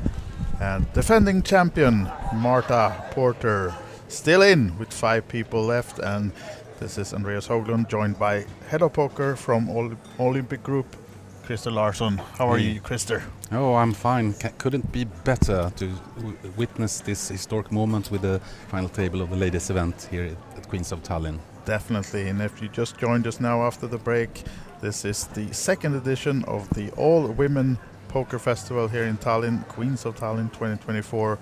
And as we just mentioned, we do have the reigning champion from last year, Marta Porter, still in this one with just 5 players remaining. Although now we're seeing a pot between Vanessa Webley and Sara Benlamin of Finland. Vanessa from the UK.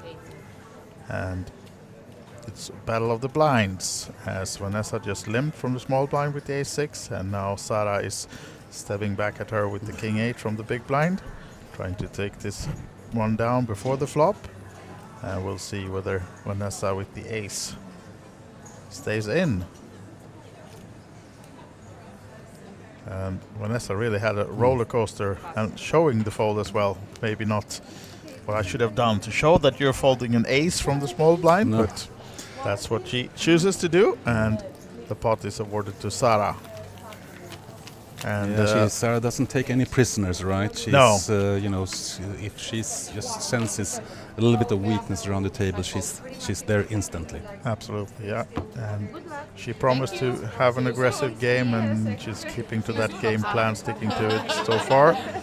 As we now have a small dealer change, and I was discussing or mentioning the roller coaster ride for Vanessa Webley on this final table. She was down to 1 big blind only, and now she's in good shape.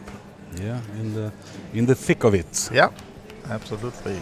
And pretty much anyone's game. They're pretty deep stacked for being a final table, and we're doing 40-minute levels, so they're not really in any rush.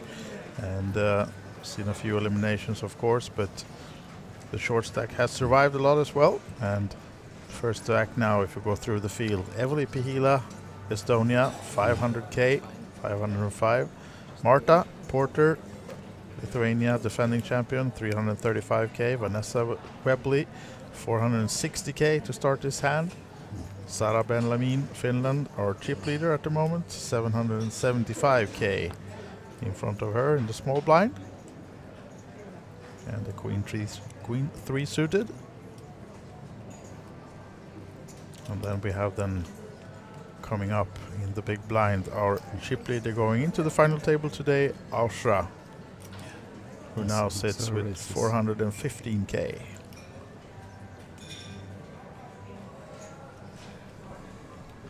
And Sarah is doing the chip leader's work, trying to collect blinds and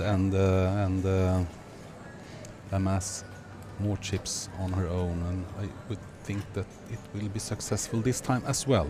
Yeah. And the blind level now is still 1025k. They took a break in the middle of the level, so no new blinds just yet. But I think they wanted a little bit of a food break. Yeah, I think so. And that's also something that you need, to get the energy back at the table. Absolutely. And for sure, Sarah had something good at the break. Yeah, maybe one of those Oli boosts. Yeah, maybe. Get you even more fired up as Vanessa is putting the flip patch back on her chest. And she's a part of the flip team in the flip team competition here as well. And with 2 players on this final table from that team, and Daiva Byrne on another final table in the 555. I think they're doing pretty good in the team competition. Not sure it will be enough for first place though. We'll see about that. We still have a few more tournaments except this one to be played out today. Yeah, they're playing the 555, and there's also 250 Progressive Bounty played at the same time. So 3 ladies tournaments played simultaneously here in Tallinn. Amazing. Yeah, it's great fun. Absolutely. Sarah continues the aggression. And I think she will just continue to play in this way until somebody, takes up the challenge. Yeah. Eveli will do this time. Oh, queens. Look at this. Now someone's stepping back with the 3-bet of 150. Yeah. So be easy for Sarah to just fold this one and go on to the next one. Just losing 50k, but still. The stare first. Yeah. It's an evil stare, isn't it? Not going down without a fight. Mm-hmm.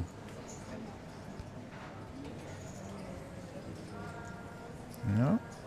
Trying to look angry, but folding. And Eveli up to 565 now. She was also on the very short stack just moments earlier or an hour ago or so, but now... Yeah, but she's been very patient and, choosing the right spots and also be a little bit lucky, in a couple of situations, but still been playing really well. Yeah. And we should say it's an all-women festival. Why do you only have men in the commentary booth, though? I will promise you that we will get some ladies in here as well doing commentary, but they're so busy right now. 3 tournaments going on. We can't get them off the tables, right? No. They are sitting and playing, all of them. Yeah. Yeah. We will come and comment. I'll just have to this one first. Exactly. So hopefully we'll get someone in here. Might be one of the players on the final table or someone else. We know we talked about Daiva Byrne maybe guesting us, but she's in the progressive right now. So, yep, they're all busy playing one of those 3 ongoing tournaments. As we now have the big final table on the stream, and Ausra with the King 9 from the bottom. Yeah, she will. Oh, she's going all in, right? Oh, she did. Yeah, she shoved 400. It's just a 13-14 big, so yeah, probably the right move to not leave any room for someone to push her out of this one, and takes down the blinds and antes. Yeah, and what is the best thing to do with going all in? That's what I normally do as well as a player, because then I cannot make any more mistakes, right? Yeah, exactly. Don't leave yourself any more decisions. As we now have Marta and Vanessa in the blinds, which means Sara Ben-Lamin will be first. And maybe not getting aggressive this time, but the queen 4 first to act. Although 5-handed table, you can play a lot of hands, and with the stacks that she has, she can afford to be aggressive as well. And also that Vanessa showed that she folded in ace-6 before, so yeah, it's exactly. you know, like she's playing a tight chip, running a tight chip. So of course it's interesting to kind of pick up some blinds from players that are playing with a very narrow range. Yeah. I guess that's also what Marta is thinking about right now with 275. So, okay, if I want to steal some blinds, maybe now is the time. Yeah, sure.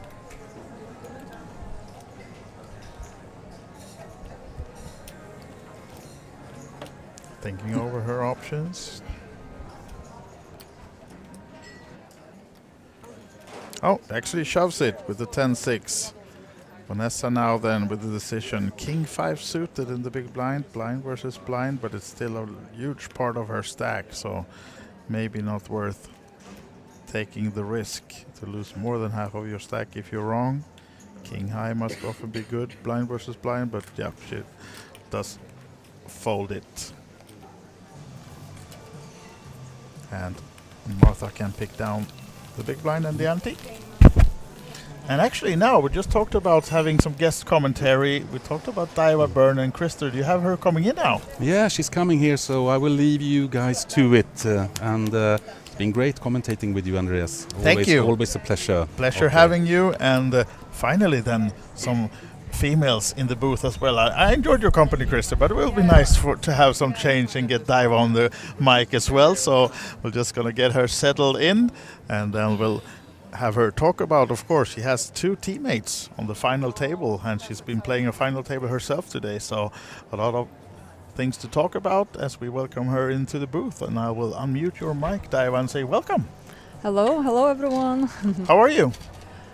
Yeah, I'm okay. A little bit sad. I just busted a high roll in third. Oh, third place, all right. Yeah, when I had all the chips free-handed, and when I just went through a couple of levels where just like could not win a pot. Okay. Yeah. Sorry about that, but I think we have action straight away when you enter the booth, as we have Marta Porter, the reigning champion, with pair of 8s now. Nice. We just saw her all in the last hand, but no callers. Let's see if we have someone looking her up this time. She's committed with a big race off her stack with the 8s, and Sarah Ben-Lamin in the big blind. She's got massive stack, 735,000. Yeah, absolutely. She's been really amassing chips the last half an hour or so and playing well, but yeah, folding this one, so Marta can take it down. And we've been talking, me and Krister, about the team competition, and you have actually 2 team members I know, on how the table. Exciting. We're still in with 5 left. I think we are doing okay for the points. It'll be close with Marta being still in. Yeah. She's on one of the other teams that has points. Yeah, she's in the other team, and her friend is also left in the high roller heads up. Oh, so it's gonna be, yeah, exactly. I think 2 of us probably gonna be quite close. Yeah? Yeah, depending what happens, obviously. But super exciting. What are the chances of that? It's very, very good performance by Team Flip. Yeah, absolutely. And me and Krister, we discussed or talked a little bit about Flip, but of course with you being Mrs. Flip, we of course have to talk more about the fantastic ladies in poker and the community. But just to see if we have any action on this hand, as we have Vanessa now raising it up from the big blind. Seems like she's going 3x to 75. And Sarah will not challenge her from the small blind with the 8-3, I guess. So the blinds are 25,000, okay. Yeah. Nice open by Vanessa. Yeah, I think so. And Vanessa really having a roller coaster ride. I'm not sure how much you followed her, but she was down to 1 big blind only. I know, it's incredible. What a comeback. You should never give up, right? Chip in the No, chair. exactly. Really there is a proving saying that for a point. reason. And now we're off to a flop, and it's already 185 in the middle, and that's a nice flop for Ashra. And this is Ashra. This is actually your 2 teammates against each other, right? Yeah, we're literally going ahead. It's just interesting spot because she's button, and she's opening ace, and nice defend by Ashra, and 9's a nice defendable hand. And of course flopping the 2 pair. Yeah, and trouble for Vanessa now. I think Vanessa will be done with this hand now unless she improves on the turn. Yeah. But do you think Ausra is just calling, or is she coming for the check raise? I think she's calling. I don't know what were the table dynamics, but I think providing we are teammates, I would think it's a call. Yeah, I think we had a raise though, right? Okay, interesting. Yeah. She's clicking back, making it 150, and okay. Vanessa can give it up. Yeah. I'm pretty confident that maybe her teammates not Of bluffing course. her. Yeah, So I mean, unlikely, hopefully. Exactly. I think that's the point of team challenge. Should have been gunning for your teammates really, unnecessarily. Exactly. Unless you're literally leveling next level. Yeah. But hopefully not. You should be team spirit. That's what I love about it. Yeah. So team flip, both of these, Vanessa and Ausra, and tell us a little bit more about flip and the things you do. So I started flip, which is abbreviation for Fantastic Ladies in Poker community, in 2017, because when I started playing poker professionally in 2011 or so, I could hardly see any women around, and I thought there is no reason. Oh, now we're going to get back to more of flip action first, but we have action on the table, presumably, with nice. the aces for Sarah Ben-Lamin now. Sweet. That's nice to wake up on a button as well, when people never believe you when you raise on a button. No, exactly. Yeah. So we'll see whether Ausra or Evely find something now and get themselves into trouble against the aces, perhaps. Ausra with king 4 off and still Evely behind, maybe not looking to get too active. What about Evely? Jack 7 Nice coming for the call. hand. Yeah, suited as well. Yeah. And look at this board. Action wow, for sure. 2 diamonds and a gut shot, and also Sarah has the diamond ace. Yeah. So this is not going to stop here, I think. Definitely not. Have a quick check from Evely, but once Sarah gets betting, it's interesting to see because, I mean, they're both having big stacks as well. I think Sarah's gonna go for a big bet here. Yeah. For protection and value of a lot of drawing hands. Absolutely, yeah. Kind of like 110 or something. She's happy to get in on flop. Goes a bit smaller. I think that's like 65. 70, yeah. And then we'll keep Evely for sure in with a lot of outs, of course. Hoping for diamond or a 9. That's the best possible card you want to see when you hold aces there. Yeah, absolutely. It's like, I love this card. Definitely. Not want to see it. Yeah, jack now or she's a 9 happily or continue diamond. betting again. Yeah. And now going maybe sizing up, it will be hard for Evely, of course, to stay in this one because I'm surprised she's giving a free card. And does not give her any bad surprises though, as the black king falls on the turn, so no help for Evely.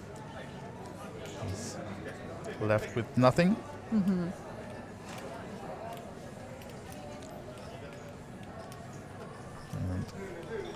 has the blocker jack to the straight if you want to try to bluff this one. She knows, of course, the only way to win the pot is to bet, but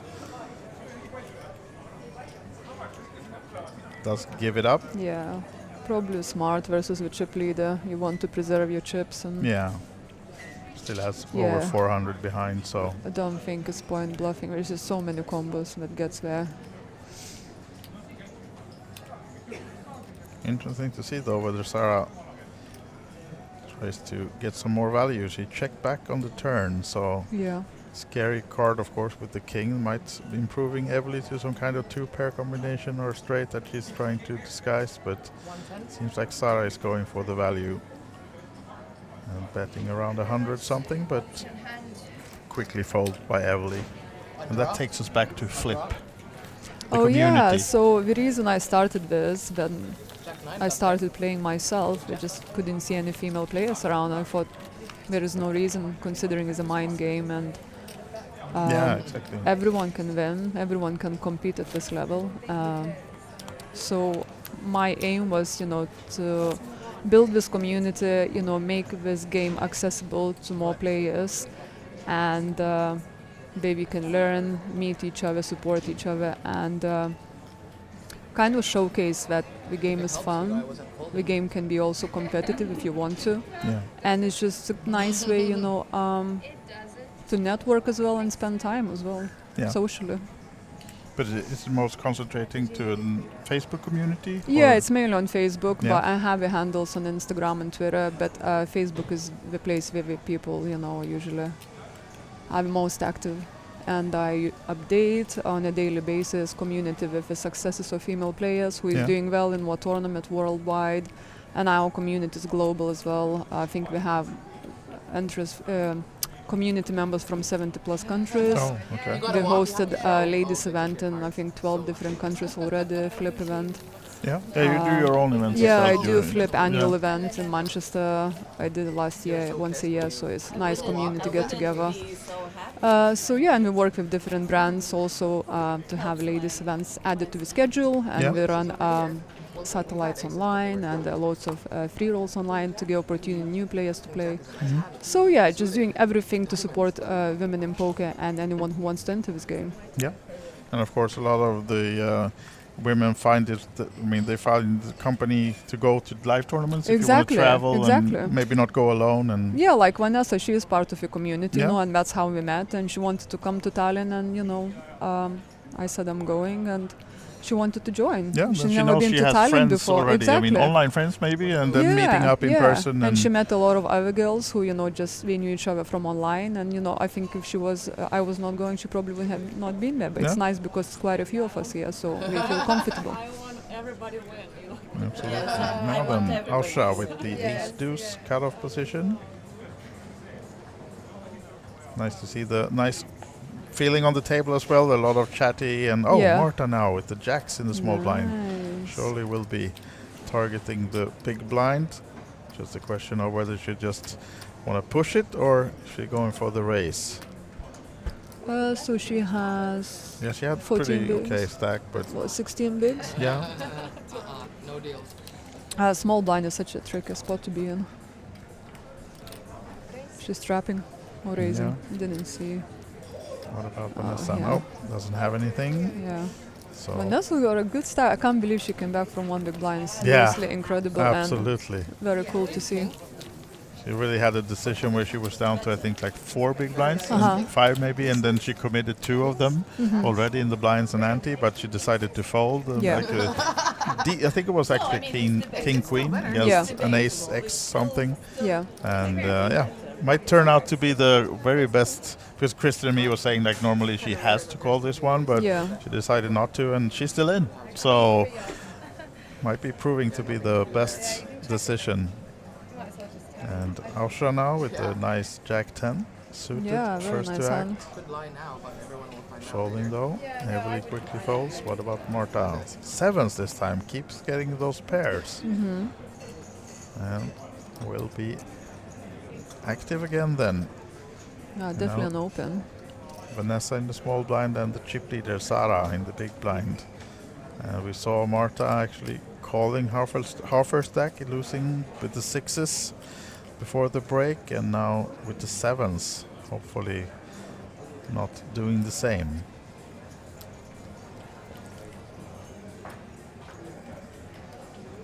Yeah, I think it's a min raise, and well, 15 bigs actually she can shove as well. She I can. think it's fine. Yeah.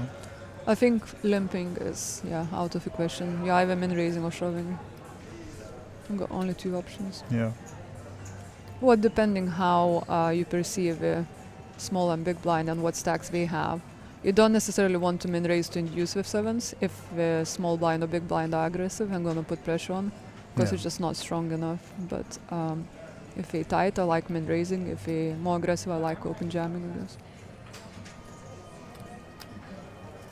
So she's going for the 3x. No, 150 she makes it. Okay. Oh, committing bet.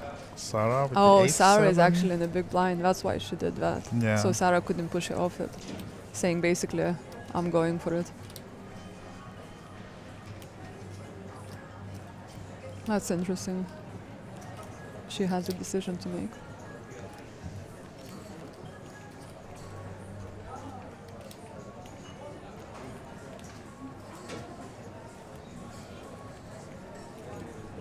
Well, Sarah's been aggressive, but now it's Marta committing that much of her stack, showing strength. So I'm not sure, maybe the ace-7 is something you want to go with, because Martha pretty much already told that she's not folding this one. Yeah. It's a big opening. But she would do that with a lot of worse hands as well, like broadways, suited combos, and smaller pocket pairs. Yeah. Oh, actually shoves now, Sarah. Yeah. And Martha has to call this one off, I guess. But she's not loving it. But No, she's not, of course, but I mean, in her position, she's hoping for a flip, maybe, but well, once if she calls, she will see that she's in pretty good shape, actually, with the 7s. I guess the do you think she ace-7. will call? I think she will, yeah. Yeah, she did. Oh, she didn't? No, I thought that was a call, but yeah, still I thought think it's not over the line, so maybe, yeah, not yet.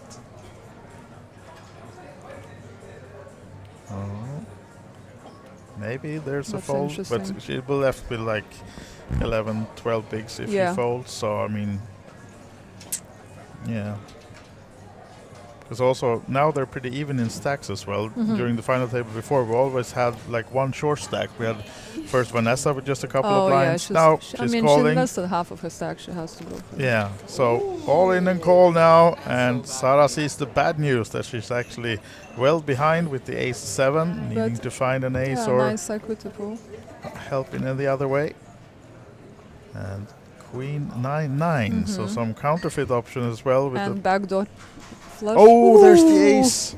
Only There's one out always for an Marta. ace. Oh, another ace seals it. Full Seals house the for deal. Sarah Ben-Lamin. And Sarah unfortunately, is on fire. she is. And the reigning champion, Marta Porter, is unfortunately exiting in 5th place this year. Great run. She surely put on a show, and fun to see her at the table, playing well. And yeah, getting close to defending the title, but 5th place she has to settle for this year. Very impressive consistency, because she made a final table in the ladies event in London as well last weekend. Yeah, she did. So True. it's very amazing. Like she's a crusher. Yeah, definitely. Vanessa gets up to give her a hug as well, and here we have the 5th place payout, 1250 in euros. And I still have 2 members still in. Yes, you do. Team members. So for How sick is team that? competition, this was good for you, yeah? Good for the points. Definitely. Literally amazing. So now then, Vanessa on the short stack, and your other team member Ausra, 2nd in chips, 24 big blinds.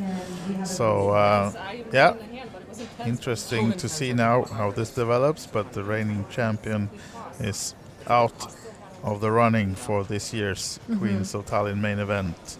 And only these 4 players remaining. Vanessa Webley now next to act, folding the Jack-7 on the button. And look at this for a rush. Sarah Ben-Lamin picking up the aces in the small blind now. Aces again. She had aces 2 hands ago. And 1.3 million now, big stack for Sarah. Will she be able to get even more? And it's amazing when you get hands and you got such an aggressive image like she does. Exactly. It's so cool. It's like, no, I'll just it's the best feeling. race. Ausra, luckily for her, not finding anything decent. Yeah. And will be able to get away from this one. So 1.4 million now for Sarah, and she actually won the side event the other day as well, the Texas Hold'em and PLO 4-5 cards. So she already has 1 necklace from this stop. I know, incredible. Yeah, and she told me that aggressiveness was the key in that tournament to win, and seems like it's working here as well, mixing good cards with good play, and aggressiveness has put her into the chip lead right now. Yeah. And now Vanessa under the gun with a nice hand, Queen 10 suited. It's not like a snap call. Because if I have like King Jack, it's a flip. King Queen. Okay, nice hand for Vanessa. Yeah, seems like she's reaching for racing chips here now. Yeah, I have 30%. Got 1, 2, 3, 4. 7.5 bigs. It's a shove. Yeah, seems like he's all in. Yeah. shoving all in. 190k. And will we have anyone? Not Ausha with the Jack 6. What about Evely in the big blind? King 10 folding. Not feeling it. Good for Vanessa then, that she didn't get called by the King 10 at least. Oh, we missed the other break. Because it said half an hour break again. I'm actually not sure about myself. I'm happy to tell you, but I don't need to. 7 big, yeah, 7 big. I can tell you now. What do you want? Yeah. Whatever suits you best. I don't mind telling her. She knows that. Yeah, so 2 of your team members still in then. Yeah. Should be good for the team Very competition. Maybe, are you playing the progressive or the last tournament No, of the day? I'm commentating here. Instead? Yeah, okay, yeah. Yeah, I thought Yeah. if you're getting in, but yeah, it's already But on. you know, when I exited the high roller, it was already 11, 7 or 8, so I was like, okay, I don't okay. really want to No. come in that late. So yeah, I just decided not to. And it's nice to kind of watch and commentate on my team mates Absolutely. and support them. Yeah.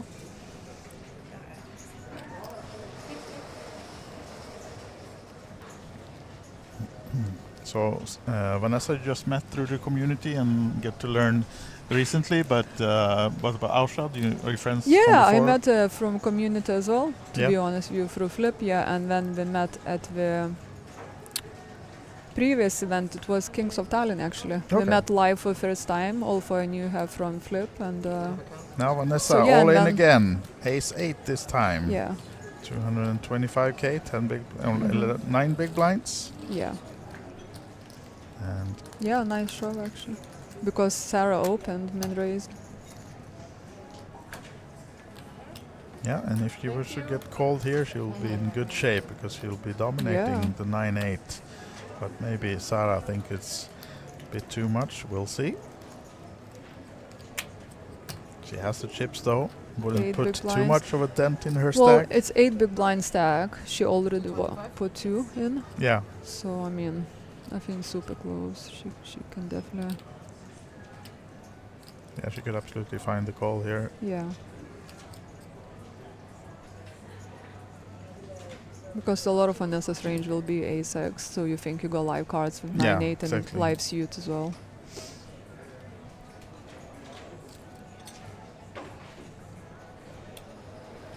No, actually decides to lay down. Respect. I'm not sure. I don't know if we'll have, but I've only got 7. She'd be very happy when she finds out the hand Vanessa had. And Yeah. She was absolutely dominated. Exactly.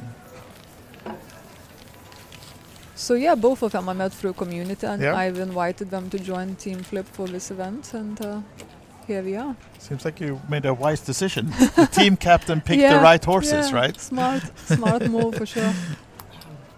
And we should say that you were 10th actually in this main event Yeah, yourself. You I just bubbled the final I table. know that'd been even better if I made it. Would be 3 of us. I don't Yeah. think that's been done before. No, that would Yeah. be something because the teams in this competition is only 3 people. Mhm. From the Kings of Tallinn there are Yeah. 4, but for the ladies it's only 3. So Yeah. close that you both made all 3 made final table. But I Yeah, know, I still get the points for cashing, yeah, absolutely. which is nice. 10th place, but I know you lost Ace Jack against Ace 10, right? Just before the final Yeah, table. Ace Jack for- suited versus Ace 10. Yeah. Yeah. versus Christiana Mhm. that we had on this table. Yeah. That's poker. You're Yeah, doing that's good. poker, Can yeah. win sometimes. Oh, now then, down to Evely on the button with the Ace 3.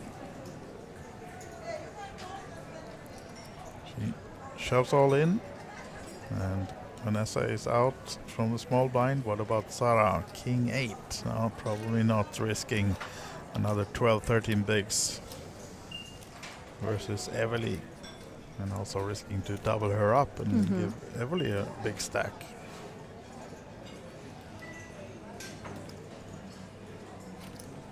So you played with, of course, since you went deep in this one as well, you played with many of these. Is there anyone you think, would you pick before the final table? Who you had as the winner from the Well, ones- Sarah had all the chips coming back to the final table, so I would have bet on her because, you know, a chip leader and she's playing well and running really well. So, I mean, it's a, you know, deadly combination. So, Yeah. usually we close it out. So, but obviously I want one of my team members to take it down. Yeah. But I But think they Ausha have was a actually the chip leader starting Oh, was the final she? table. Oh, I Yeah. thought Sarah was. No, okay. starting today was Ausha just ahead of Yeah, Sarah. yeah. Oh, So- okay, so well. Yeah, but Obviously, then- I'm rooting for my teammate. Yeah, obviously, yeah. Absolutely. Yeah, but Yeah, but I think it's really a high level of poker. All of Yeah. these ladies that we've seen on the final table today, I think they're really putting on a show. They're having Yeah. fun at the tables, but still playing Yeah. well, and so it's I been. played with Evelie for most of the day yesterday. She was on my table with like 4 and 3 tables left and Yeah. 2 tables left, so she was on my table. But it's a casino, they don't put clubs. They won't give us our phones, will they? Oh. It's like it's super cool what she's doing. She's a full-time mom with 5-month-old baby, Oh, yeah, and she's yeah. finding time to play poker, which is her passion, and still has full-time mom's job. Yeah. And yeah, still here, and still crushing. So it's amazing, multitasking and successfully. Yeah. Yeah, she was complaining a little bit of a lack of sleep. Well, but yeah, I can it's imagine. understandable. Yeah. But yeah. As a poker player, you never get enough sleep because the hours are so messed up. But Yeah. Imagine her being a mom as well. So I don't Exactly. even know how she does. It's very inspiring for sure. Yeah. Now then, Sarah, not with a great hand, but with a great number of chips to put the pressure on Ausha. Mhm. See if she tries to use it. Comes with a call. Queen 3 in the big blind for Ausha.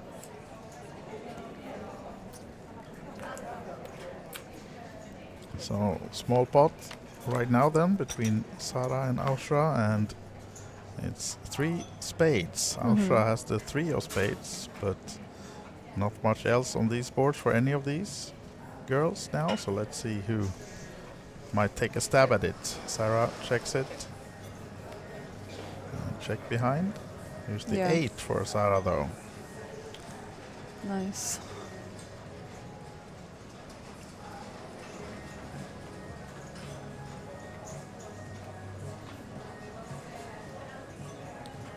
And she decides to bet that 8. And Rightly so. yeah. To deny equity for a flush draw. And Ausha with only the 3 of spades. No need to stay in this one. Mm-hmm.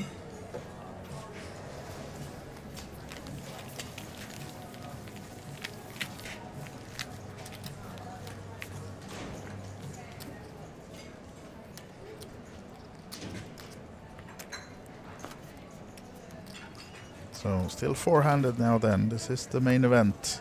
Queens of Tallinn 2024. Yeah. And I'm joined in the booth by Taiva Byrne, as we said, 10th place herself in this one, and also 3rd in the high roller, just the 555 event. Yeah. They are still heads up in that one? No, I think Indra won it as far as I saw. Yeah, okay. Yeah. Yeah, she had all the chips. She knocked me out. So. Ah, okay. So I mean, she should win. Vanessa now folding the 8-5, and our chip leader, Sarah, will she continue to put the pressure on the blinds? But yeah, not a bad trip. 2 cashes. Yeah. Only played 3 events plus opening, so I'm happy. That's gonna be my final poker stop of the year. So Okay. I'm just gonna have some time out now with family and approaching Christmas, seeing friends, and yeah. And No back home to work. games with family during Christmas? Well, maybe home game, but it's not the same. No. I don't really need that mental and physical capacities that I do need when I travel for poker. Of course, yeah. So it's just more for social and fun. Exactly. Do you have any stops planned already for 2025 then? Yeah, I actually do quite a few, to be honest with Yeah. you. So in February I'll be playing in Cambodia, WPT. Nice. And when I'm back for Kings of Tallinn. Yeah. Then early April, I believe, will be Battle of Malta. Okay. And then I'll be playing in Japan. Mm. So I got a few trips coming up. Cambodia and Yeah. Japan, that's Yeah. interesting destinations. Yeah, yeah. You played there before? Those countries? Sorry? You played in those countries I've before? not played there before, so No? that's why I'm so excited about it, actually. I've been to those countries before, and I love Japan. Is one of my favorite countries, and I was always looking forward to playing poker there. And now it's a perfect opportunity because I'll be in the Far East in April, and so I just checked out. Will be some events happening, so I'll be attending them. Yeah. Yeah. Are you one of those counting flags in Handelmob as well, trying No, to not score? really. No? That's not what actually motivates me. No. It's just more like,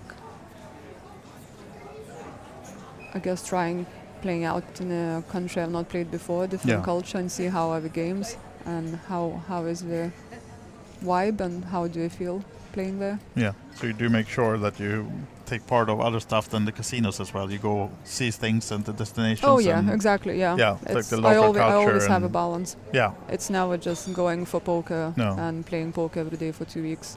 It's always like taking a day off every couple of days, every 3 days, or between events, depends how deep you run, and having some time out and relax. Otherwise, I think you can burn yourself out very quickly. absolutely. You got anything here in Tallinn for those coming in Kings of Tallinn in February and who want to do something outside of the poker? Have you found something here that you I have a return list to? of an amazing restaurants and cafes. That's what I like exploring. I'm very much into food and cocktails, and there's some nice cocktails bars. And obviously, Old Town is beautiful for exploring, and a nice vibe and architecture there. And I love staying here in the Hilton because it's got a beautiful spa, it's got a really nice restaurant, and you're really in a great location.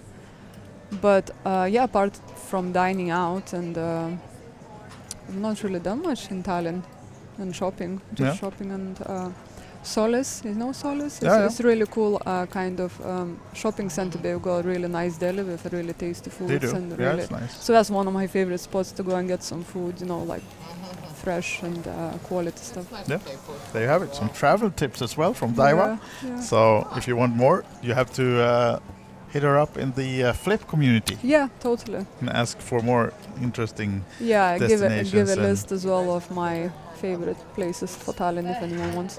Yeah. Yes. It's really good food destination actually. It is. Tallinn. I It's agree with proper, that. Yeah, like absolutely. proper food place. Oh, there's a So steward. chip leader now in the big blind, Sarah Ben-Lamin, as you can see, big stack Yeah. in the top left corner.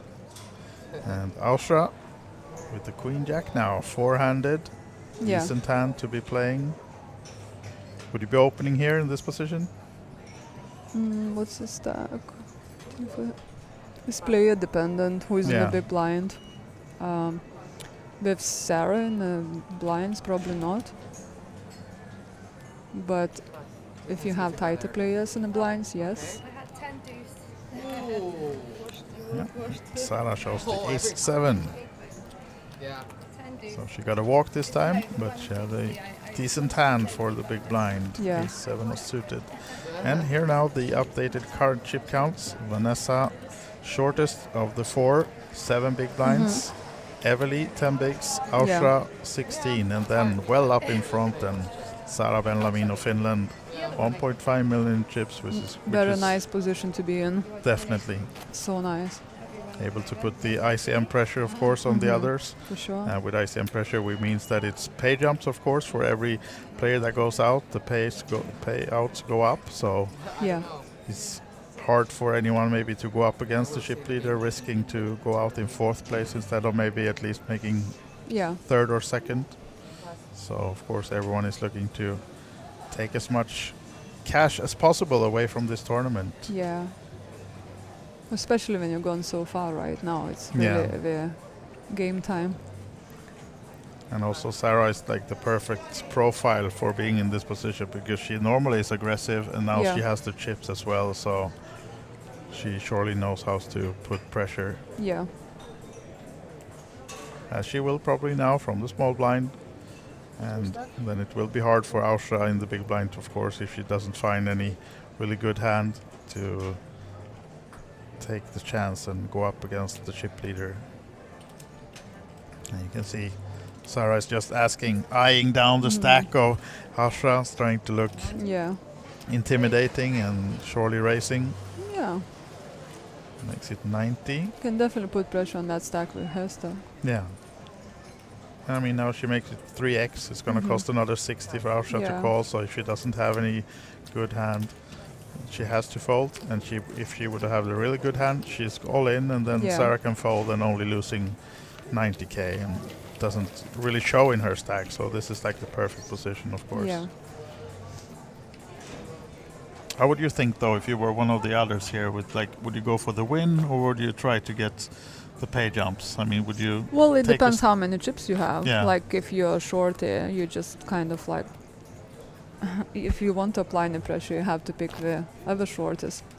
You can't really tangle with a chip leader, so you have to find your spots and position-wise. So it depends what position I was in the table and who's to my left and right and what are the stacks. No.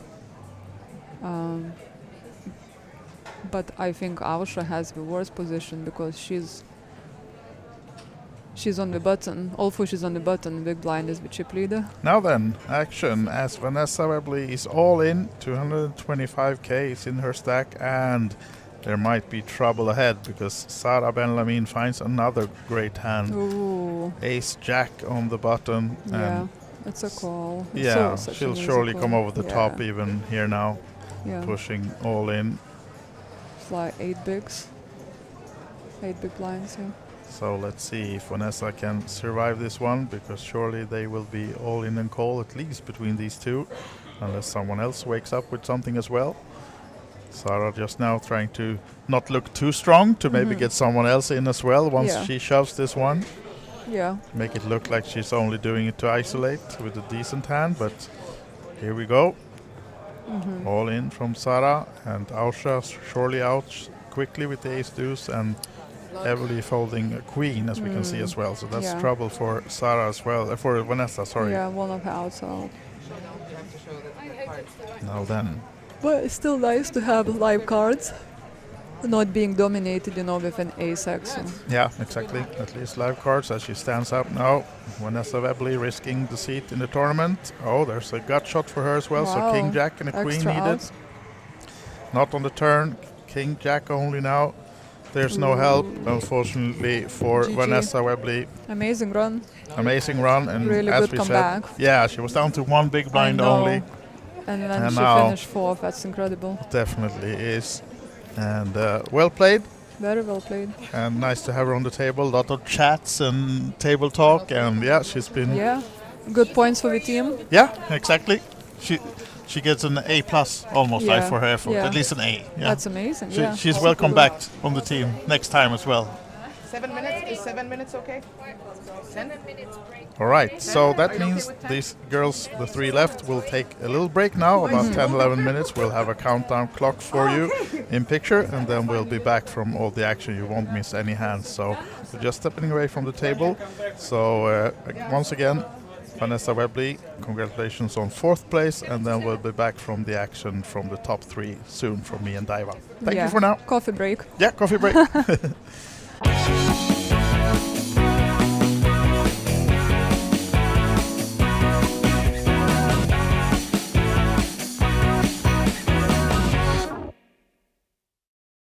Ladies and gentlemen, warm welcome back to Tallinn, and an emphasis to the ladies this weekend, as it's time for the 2nd edition of the Queens of Tallinn, the first ever all ladies poker series launched last year, and now we're back for a new edition. And we're, of course, in the Olympic Casino Hilton premises here in Tallinn. We're just walking in now. So let's first head to the registration. Please remember to bring your ID or your bonus card and sign in to get into the casino. Let's head in. Once entering, you can see the full schedule here in the entrance, but also, of course, everything is online on OlyBet.tv to see the full tournament schedule. And right behind me now, the first tournament of the week has just started, the €80 deep stack.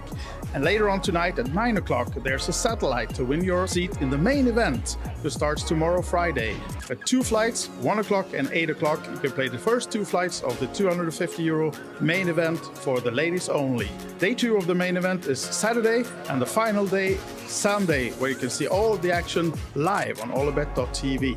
And now I'm seated in the nice throne where all the winner pictures will be taken. So this is where you want to end up. That means you won an event during the Queens of Tallinn 2024.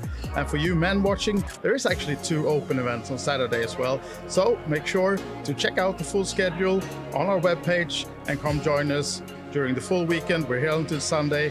This is Queens of Tallinn 2024. Let's go. Welcome to Tallinn. It's the Queens of Tallinn. Just started with the first event. I'm now joined by Daiva Byrne, as we know as an ambassador of Flip. But please, Daiva, first of all, of course, welcome to Queens of Tallinn. You're in the first event.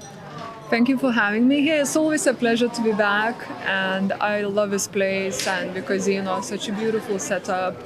I love what Chris and Teresa do, supporting women in poker. It's just like you feel the vibe. There's so many ladies out. It's just such a pleasure being here.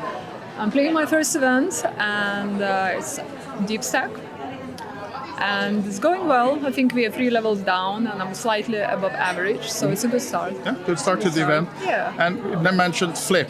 Yeah. Please tell us. I mean, you're ambassador for the women in poker. We know you very well from that, but give us some details about that one. So Flip is an abbreviation for Fantastic Ladies in Poker. Yeah. It's a female-only community, and it's the largest women's-only community in the world. I set it up in 2017 with intention to grow the game and get more women to play the game. I love and I'm so passionate about. And we grew from there. We're nearly 9,000 members now. We travel around the world, meet at the different events, and it's just really nice vibe. You go to a tournament and you have this group on the side going where you can go for lunch together, you're supporting each other, and you can talk hands. You never feel like alone, or you never feel sad. There's always support around you, and there's always fun times as well. Yeah, of course. Even if things don't go your way. Exactly, you can always seek comfort as well. Exactly, right? yeah. So for those watching now this interview and have not joined the community yet, where do they find you?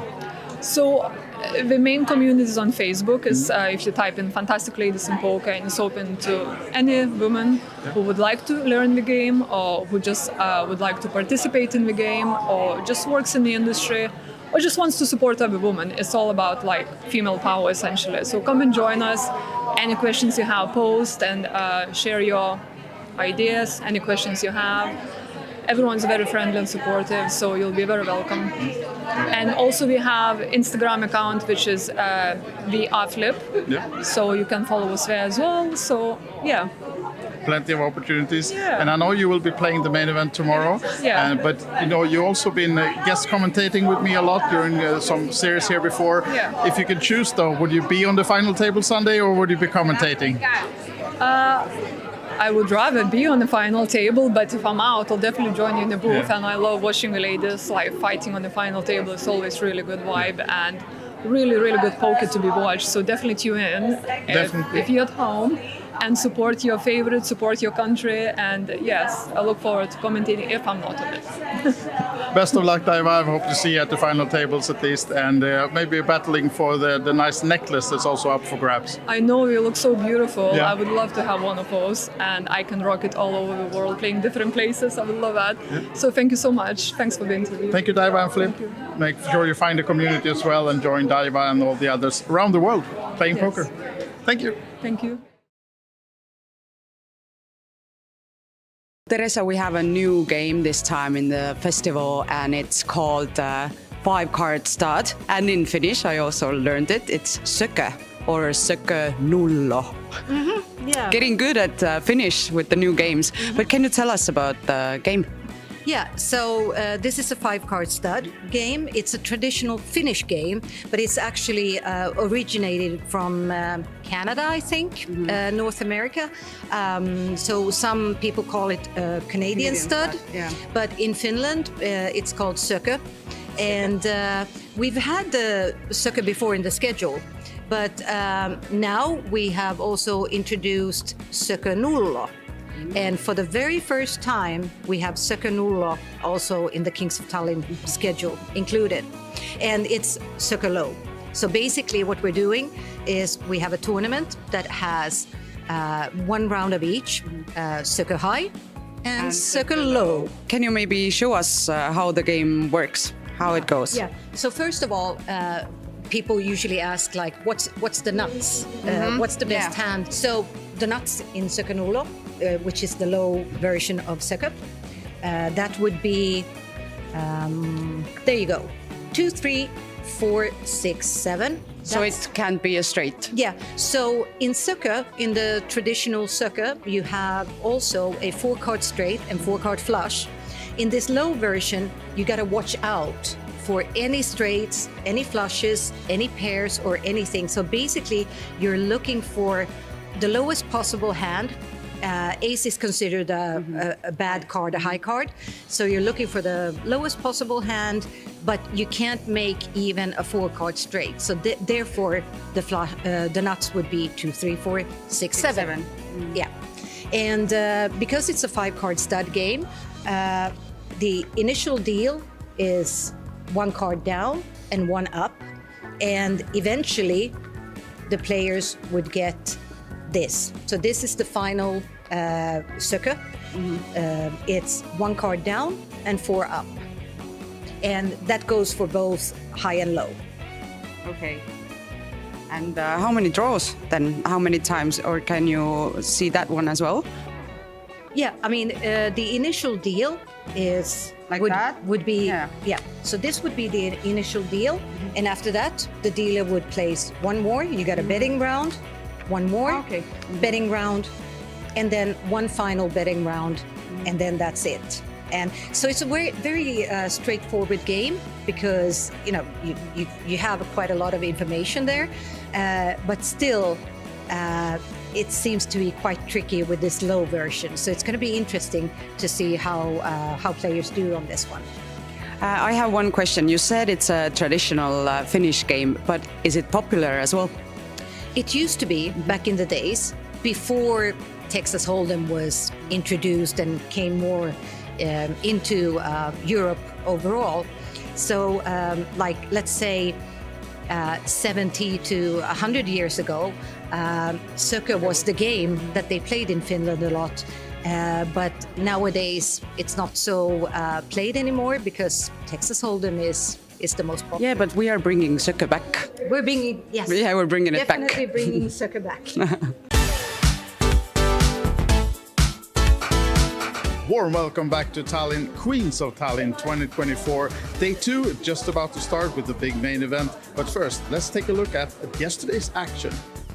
We started the day with some nice drinks and mingle in the meet and greet before they were ready to sit down by the tables to enter the first event of the day and the series, where the deep stack 80 euro buy-in had 79 entrants. Huge field in the first event of the series, and we're just getting started.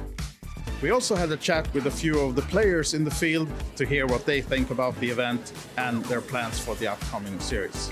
It's always a pleasure to be back, and I love this place, and because such a beautiful setup. I love what Chris and Teresa do, supporting women in poker. It's just like you feel the vibe. There's so many ladies out. It's just such a pleasure being here. It's amazing to be here. I absolutely love this casino. I love all the staff here, and it's nice to come back. Yeah. It feels different than last year because last year I didn't really know much about it, and this year it feels like coming home in a way. Yeah, you're the defending queen now.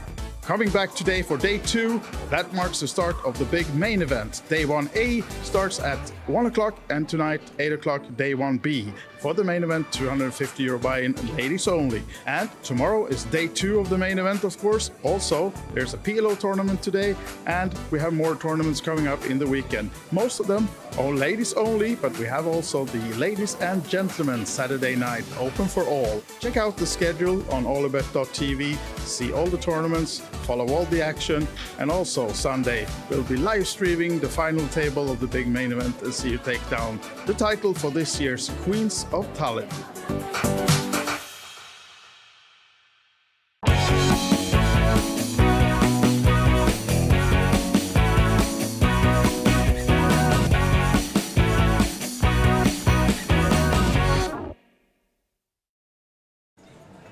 Welcome back inside that Hilton hotel we just saw and inside the Olympic Casino.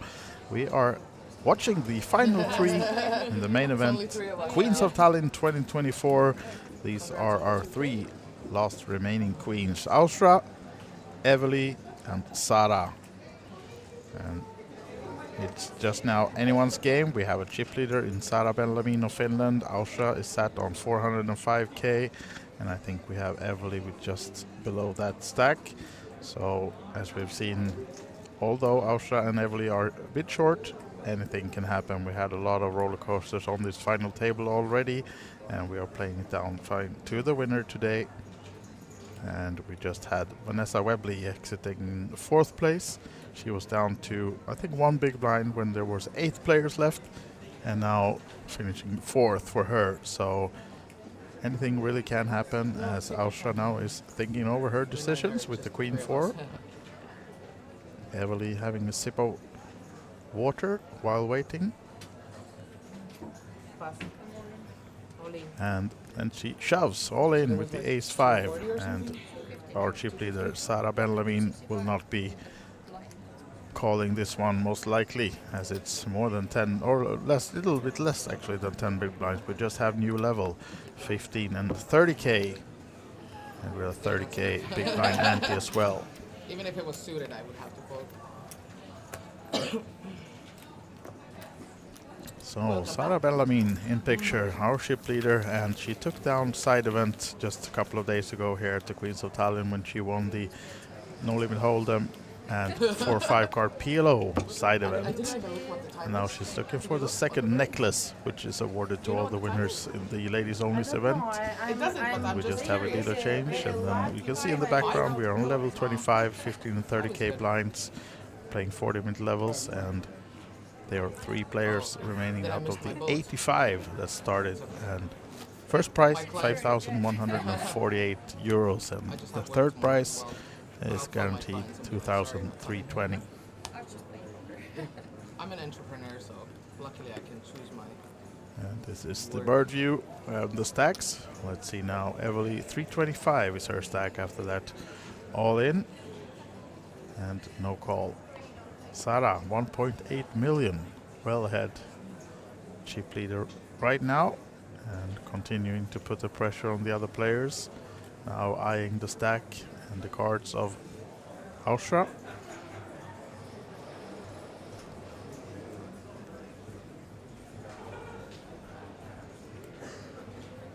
10-6 suited, looking to put more pressure. Steal the blinds and antes from Austra. Of course, with them being so close in stacks as well, Austra and Evely, it's hard for them to get up against the chip leader, but now only being 3 left, maybe you have to take a stab and go for the win as well. You already secured a nice payday, so the ICM pressure is a bit less perhaps. The pay jumps are still big, but Austra does the right thing, of course, and shoves with the 3s. And costing Sara another 12 bigs to call, unlikely to. So she folds, and we're on to the next one. Austra adding a little bit of chips at least from that pot.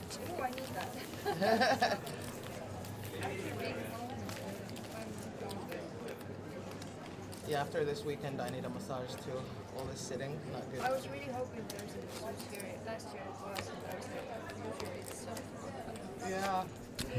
Ladies discussing massages needed after this weekend, and yes, they have been playing a lot. I think all of these have been in most tournaments, and we had 12 total. They'll not be able to play the 2 that are played out today, of course, since they're on this final table, but I know they've been playing a lot of the opening events, side events during the weekend, so a lot of hours by the table, especially by Sara then, who took down one of the side events, played like 7 or 8 hours for that one, and then she's also then played 3 days in the main event, since there was day 1 on Friday, and then we had day 2 yesterday, and today is the final day, as Austra now shoving with the king 8 from the small blind versus the same hand for Evely in the big blind.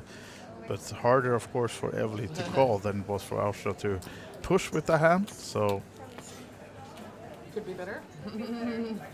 it will be a fold from Evely, and we're on to the next one.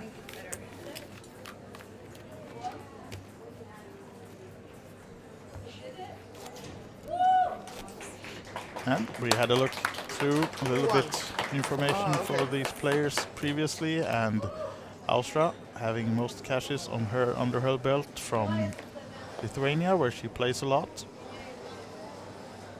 And biggest score so far was taking down the 250 tournament Thursday Thrill on the OlyBet Showdown in Vilnius.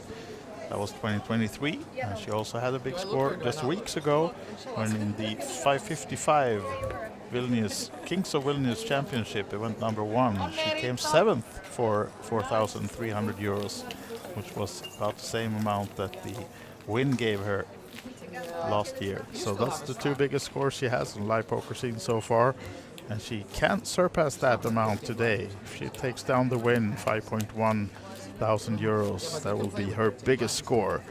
Second or third place will not be enough though to give her the biggest score. But as we said, playing mostly, or cashing mostly at least, in Vilnius, but now here with the flip community, playing in Tallinn. No, she's played here before, but as far as Handel Mob has it, no cashes from Estonia. So it'll be her first cash, and it will be a big one, no matter if it's third, second, or first in this one. But of course, aiming for the win, as Evely now has pushed it all in with the ace-8, and Sara is already out. Ausra not risking this one with 6-3 suited. Nice hand, but maybe not the one you want to call yourself almost all in with. So Evely back to 325 now. Ausra just over 400. Those are the 2 chasing this lady. Sara Ben-Lamin, Finland.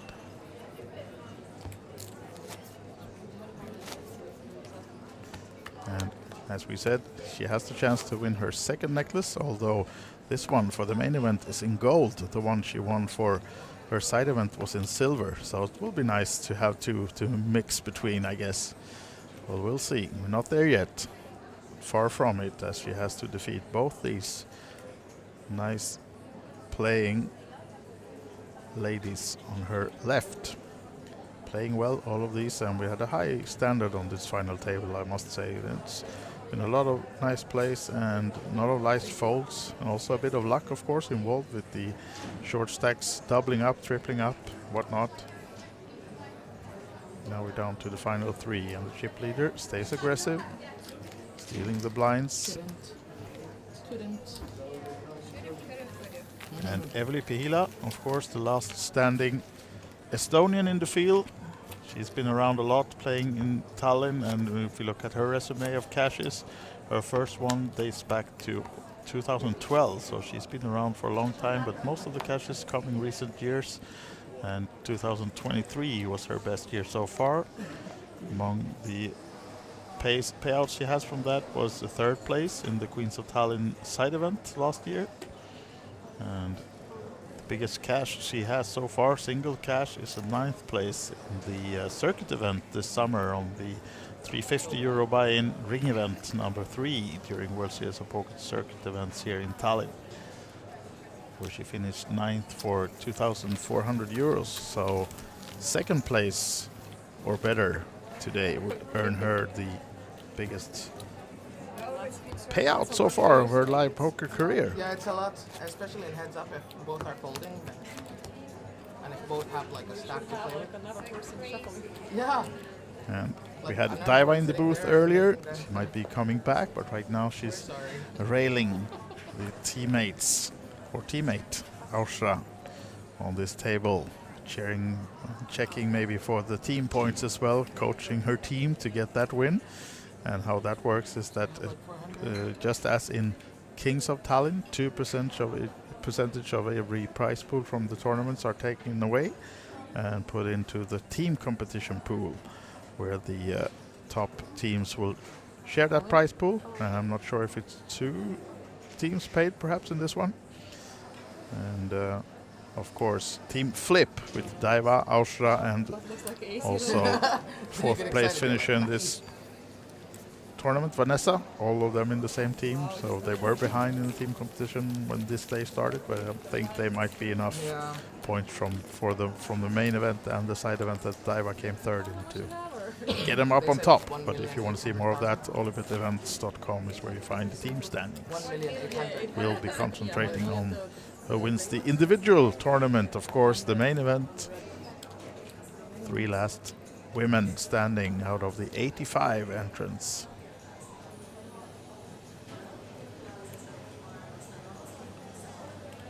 And this main event has a 250 euro buy-in. So all those 85 entrants paid 250 to get in. Creating the prize pool, of which 5.1k will go to the winner, as Sara now shoves from the button against the blinds of Ausra and Evely. Will Evely find something? King 7. Although she's partly committed with already 60k from her stack in the middle, from the blind and the big blind ante. 190 behind. Just not maybe. Would have been like a King 9, King 10. I think she would have gone with it, but King 7 so often way behind the possible holdings of Sara, even though she's has a wide range of opening in this position when she's the huge chip leader. But Evely decides to lay this one down, keep herself 190k behind for the next hand. And if this final table has shown us anything, it is that the short stack surely has the chance. As long as you're still in the tournament, you have the chance to go, as Vanessa did, from one big blind when there was 8 or 9 players still in, until 4th place. And she was, at one time, I think she was 3rd or 2nd in chips even. Amassing a lot of chips from that one big blind up to at least 25, 30 big blinds. Ausra now then, Ausra with the King Deuce off. First to act. Now it's her time to shove. 420. And same hand again for Sara. But of course harder to call with that hand than to shove with a King High. Evely has already folded in between and Sara is out.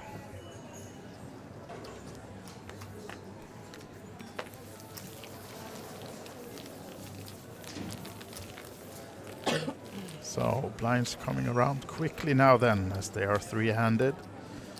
And Evely is the one who needs to double up shortly to not be in immediate danger.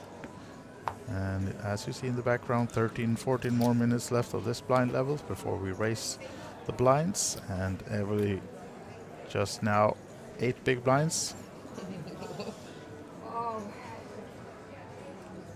Sara, many more big blinds. Queen Deuce suited, and most likely to put another pressure bet on the big blind of Ausra. Grabbing some chips, making it 80, was it?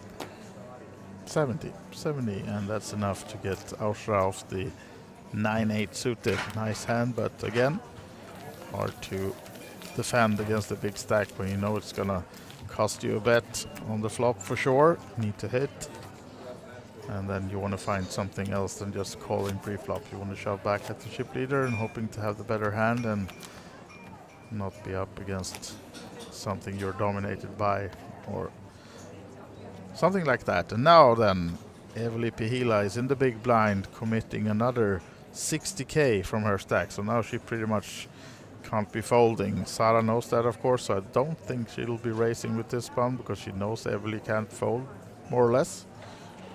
So it would be just unnecessary to give Evely the chance to double or triple up. But let's see if Ausra is the one now. Even worse for her, 7-3 off. So might see a walk here now for Evely.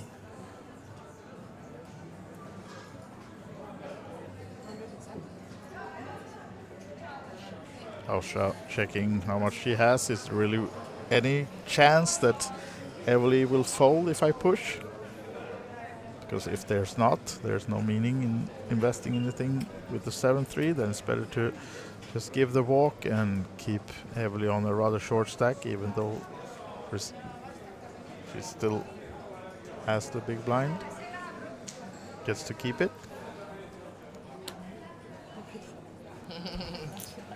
Does fold. Do we see Evely's Queen 4? Decent hand, 3 ways. Queen 4 suited. So she surely would have called any raises or all-ins from the others. So a little bit of breathing room. A couple of hands for Evely, as she now in the small blind.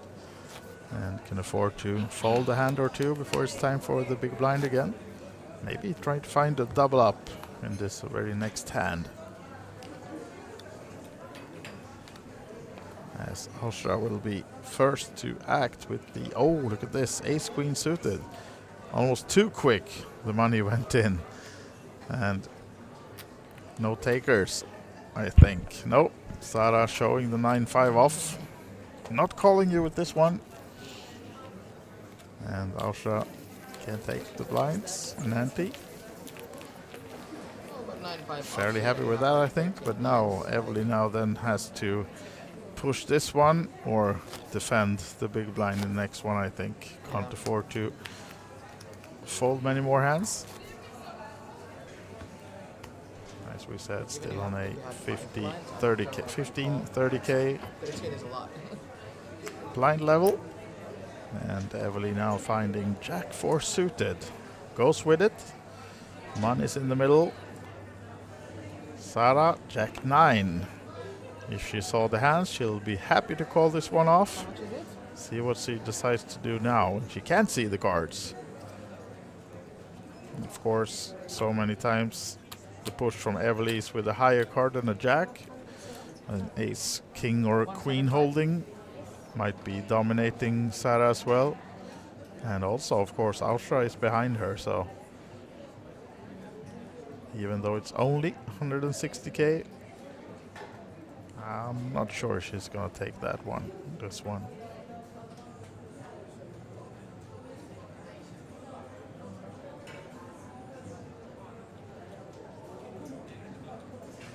Still giving it some thought though.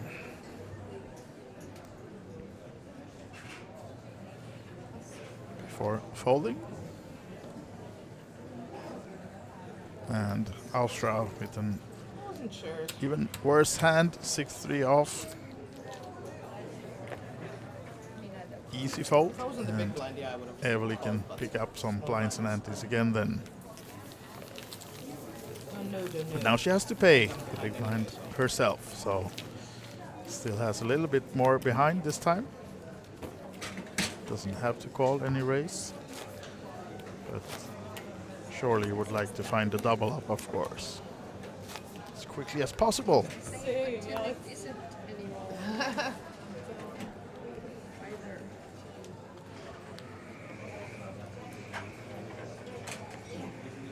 Sara Betlamin folding or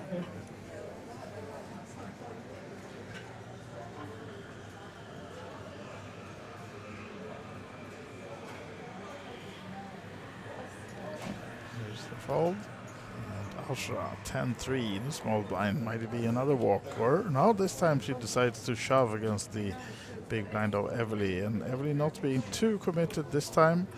She can afford to fold the king 4. Oh, I saw a 4 because it went so high. Suited. I know what you.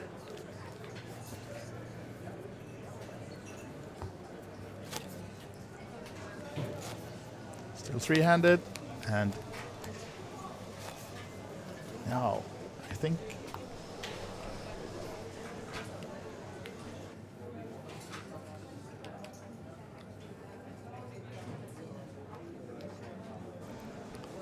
and now, ladies and gentlemen, we have visitors in the booth again and back again. Daiva Byrne, welcome back.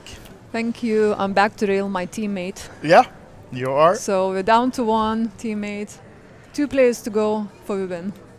And Ausra is playing really well. Yeah, absolutely. And I just had a chat with her on a break, and she's feeling confident, and she's really going for the win. Sounds good. Yeah, she's in the right mindset.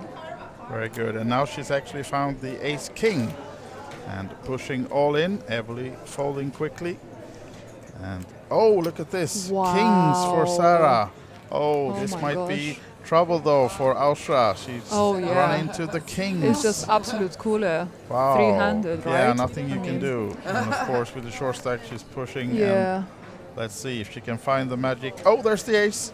There it Oh, is. wow. Wow. She was almost out. Now back in. Only a king can turn it around. And it's no Amazing. king. Wow. Big double up for Austra. Massive double up, evening in chips now. Look at Yes. that, how close we are. Wow. 1 million on What 1.3. what a nice time to hit your 3 outs, one of them. Yeah. That's how you do it, right? If you want to hit any time, you definitely want to be on the final table free-handed. Definitely, definitely. Minimum. Or heads Yeah. up, even better. You were on the wrong side of this yesterday, bubbling the final table with Yeah, Ace Jack versus I Ace know. 10, but It's now not your meant to teammate be. at least Exactly. finds the even more. Yeah, so I'm happy for her. That's Yeah. great.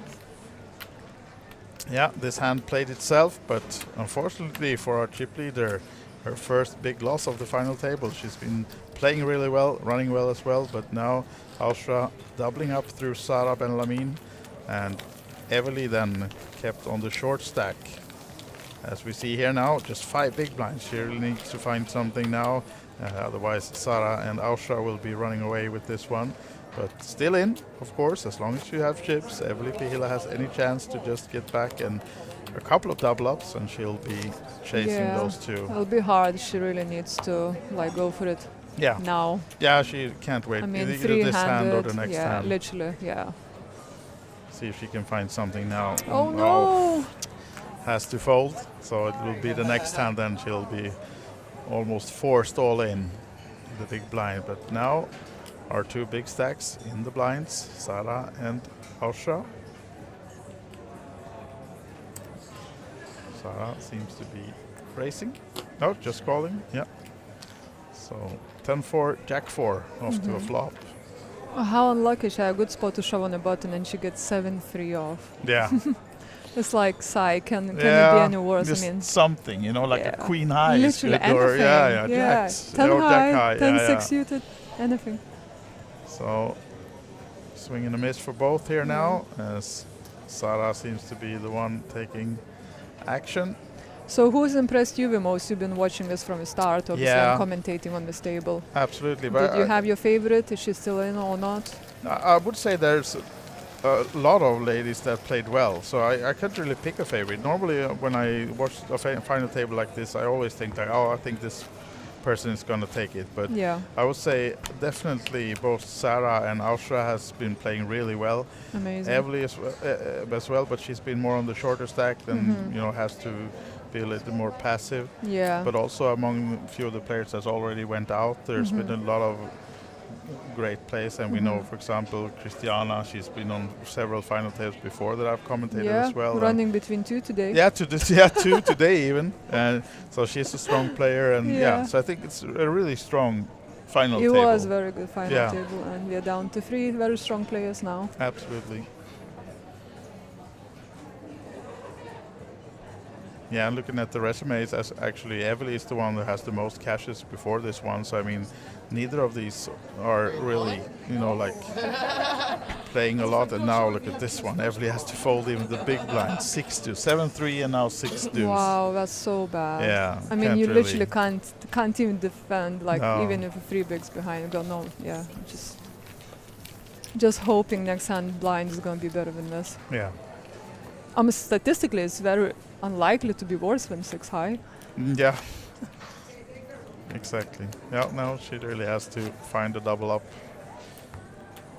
to stay in this one. Otherwise, we will be heads up between Sara and Austra, but not yet. Evely is still in. Yeah.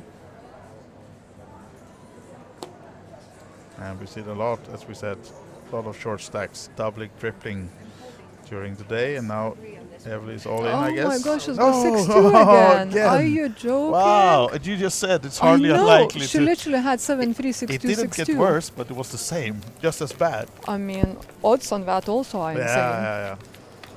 Such a bad luck. Wow. Now then, can she find something better than 6 I deuce? know, seriously, fingers crossed. Probably going to be an 8-3 or something, right? Not getting the cards at the moment when she needs it the most, but it's either this or the next one. King 7 is good enough, so here we go.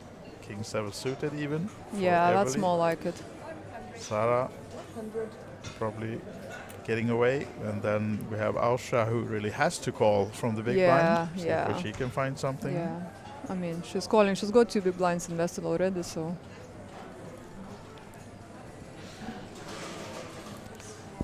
And let's see now. King 3. Oh, so good news for Evely. She's actually dominating Ausra. Yeah.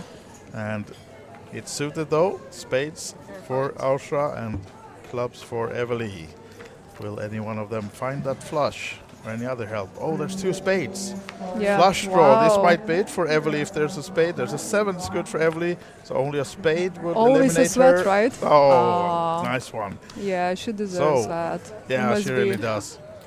It must be so nice to actually win a hand. Absolutely, and yeah, she's still in. Short stack doubling again on this final table, and Evely Pihila still in with the chance to win this one. Now she's about 250k, I think, after that hand. So not 10 big blinds, but not far from off it either. Yeah, and still playable and still in the game. Yeah, and one more double up plus the blinds will keep her in contention. So. Now anything can happen.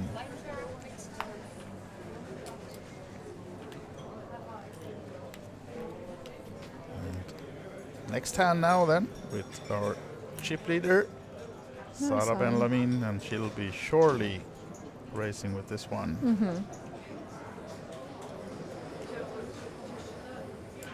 But now she doesn't have 2 short stacks to push on. Now it's 1 big stack to her left as well that she has to consider. Yeah. So with the race, making it 60 minimum race. King 5 suited for Ausra. I think she'll probably get away from it because big blind has got anything decent, she's gonna just play. So you don't want to be squeezed in the middle. Because Sarah can always re-raise as well. Oh, she does come along. Oh, that's exactly what I saw coming. More, right? How much? Yeah, Evely now finds the ace jack. Perfect timing for her then. 7 bigs. A triple up coming up, 22 bigs, like you're literally back in the game. Yeah, exactly. If she gets Sarah to call and Ausra to fold here now, then she'll be in good shape. And Sarah does call. And will Ausra stay in now as well then? 155 yeah, more that's now. why I would prefer fold pre-flop. Yeah, it's just one of those spots. You're gonna be squeezed and a lot of don't know what to do. For her tournament life, but in front, Evely Pihila, ace jack versus king 9 for Sara Ben-Lamin. And there's, look at that for a board. Wow, poor Evely. Oh, and just drawing dead on the turn already. Trip 9s for Sara Ben-Lamin. You can only get in good in poker. Yeah, you can only do it that much, right? Yeah, ace when you're jack short. versus king 9. She was in good shape to triple up What almost. an amazing run. Definitely, and Evely Pihila is then our 3rd place finisher in the main event. Super well played. It must be very disappointing for her, but she done everything she can. Yeah, absolutely, and she got it in with the best hand. Was almost to get back in contention, but 3rd place. Sarah is on fire. She surely is, and she'll be going into the chip lead in the heads up against my teammate. Yes, I don't know who you're rooting for, Daiva, but well, I can have a guess. I'm definitely rooting for for the Team ladies. Flip, Team Lithuania. Yeah, absolutely. And I think they're going to take a little break here now before starting the heads up to get prepared and set up. So we'll be back in about 10 minutes to follow the heads up until the end. We will not miss a hand. So stay tuned and see you shortly for the heads up. Whoever wins, I mean, we are both amazing players. Yeah, so definitely. Very well deserved winner. Either way. Back shortly to crown the winner of the Queens of Tallinn main event 2024. See you soon.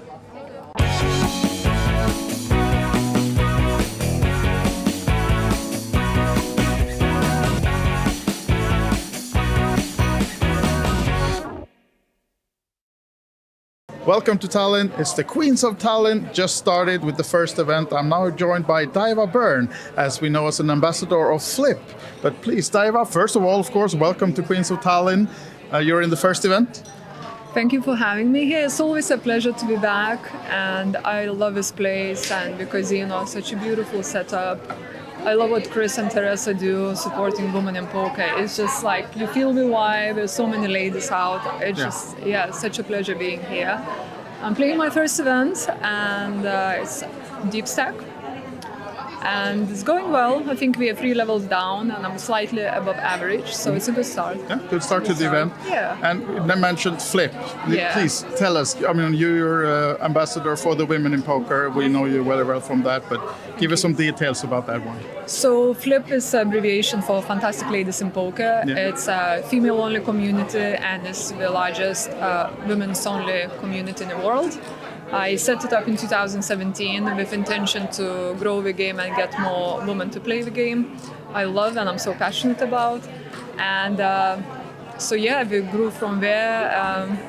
We're nearly 9,000 members now. We travel around the world, meet at the different events, and it's just really nice vibe. You know, you go to a tournament and you have this group on the side going where you can go for lunch together, you're supporting each other, and you can talk hands. You never feel like alone or you never feel, you know, sad. There's always support around you and there's always fun times as well. Yeah, of course. Even if things don't go your way. Exactly, you can always seek comfort as well. Exactly, right? yeah. So for those watching now this interview and have not joined the community yet, where do they find you? So the main community is on Facebook. Is if you type in Fantastic Ladies in Poker, and it's open to any woman who would like to learn the game or who just would like to participate in the game or just works in the industry or just wants to support other women. It's all about like female power essentially. So come and join us. Any questions you have, post and share your ideas, any questions you have. Everyone's very friendly and supportive, so you'll be very welcome. And also we have Instagram account, which is @flip. Yeah. So you can follow us there as well. So yeah. Plenty of opportunities. Yeah. And I know you will be playing the main event tomorrow. Yeah. But you know, you also been guest commentating with me a lot during some series here before. Yeah. If you could choose though, would you be on the final table Sunday or would you be commentating? I would rather be on the final table, but if I'm out, I'll definitely join you in the booth. Yeah. And I love watching the ladies like fighting on the final table. It's always really good vibe and really, really good poker to be watched. So definitely tune in if you're at home and support your favorite, support your country. And yes, I look forward to commentating if I'm not on it. Best of luck, Daiva. I hope to see you at the final tables at least, and maybe battling for the nice necklace that's also up for grabs. I know you look so beautiful. Yeah. I would love to have one of those, and I can rock it all over the world, playing different places. I would love that. Yeah. So thank you so much. Thanks for the interview. Thank you, Daiva and Flip. Make sure you find the community as well and join Daiva and all the others around the world playing poker. Thank you. Thank you. Teresa, we have a new game this time in the festival and it's called 5-card stud. And in Finnish, I also learned it. It's sökö or sökö nullo. Yeah. Getting good at Finnish with the new games. But can you tell us about the game? Yeah, so this is a 5-card stud game. It's a traditional Finnish game, but it's actually originated from Canada, I think, North America. So some people call it Canadian stud, but in Finland it's called sökö. And we've had the sökö before in the schedule, but now we have also introduced sökö nullo. And for the very first time, we have sökö nullo also in the Kings of Tallinn schedule included. And it's sökö low. So basically what we're doing is we have a tournament that has one round of each, sökö high and sökö low. Can you maybe show us how the game works, how it goes? Yeah. So first of all, people usually ask like, what's the nuts? What's the best hand? So the nuts in sökö nullo, which is the low version of sökö, that would be, there you go, 2, 3, 4, 6, 7. So it can't be a straight. Yeah. So in sökö, in the traditional sökö, you have also a 4-card straight and 4-card flush. In this low version, you got to watch out for any straights, any flushes, any pairs, or anything. So basically, you're looking for the lowest possible hand Ace is considered a bad card, a high card. So you're looking for the lowest possible hand, but you can't make even a 4-card straight. So therefore, the nuts would be 2, 3, 4, 6, 7. Yeah. And because it's a 5-card stud game, the initial deal is 1 card down and 1 up. And eventually, the players would get this. So this is the final sucker. It's 1 card down and 4 up. And that goes for both high and low. Okay. And how many draws then? How many times? Or can you see that one as well? Yeah, I mean, the initial deal is would be yeah. So this would be the initial deal, and after that, the dealer would place 1 more. You got a betting round, 1 more betting round, and then 1 final betting round, and then that's it. And so it's a very straightforward game because you have quite a lot of information there, but still. It seems to be quite tricky with this low version. So it's going to be interesting to see how players do on this one. I have one question. You said it's a traditional Finnish game, but is it popular as well? It used to be back in the days before Texas Hold'em was introduced and came more into Europe overall. So let's say 70 to 100 years ago, Sucker was the game that they played in Finland a lot. But nowadays, it's not so played anymore because Texas Hold'em is the most popular. Yeah, but we are bringing Sucker back. We're bringing, yes. Yeah, we're bringing it back. Definitely bringing Sucker back. Warm welcome back to Tallinn, Queens of Tallinn 2024. Day 2 just about to start with the big main event. But first, let's take a look at yesterday's action. We started the day with some nice drinks and mingle in the meet and greet before they were ready to sit down by the tables to enter the first event of the day and the series, where the deep stack 80 euro buy-in had 79 entrants. Huge field in the first event of the series, and we're just getting started. We also had a chat with a few of the players in the field to hear what they think about the event and their plans for the upcoming series. It's always a pleasure to be back, and I love this place and the casino, such a beautiful setup. I love what Chris and Teresa do, supporting women in poker. It's just like, you feel the vibe, there's so many ladies out. It's such a pleasure being here.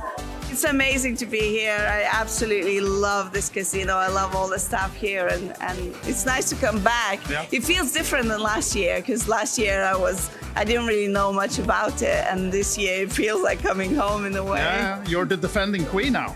Coming back today for day 2, that marks the start of the big main event. Day 1A starts at 1 o'clock, and tonight 8 o'clock, day 1B. For the main event, 250 euro buy-in, ladies only. And tomorrow is day 2 of the main event, of course. Also, there's a PLO tournament today, and we have more tournaments coming up in the weekend. Most of them are ladies only, but we have also the ladies and gentlemen Saturday night open for all. Check out the schedule on OlyBet.tv, see all the tournaments, follow all the action, and also Sunday we'll be live streaming the final table of the big main event and see you take down the title for this year's Queens of Tallinn.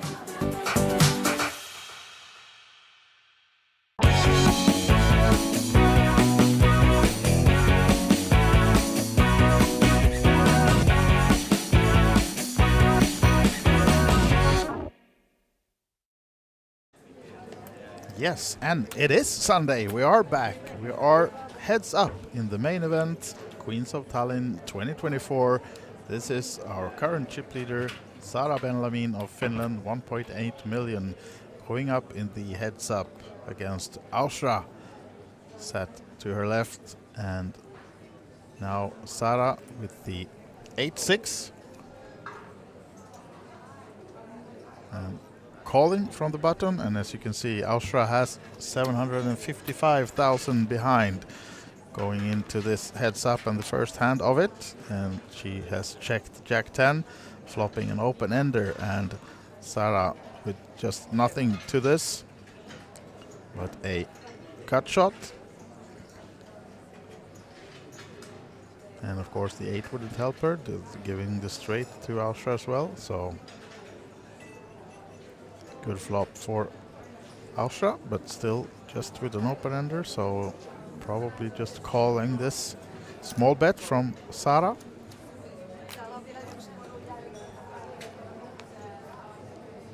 Turn is that 8 that we were just discussing. Sara makes a pair, but it's a straight for Austra and locks the hand already on the turn. Now looking to get another bet out of Sara. She actually hit a pair now, so checking behind though. And there's a king. So to an even longer straight for Austra, who's now reaching for chips, of course, to bet that straight, but maybe hard to get a call out of Sara with just the 8. Now the king falls as well, another overcard to her pair. So probably would have liked to see a lower card than an 8 to be maybe calling it off. Small pot for Austra then in the heads up.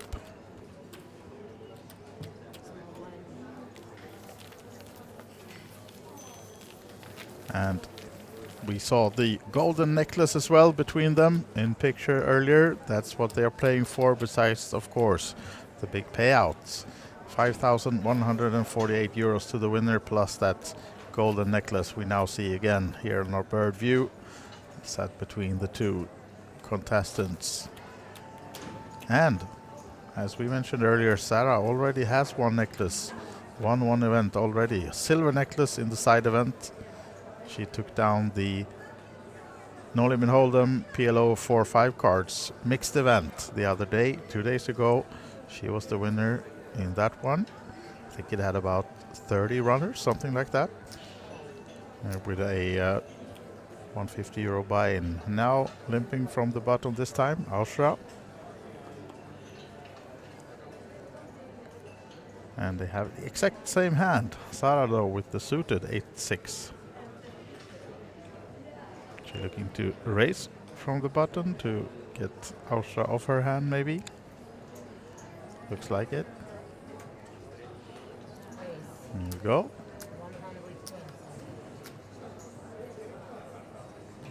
Make it 120 to go.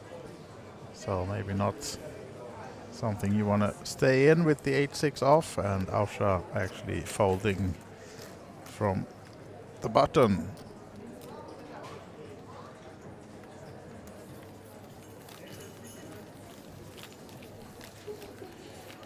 So if you're watching this through the OlyBet Poker YouTube channel, the chat will be open as well. We try to get connection if you want there. If you have any questions, anything, just hit us up in the YouTube chat.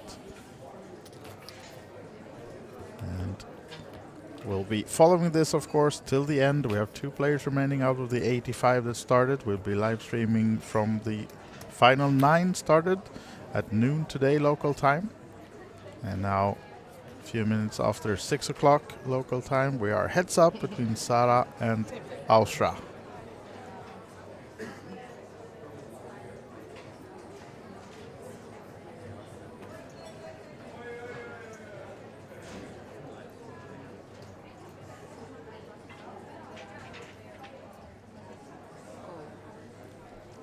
So far, not very aggressive heads-up play, limping a lot.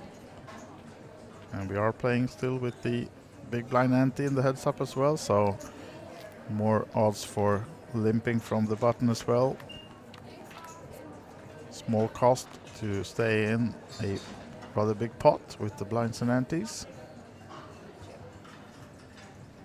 And swing and a miss for both now, as it's back to Sara, but she checks behind. So of course the king high is well in front, and pairing the board on the turn also makes the king stronger, of course. Let's see if Sara though tries to take a stab at this one, being the biggest stack, putting the pressure on Austra.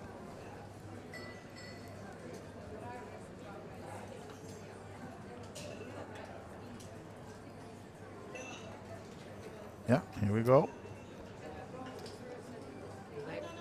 Small bet, 40k I think. No, 60 actually. Okay.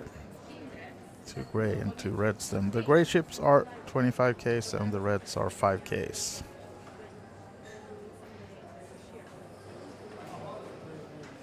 Will Ausra stay in this one? Yeah, the king high. Good call from her. Not believing Sarah to hit something on another 9 falling and 7 on the river. Makes it 2 pairs on the board and a queen. So Sarah is playing the board, but Ausra has the check mark with the king high. And maybe just checking this one, but then we'll have the question whether Sarah will try to win the hand by a new bet, because that's the only way she could win the hand, of course. And Sarah gives it up, playing the board, hoping that should be enough, but it's not. King will win it for Ausra. So almost up to $1 million now then. 990K for her, 1.7 for Sarah.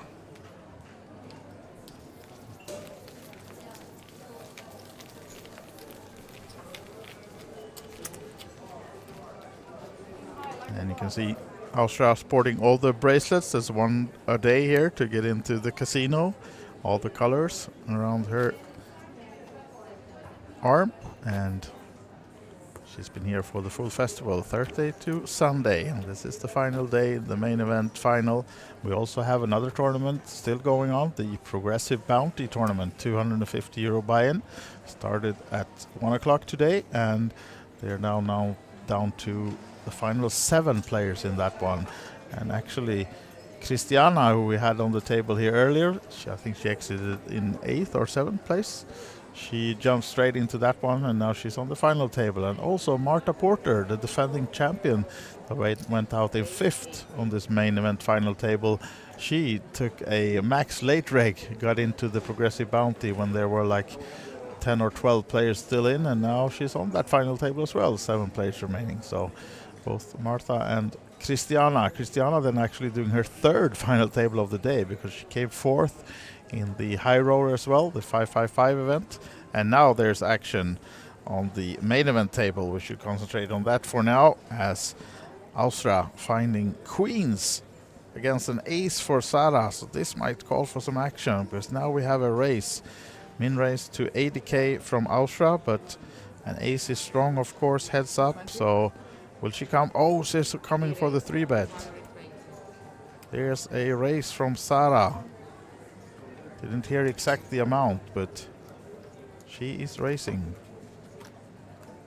Makes it 220. And this is good news for Ausra. Just taking a sip of that water to think her decision's over. It's another 140 to call, but surely we're going to see a 4-bet here, right? I would guess you're coming. Yeah, there it is. All in. 1 million. And Sarah will know that ace-5 won't be good enough. So most likely we will be almost even in chips after this hand. Nice one. Look at the chip counts. 1.3 million for Ausra, 1.4 for Sarah. Just about even in chips, and we're paying 20, 40K levels, blinds. So plenty of room, pretty deep stack heads up, and now it's just anyone's game for that necklace in the middle. Here you can have confirmation of the chip counts as well. And the payouts for 3rd, Eveli Pihila, we didn't mention maybe exactly what she got. 2,320 euros for her 3rd place. And then you can see Vanessa 4th, Marta, Sarah Shafak, Christiana Staure, Lisi, and Sani. The 9 final table list that started this morning, and now down to these final 2. They are now heads up and almost even in chips. And Sarah Benjamin claiming her aggressiveness would be the thing that would earn her the title. Now with 9s, has options to get aggressive, and she will raise this up, making it 80 minimum raise. Ausra with 6s. Oh, another clash now maybe coming up. Now's the question whether she's going to 3-bet this one or just come for the call. We saw Marta Porter early in the final table, maybe making a small mistake with the 6s, calling off a big hand, big pot. And now, of course, any pair is strong heads up, so sixes should be clicking back and racing in this position. But of course, a lot of other things involved between these two as well. They played a lot together during these days. And we'll see what Austria decides. If she's 3-betting and if how much.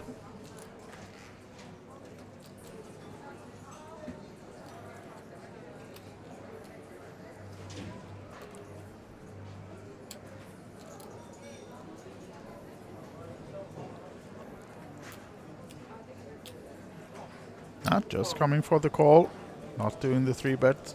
She thought about it, but she stays in for the call.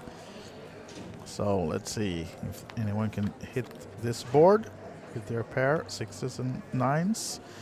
That's queens and 10 on the flop, so not the flop Austria wanted, and probably Sara can be active and aggressive. Now she actually shakes behind.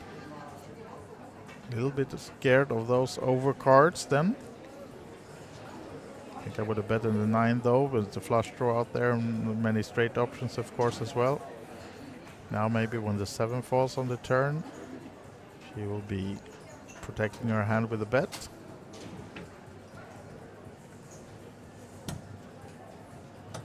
$200K already in the middle.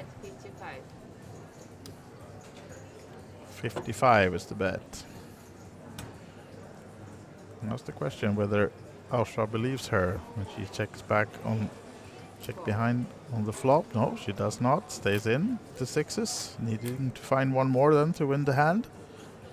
Or maybe bluff it off on that ace that falls. But of course that's bad card for Austria, as many ace X holdings in Sarah's hand in this position when she's racing on the button in position and checks behind. Well, she'll see the good news that the 9s are good enough against the 6s of Austria. Go crazy. We're gonna set up hands here. Nines win. Yeah, I was like, Sorry. excuse me. Like 9-6. Almost. Wow, that's this was scary for both. I didn't like the board anyway. Nice to see them chat a little bit between the hands as well, Austria and Sara. And still on that 20-40K blind level and still pretty even in chips. Slight chip lead for Sara now after that hand. But this might change any direction, and if you've been with us all through the day, you've seen a lot of short stacks coming back, and even we had Vanessa from 1 big blind to amassing 30, no, or at least 25 big blinds at one point before exiting in 4th place. So this is just anyone's game, and both of these players have been playing really well throughout the final table. And as we said, Sara already has 1 win in the side event, so she's peaked her form for this series, surely.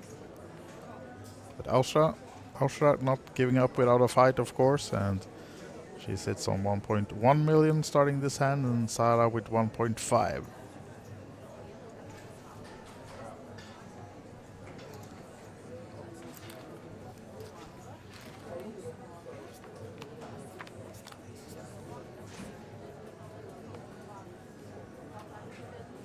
King, Jack, Queen, both of them having a Jack. Austria with the better one though, Jack 9, which is adding a straight draw as well.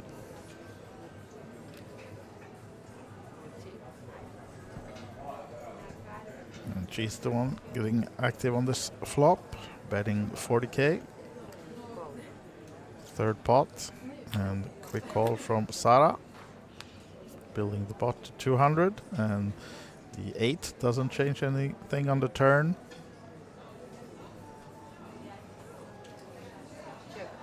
Eight of diamonds, but it's only Austria with 1 diamond, no flush draw for either player, and we go to the river, which is a 6.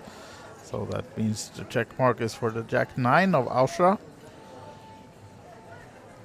And let's see though what Sara chooses to do. Out of position, but has showdown value with the jack, so not likely to be betting. But and also the same thing for Ausra. Not likely to be betting because getting called would just mean the queen or a king would call her, or even something better than that. So no, she checks, but she'll be glad to learn that the jack 9 of hers is good enough. Kicker plays, and jack 9 beats jack 3.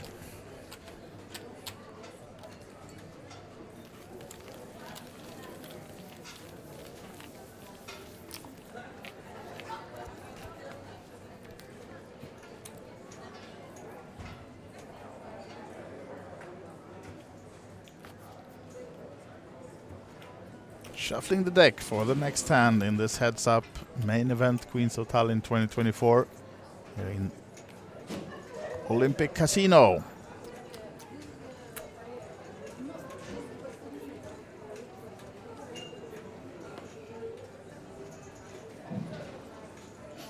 For 2 suited for Sara.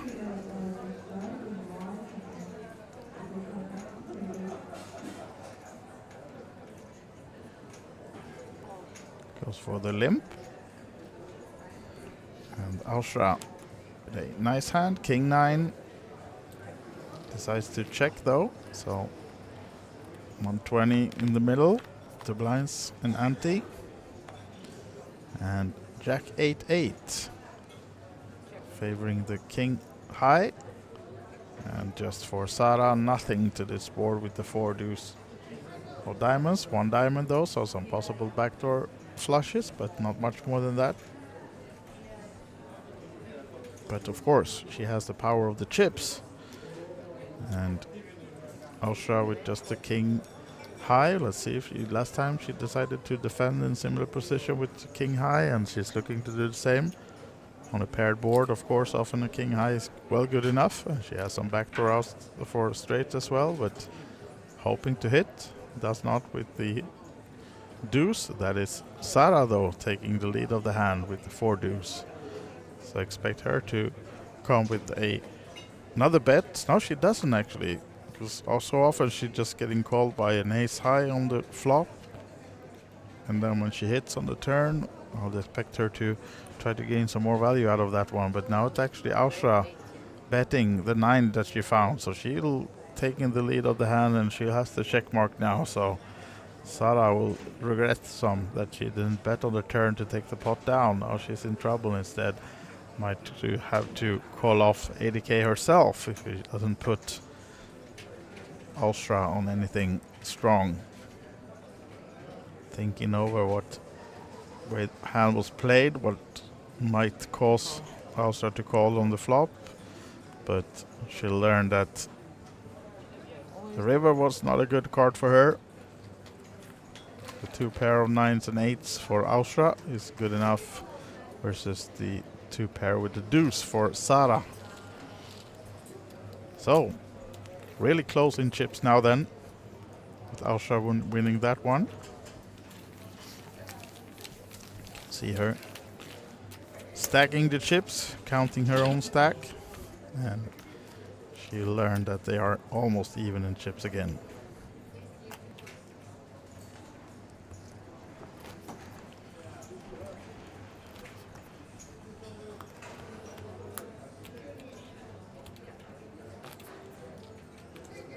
About 2.5 million chips total in play, and they should be pretty even, around 1.3, 1.1 million each. 1.3 for Ausra. We will start his hand with the jack 4 off.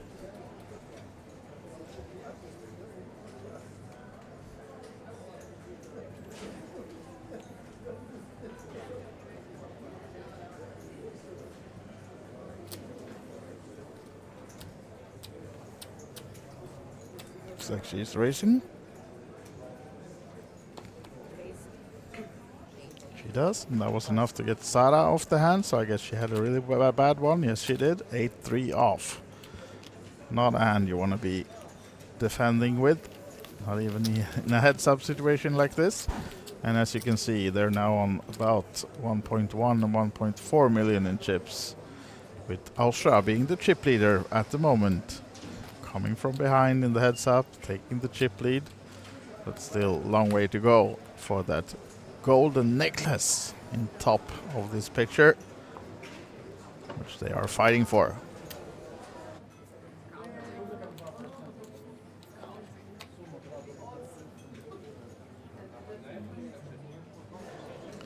Nice hand for Sara now to start the heads up with the Queen Jack.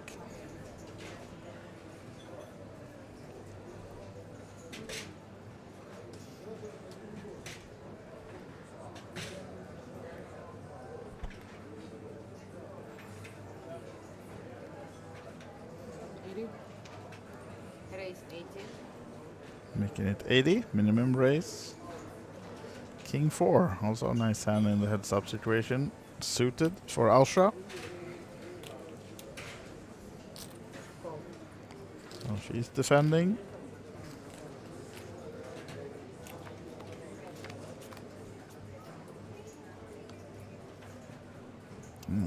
Started off with 1 diamond, but no more for Austra. And gut shot for the Queen Jack of Sara. Nothing for Austra, and maybe Sara will be continuing on this one, which should earn her the pot. But we'll see whether Austra believes her and still stays in with this one. With the king high, hoping for at least to add a diamond draw or to hit the king. There's the diamond, pairing the board as well, which makes the king high a bit stronger. And she is well in front, of course, with the king high and the flush draw. And Sara maybe giving this one up. There's the 10. So now they're both playing the board. 3s and 10s with an ace kicker. And will Sara try to take the pot herself, though, to get Austra off that board playing? Trying to, I mean, the check on the turn. I don't think she's gonna fool Austra with a bet here now. Actually tries. Going pretty big, I think, right? Was it 175 or 200?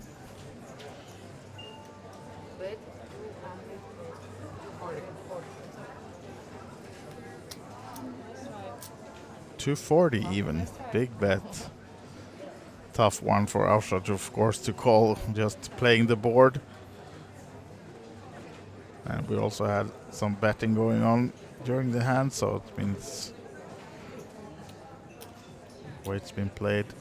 Oh, actually come for the call, playing the board.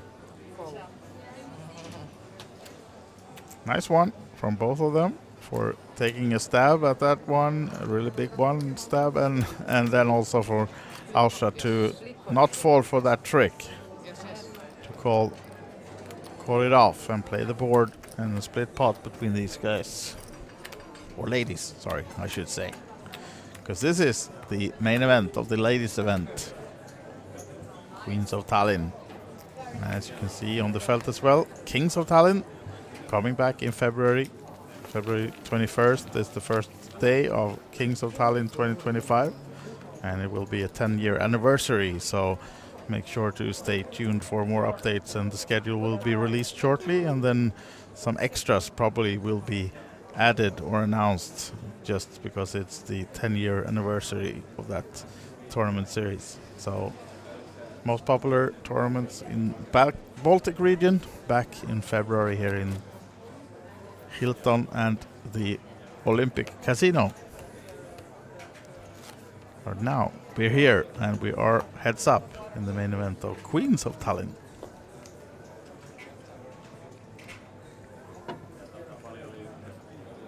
With Austra first to act.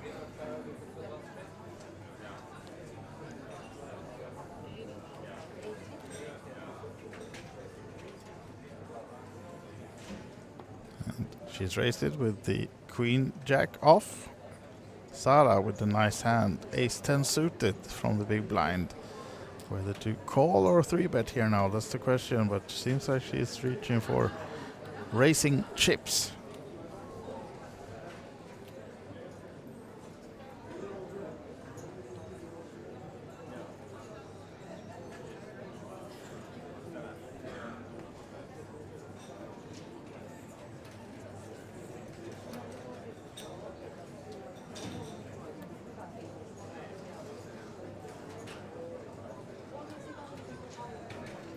Sizing up some chips, but not deciding to race just yet. 230.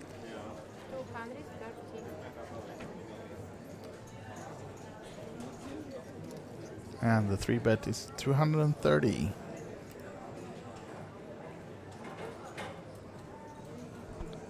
Will that be enough to get Ausra off her Queen Jack off? That's the question. She's looking interested to see a flop with this one.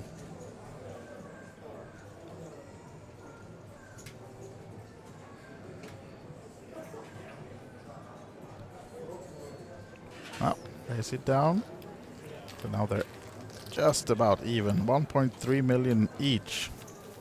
Just a couple of thousands separating the two. And this heads up now. For that necklace. And the 5.1k up top. 20, 40k blinds. With 40k big blind ante as well. 1.3 million each, so quite deep stacked still in the heads up as Sara Ben-Lamin now first to act with the 10-9 off.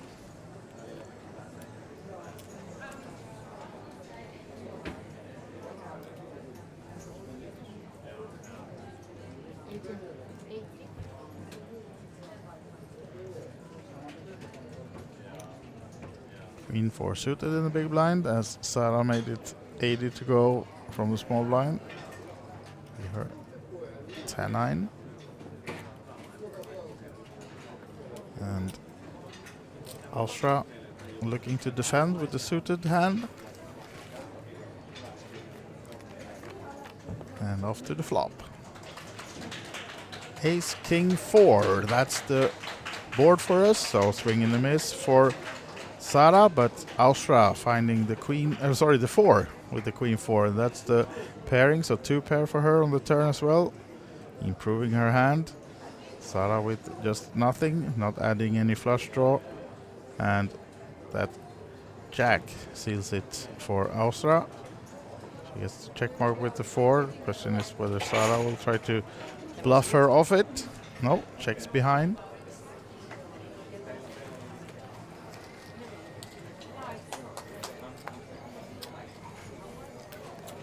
So, small pot for Ausra then. Just taking the small chip lead, but as we said, almost even in chips. Still 40, even though I'm looking there all the time. Yeah.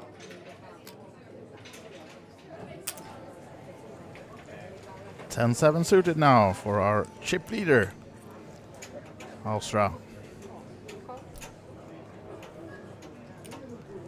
And nice hand, big hand for Sara Ben-Lamin in the big blind.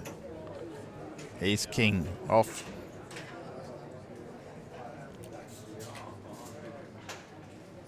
Ladies and gentlemen, the Queen.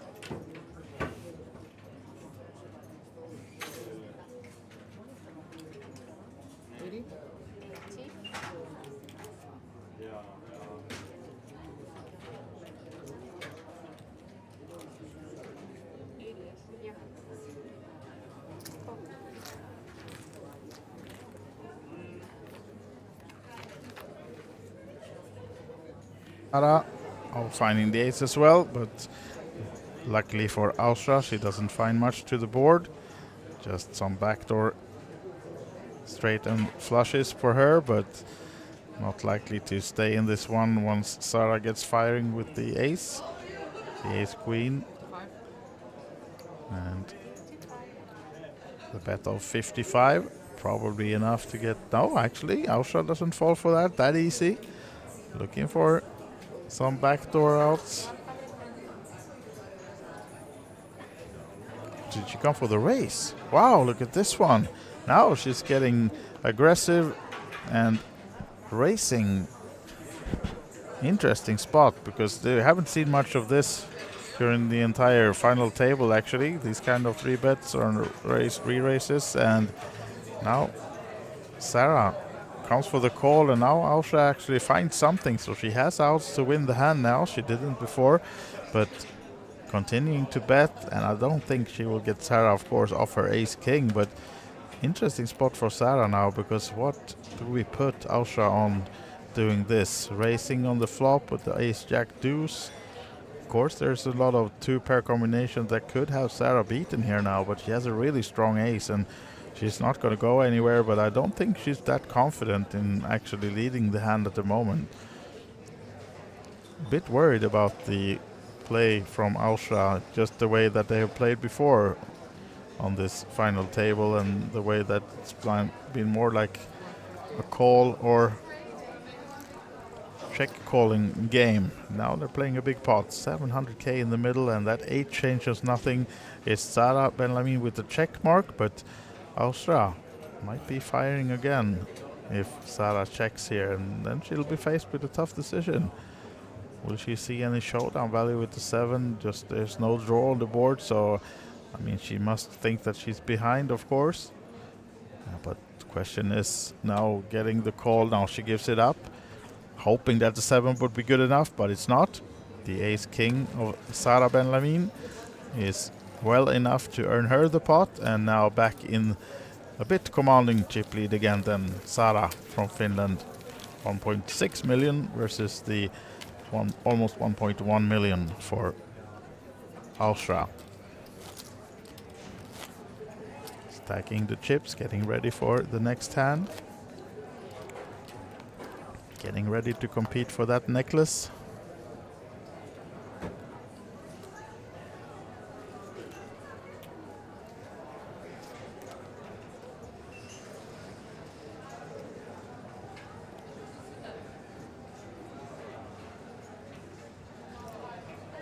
Another nice hand in heads up. Jack 10 on the button, raising it up. Making it 80 to go, and Ausra not with a nice hand, but still defending. Costing her 40 more to see the flop. So she stays in. 7-4 off for her, and finds the 7. Gut shot for Sarah. Quick check from Ausra with the 7, and now if Sarah bets, I think Ausra will surely stay in for at least one more street. Even though, of course, opening from the button, a lot of ace X holdings, but they are heads up. Doesn't have to be that strong of a hand. 7 is good often in these situations, and see if she actually would come for a raise. No, she doesn't. She's settling for the call. Oh, there's another 7. Wow. Nice one for Ausra, but how do we get more out of Sarah in this position? We're trying another check, hoping for another bet, but it's not to happen. And now then, look at this one. Check mark goes straight to Sarah with a straight. Wow, worst possible card for Ausra. She will now try to bet her 7. And surely she will face a raise from Sarah. What do we do now with trip 7s? What's the bet? 100k only into 330. So is Sarah afraid of anything on the paired board and just calling, or will she be racing? Surely she will be looking for value and racing here, hoping to target a smaller straight or a 7, just as she is. So making it something like 400 here. That's 2. That's 3. 350, 375 is the bet. Or the race. 350, so 250 more, and with that 7. Now then, reversed. What do we put Sarah on here now? Has she really found that gut shot? Not much else beating you here now with the 7, trip 7s. Would she do this re-race with just an ace? Does she have me beaten here now? It's such a strong hand though, chip sevens, and Sarah is being the aggressive player. I mean, she could have this move with other hands as well. Doesn't have to have the good hand that she actually has.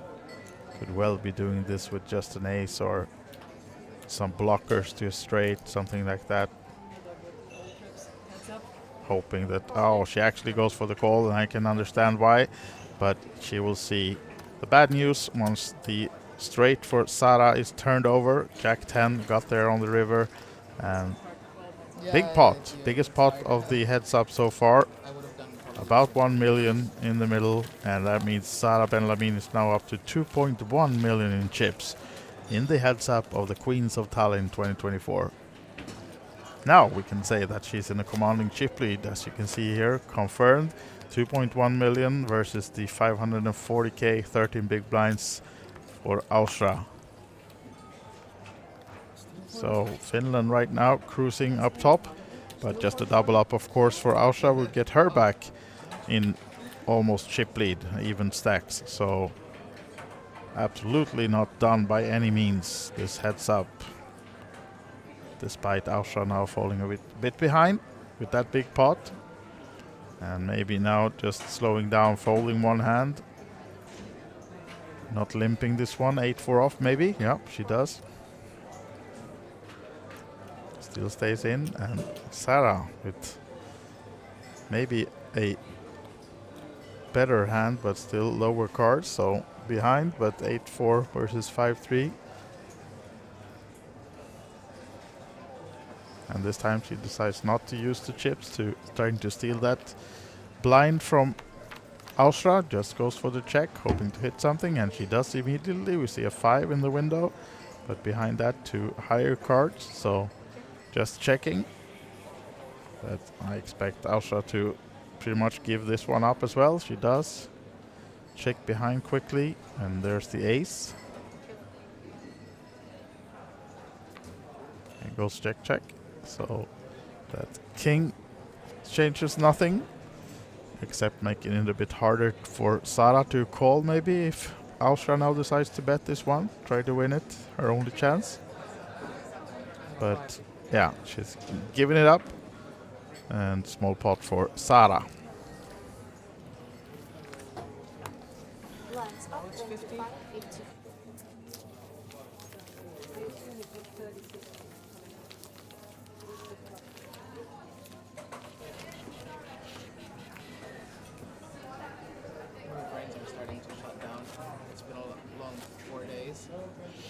Yeah, I don't know if you heard it, but I did. Sarah saying that her brain is about to shut down after 4 days of playing. And yeah, we said that she's been playing long hours as well. She played 3 days in the main event, and she won the side event, which took her number of hours, of course, to do as well. Just after one of the main event days ended the other day, she jumped straight into the evening event and won that one. I think that means she played until way into the night, maybe 1-2 o'clock in the morning, and then back again yesterday for the day 2 of the main event, playing all day, and now today the final table. So yeah, she's excused if it feels a little bit like the brain is shutting down or fried.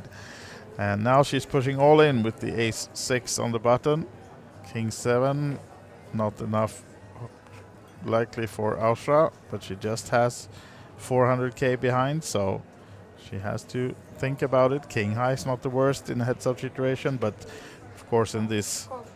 Oh, she actually calls it. She calls, and we have all in and call for the title.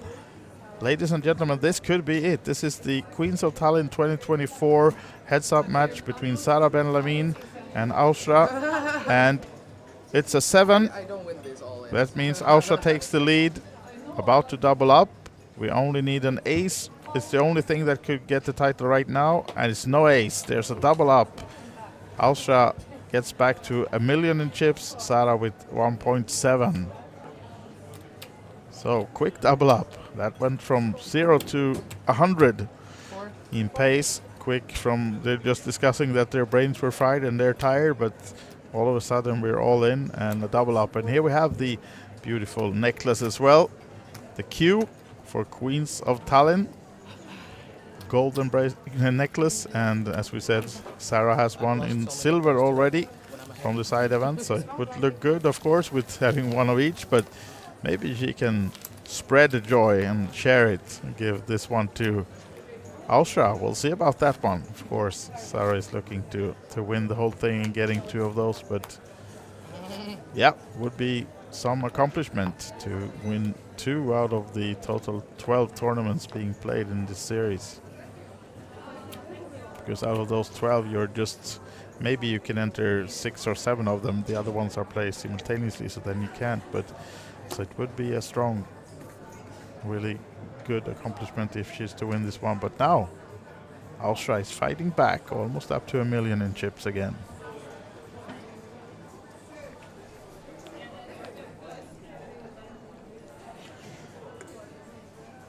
And now then, we have new blinds. 25.50 blinds are up. So limping means 50k each plus the big blind. It's 150 in the middle already to start his hand. And Austria continuing to hit the board with the 10 this time. Checks behind though, which means the open-ended straight gets there on the turn for Sarah. Still behind the 10, of course, but this might be enough to get her to bet. Because now she knows that she probably have outs at least. Of course, she has the 3 as well, so she has a pair. The 4, though, changes nothing, so the check mark stays with Austria with the 10. Might be able to get some more chips, though, out of Sarah now. As she checks. Now checks behind. Doesn't go for value with the 10, but she'll see that it's good enough. Take another small pot. So 1.1 for Austria, 1.5 for Sarah. Decent stack now for Austria. Getting closer.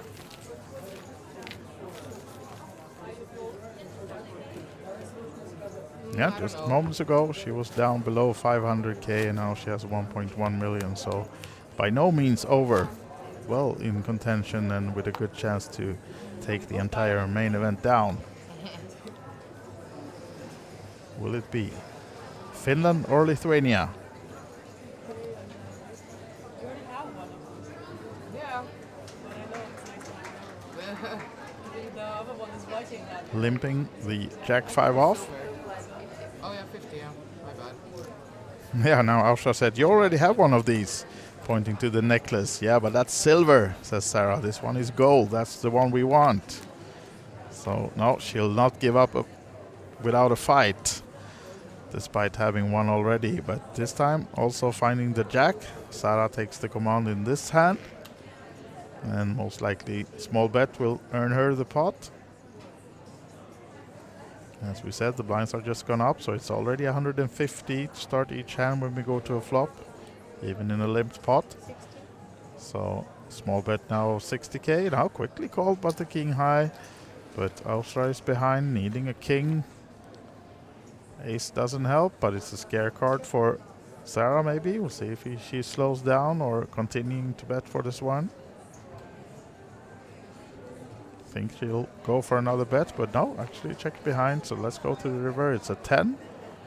And no help for Austria, of course, straight blocker with the king, but yeah, actually using that to bet this one, but I don't think she'll get Sarah off her jack with just a 60k bet. Not likely at all, actually. So expect rather quick call from Sarah here. Here we go. And our chip leader gets a bit richer.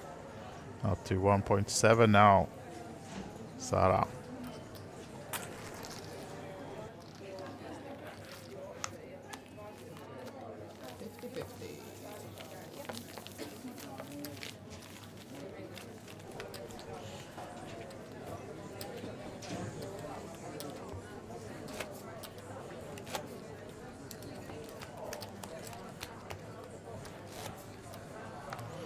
Getting ready for another hand as Austria takes a closer look on that necklace. Deciding, do I really want this or not? Yeah, let's go for it. It was pretty nice actually. I'll fight for it. I'll race with my Queen 8 suited. Or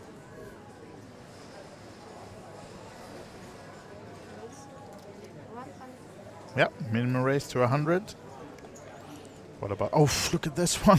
Wow, Sara. I think it's the third or fourth time she had aces on this final table. And I'm not saying she's here because of good cards, because she isn't. She's been playing really well, but also getting the cards doesn't hurt. Let's just see how to get the most out of this one, how to get more chips in from Austria. Will she just call this one, trying to trap? Or is she coming with a 3-bet pre-flop already? I mean, Queen 8 also suited is a nice hand in a heads-up situation. Might get Austria to call even pre-flop with a small raise here now, but she's sizing up pretty big by the looks of it. Wants to defend those aces. Well, taking away some chips. She now has 200 in front of her.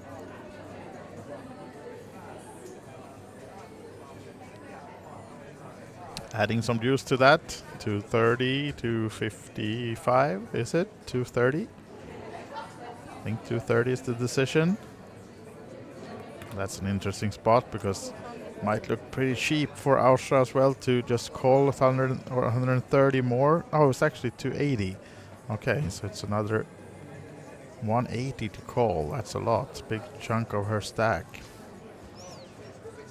Queen 8 suited.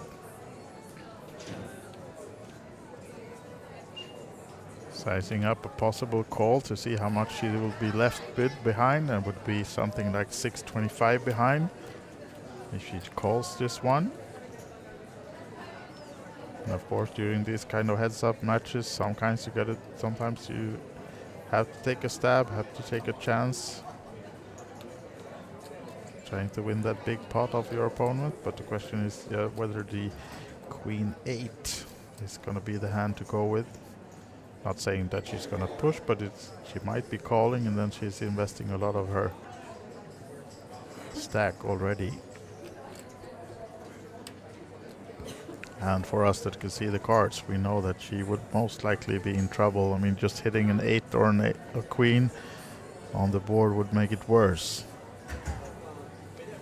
Need more help than that, but let's see first if she stays in the hand or not. She seems like she wants to. Yep, she does come for the call. So, building a big pot now, 600k plus in the middle. Going to the flop between Sara and Austria. And maybe fortunate for Austria, she doesn't hit anything. Doesn't connect to the board, no clubs. Just backdoor outs to beat Sara. And Sara asked how much Austria had behind, and I think she's pushed it.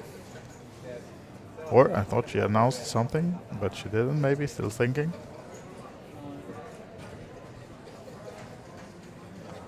And of course, a bit of scary board, because when you 3-bet like this pre-flop for Sara, you put your opponent on a pretty good hand.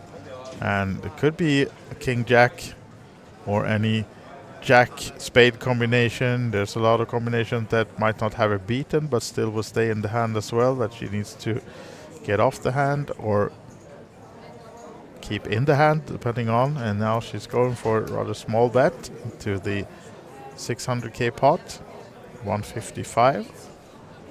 But Austria just with nothing, I don't think she will try to bluff this one off, because now reversed there are so many holdings that would favor from this flop. A lot of ace king, ace jacks, that Sara would do the things she did with pre-flop, jacks and kings even, of course, and aces. So now she'll probably know that she's way behind, and there's no chance to get Sara off any hand, because it's just shoving here would leave no room for Sara to fold. So she'll give it some time, trying to look not as weak as she is, and then fold and get on to the next one.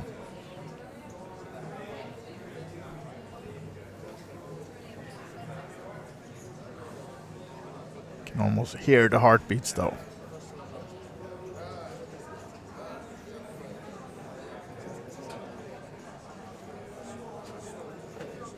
Looking at her stack, almost looking like she's ready to do something, but there's the fold. And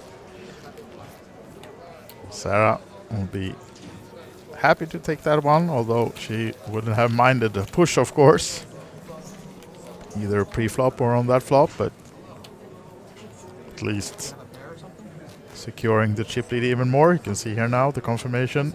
2 million versus 625k, which is good for 12 big blinds for Ausra and 40 big blinds for Sara. And we're just on a new blind level since a couple of hands back, so no race of the blinds coming in like 30 minutes or so, so they have quite some room, even though playing a long tournament. And Queen 5 suited now for Sara. And now the question is just these marginal hands in a heads-up situation when your opponent has about 12 big blinds. You know that Ausra eventually will have to take a stand. Cannot be waiting too long. But Queen 5 is good hand heads up, and she goes for the race, putting the pressure on Ausra, and I don't think the Jack 3 will be the hand she stays in with.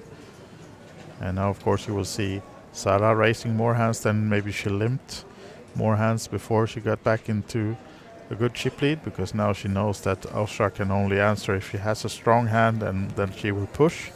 And Sara can fold and get out of the way and save some chips. And in this case it worked according to plan. She gets Ausra off a bad hand and she can steal some more blinds and antes. So down to 10 big blinds now then. Ausra needs to find something soon. Maybe not that urgent as of this hand, but it would be good for her, of course. And doubt that 5-3 suited, although suited, will be the one she goes with. Nope, there's the fold, so down to exactly 10 big blinds now then. Versus 2.2 for Sara.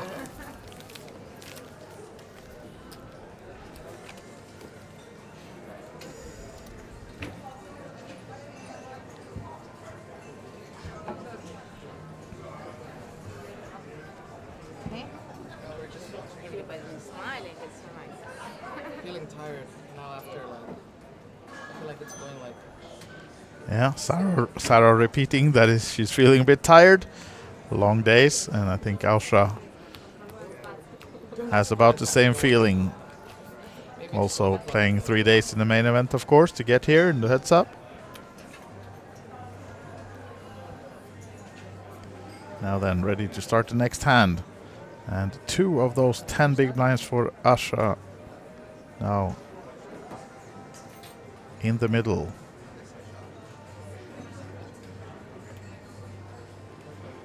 Sara, Jack 9. Decent hand in the heads up, and they're just confirming to each other that it is 10 big blinds minus the 2 already invested, so it should be 8 big blinds, 400 behind. 400-ish? 50? 500, I mean? You see, we can't even talk anymore. Trying to confirm at least how much they have. Yeah, it's not that late here, but it's long days. It's 7 local time, but playing long days yesterday and now playing since noon. So Sara decides to shove it with the Jack 9, 10-8 suited for Ausra now.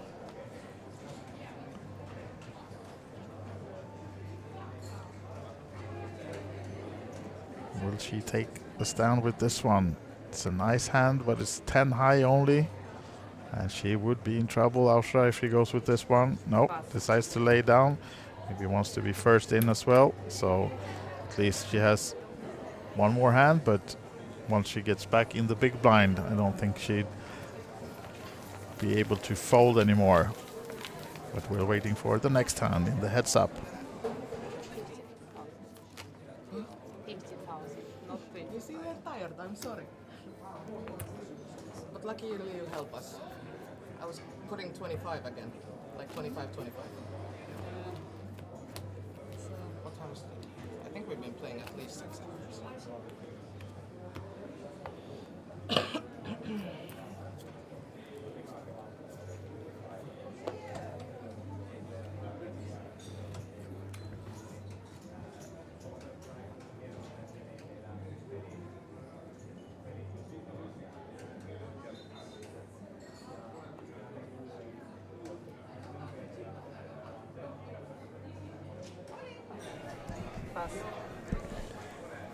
Now then, small break for me as well, but now we're back in this heads-up match.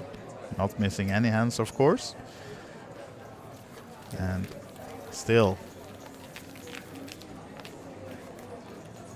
Sara Benjamin well up in front in this heads-up. Let's see now when we have 2 more blinds invested for the short stack, whether this is the hand she has to go with or not, and whether Sara will find something to actually race with. I don't think she will just go with any 2, because of course she knows that she'll get called a lot, and 7-5 must be one of those marginal hands that maybe you don't want to get involved with, because you don't want to double up your opponent in this situation. So I doubt that she'll choose this one. For me, this one will be a fold. Oh, actually goes for the push. And then can Ausra find something? Oh, look at this. 4-3 off. No, that's not the hand, even though already invested 2 of the 8 blinds she has. She has to lay it down. So it was the perfect timing then for Sara to push all in. And yeah, she gets away with it. Doesn't have to even get the chance to double her opponent up. Gets away with stealing more blinds and ante. And now she's really in a good position, because now, even though she were to double up her opponent, she will be way ahead still. So yeah, good situation for her right now. Good feeling to be in.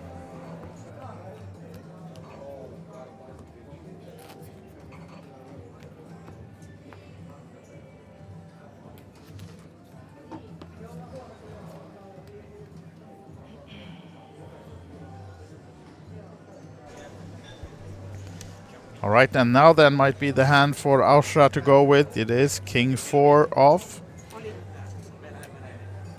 And oh, this is at least an all-in and call situation now. And Ausra is risking the tournament life as she's all in versus Sara with the ace deuce suited. Is this the last hand or not? There's a club. There's 2 clubs on the board. No help for Ausra. And well in front, Sara, no club to seal it. King and a 4 needed. It's not to be. That's it for the ladies event. Main event, Queens of Tallinn 2024. The big one is taken down by Sara Benjamin of Finland. She's our champion, and she wins 2 events on this series. And she's happy, and we heard her say that she was a bit tired. There's been long days as well. And now she's been crowned the winner of our main event, Queens of Tallinn 2024. She will receive the golden necklace to go with that silver necklace she won the other day in the side event. And since we are on a 30-minute delay, we're going to set this up for a winner presentation and pictures. But joining me now in the booth, welcome and congratulations, Sara. Hello, Hi. thank you so much. Great. You got to see your own final hand and then joining me here in the booth. Yeah, it feels incredible. Yeah, you're still awake? Barely. Barely. I heard you discuss in the heads up that you were really tired, both of you, and these long days. Yeah, it's been 4 long days, and the past 2 nights I've been trying to sleep early, but like last night I think I was rolling in the bed for 4 hours. Oh, just really? like I told you in the interview yesterday, yeah. that the night before I was rolling in the bed for 3 hours. Oh, So and then you did it again, and then you I had did to it play. again. All right. Will you be able to sleep well now then after this? Or would you think about this one for a few days? I still have to take the ferry home, and then I have to drive home for a couple of hours. Okay. You I hope I don't. tonight already? Yeah. Okay. I have a ferry booked at 10:30 p.m. Okay, so. okay. So, tell us, how was it? Oh, now we have the presentations. Now we're going to listen to your own winner presentation, and we'll be back with more after this one, okay? Finland, please give a hand to Sara Benjamin.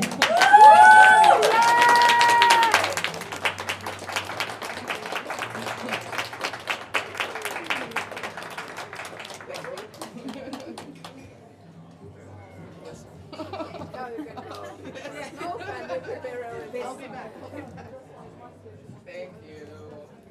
Thanks.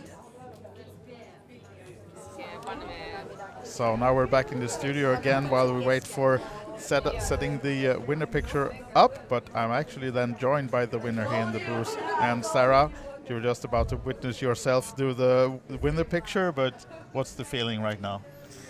It's amazing. It's amazing. I didn't want to spoil the results to any of my friends and support group, so yeah, I think my phone is going to blow up when I now turn it around. Sounds good, yeah. It's very exciting. Yeah, of course. And we saw already when you won the side event, I know a lot of friends were cheering you on, and we got a lot of likes on our Instagram and stuff like that for OlyBet Poker, and I guess it will not be less now then. Hope not, yeah. No? So taking down 2 events, you won the side event with the PLO and Texas the other day, and now the big main event. What if someone would have said this to you 5 days ago, what would you say? I would be like, no way. Yeah. But yeah. And you said it was long days, of course. You played the main event for 3 full days and also the side event the other night. So you've been on the poker field for like some 30 hours or so these 4 days. Yeah, it's been very long days, and Thursday we played the deep stack tournament, and then we started the main, and it ended quite late on Friday, and then we continued on Saturday. Oh, and then on Friday also, after the main, I played the mix, PLO, Texas Hold'em mix. So that was a long day, but... Yeah. Have you played this much before in such a short amount of time? Oh yeah, it's normal. I'm used to it, but you are? Okay. usually I'm used to it with having more sleep time as well. Okay. So yeah. So were you here last year at the Queens of Tallinn? No, it's the first one. Yeah, first one. Yeah. First one, yeah. But now you have to come back in February, right, for the Kings of Tallinn and show them that the Queen is the one, right, and win that one as well. We'll see. Yeah, all right. But I'm gonna let you get back to your things, Sarah, and answer the many calls and messages you will get. But thank you for joining us here in the booth. And we're just about to see your winner picture being taken, and all the information and pictures will be up, of course, on the OlyBet events page as well. But thank you for joining us here in the booth, and then best of luck, and see you in February. Thanks for having me. Thank you. Congratulations, Sarah. Thanks. Thank you. Yes, that was Sarah Benlamin taking down the main event, and we're just about to see her winner picture being taken as well. And well, we'll leave it by that, guys, and we'll have all the pictures. If you want to see them for yourself, you can go to olybetevents.com. We're going to end the broadcast right now. Thank you for being with us from Queens of Tallinn 2024. We'll be back in February for Kings of Tallinn, and then the Queens are coming back next year as well, of course. Thank you to all the ladies joining us here in Tallinn, to all of you back home supporting and watching, and see you soon in Tallinn.